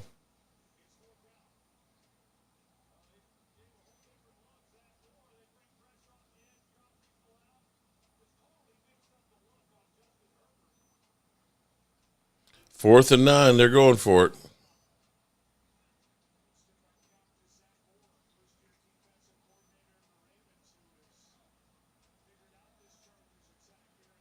Fourth and 9.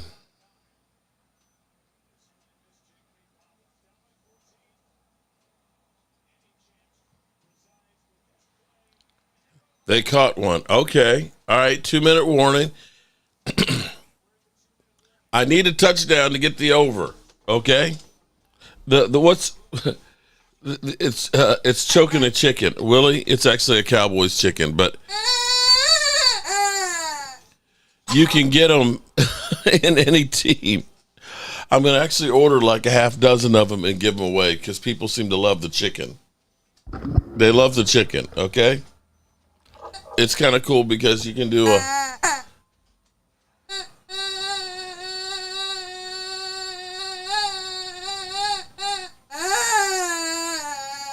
Or you can go.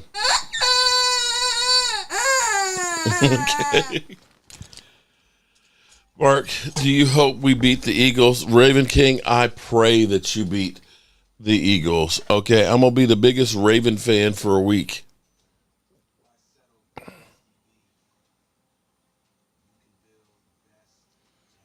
Oh, boy. Boy, if the Eagles don't win the Super Bowl this year, I'm waiting for that chicken. I'll take one. It's annoying as hell. I'll annoy my kids. Stop choking your chicken. Hey, I can choke my chicken if I want to. It's mine.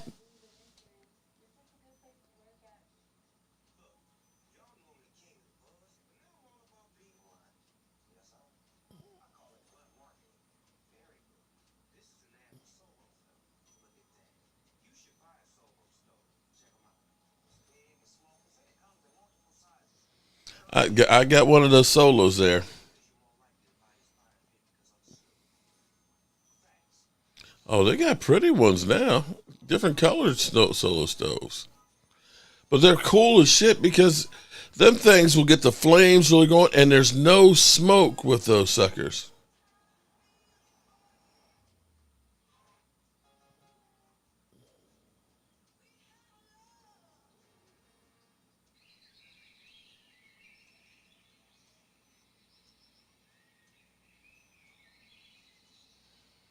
Willie T, I'm hoping we keep McClay and Belichick with Belichick. Mo Dizzle says, I need one of those chickens.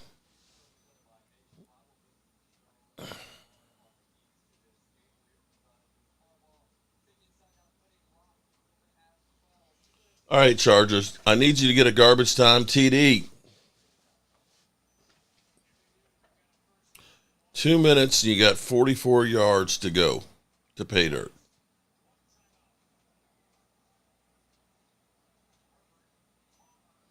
Oh, geez, another drop.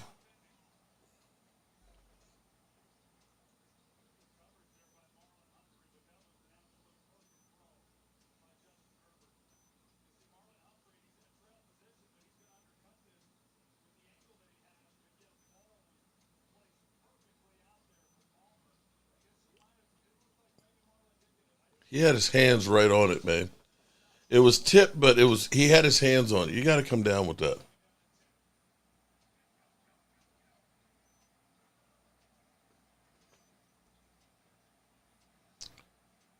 Minute 55 to go. That was a hold. Holding on the Chargers, moving back 10 yards.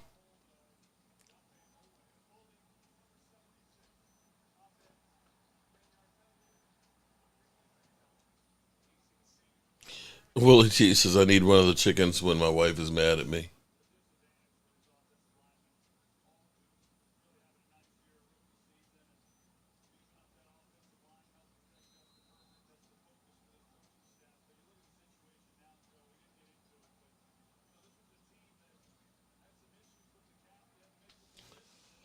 .144, second and 20. 54 yards to pay dirt.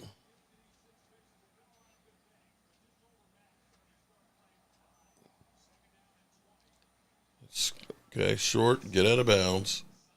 All right, it'll be 3rd down and 10.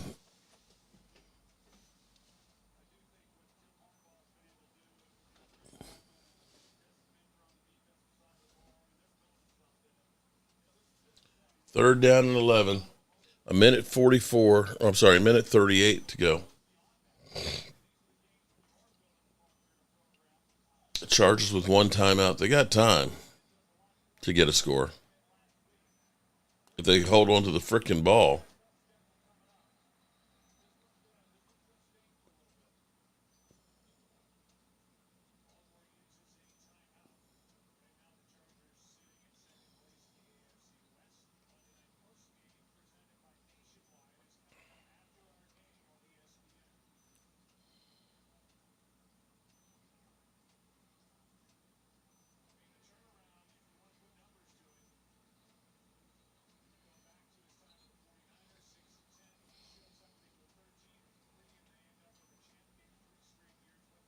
Did Tracy give you permission to choke your chicken?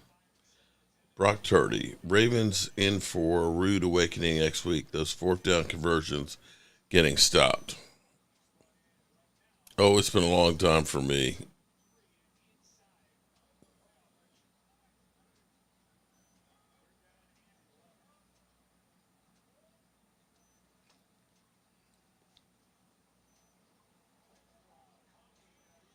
Okay, it'll be 4th down and 5. Clock is running. Tick, tick, tick, tick, tick, tick, tick, tick. A minute 29 to go. And they used their last time out.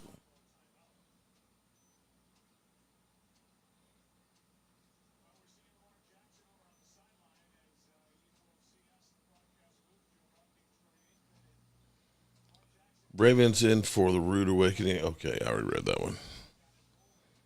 San Francisco is done. Both star players are done.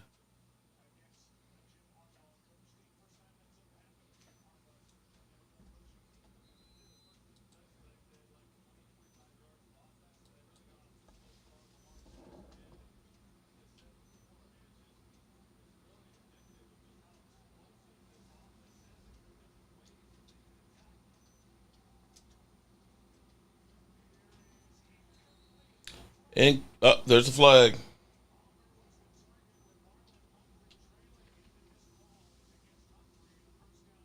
It'll be a 1st down.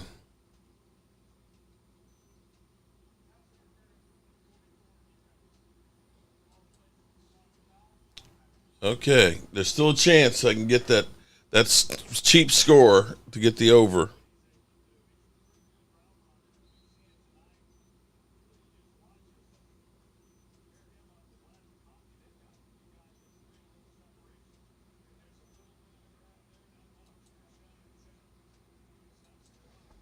Third and 10 ball on the 28, 123 left. And here he goes. He's running, bumbling, stumbling, and gets down to the 16-yard line. Come on, get in the end zone.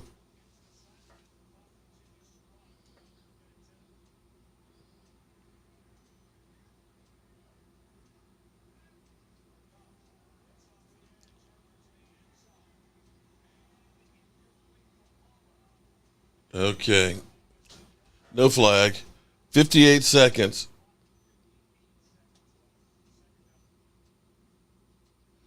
Next week's going to be like Eagles versus Eagles light. Okay.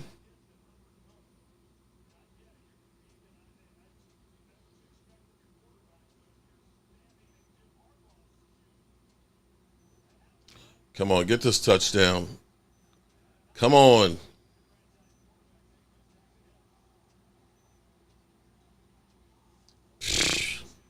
Where are these passes going? Mark, that was a great Super Friends chat with Game Time, Cop Pizzle, and Bad Dog. You should do more. Okay, Jesse. I don't know that anybody really wants to see us with our loser teams right now. That was a hit on Herbert. Damn.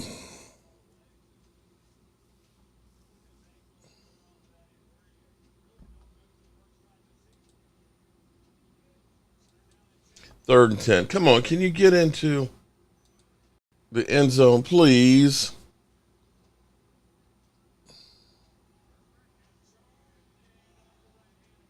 Ah, jeez. Is there a flag? Okay, pass interference. Okay. I'll take that. I would say the Cowboys would be a much better team with Derrick Henry. And maybe they would have been more balanced, and maybe Dak Prescott wouldn't have gotten hurt. I can say that much.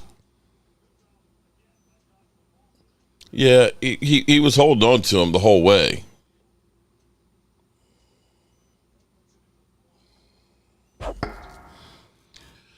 $50 seconds. Can you get in the end zone, please? Yes! That's the over! That is the over! Oh, okay. So, with that, let's check in on my dad's bets. Well, good evening and welcome to Monday Night Football, where we have a civil war, Harbaugh versus Harbaugh. And after a great day of betting yesterday for my dad at BetUS, where if you use the promo code YouTube150, you'll get a matching deposit on your first three deposits of 150% up to $2,000. So definitely bet responsibly and bet with BetUS. So tonight, my dad, who was 4 for 4 yesterday, definitely feeling really good, is getting his bets on for tonight. And tonight, he's going to take the Baltimore Ravens minus the 3, and he is going to take the under. I messed up. It's actually, I hit the over. Here we go. What my dad always does is he risks 25 a bet, place our bets, and if he ends up getting both of those right, it's $48 will be his winnings. And it's that easy to get your bet on. I'll download it, send him his bet slip, and he'll be good to go. Remember, YouTube code YouTube150 to get 150% matching. Do it today. So what's funny is I accidentally hit the over and my dad wanted the under. So had I, did what he wanted, he would have just broke even. Instead, he's a winner.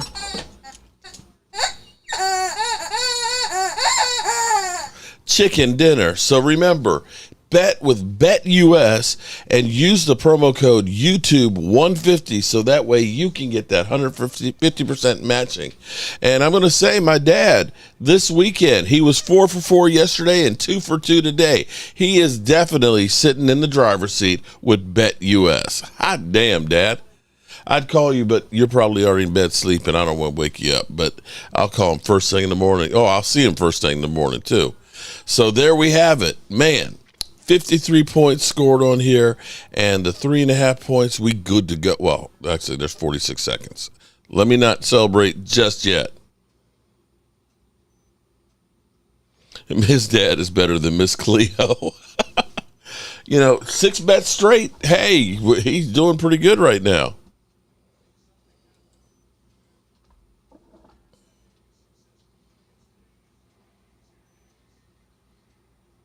And the Ravens got it. This game is over.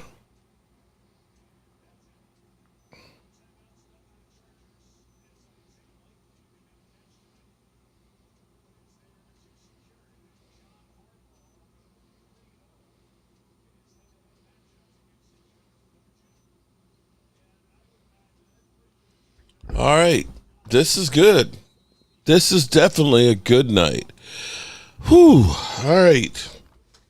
I can go do my fireside chat, and I can go to bed. Tomorrow will be a long day.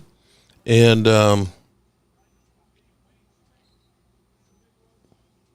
this is a huge road win.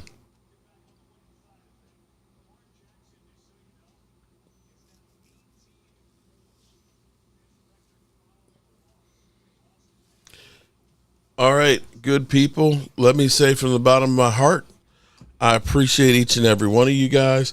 And if you see a Washington fan, make sure you laugh at them.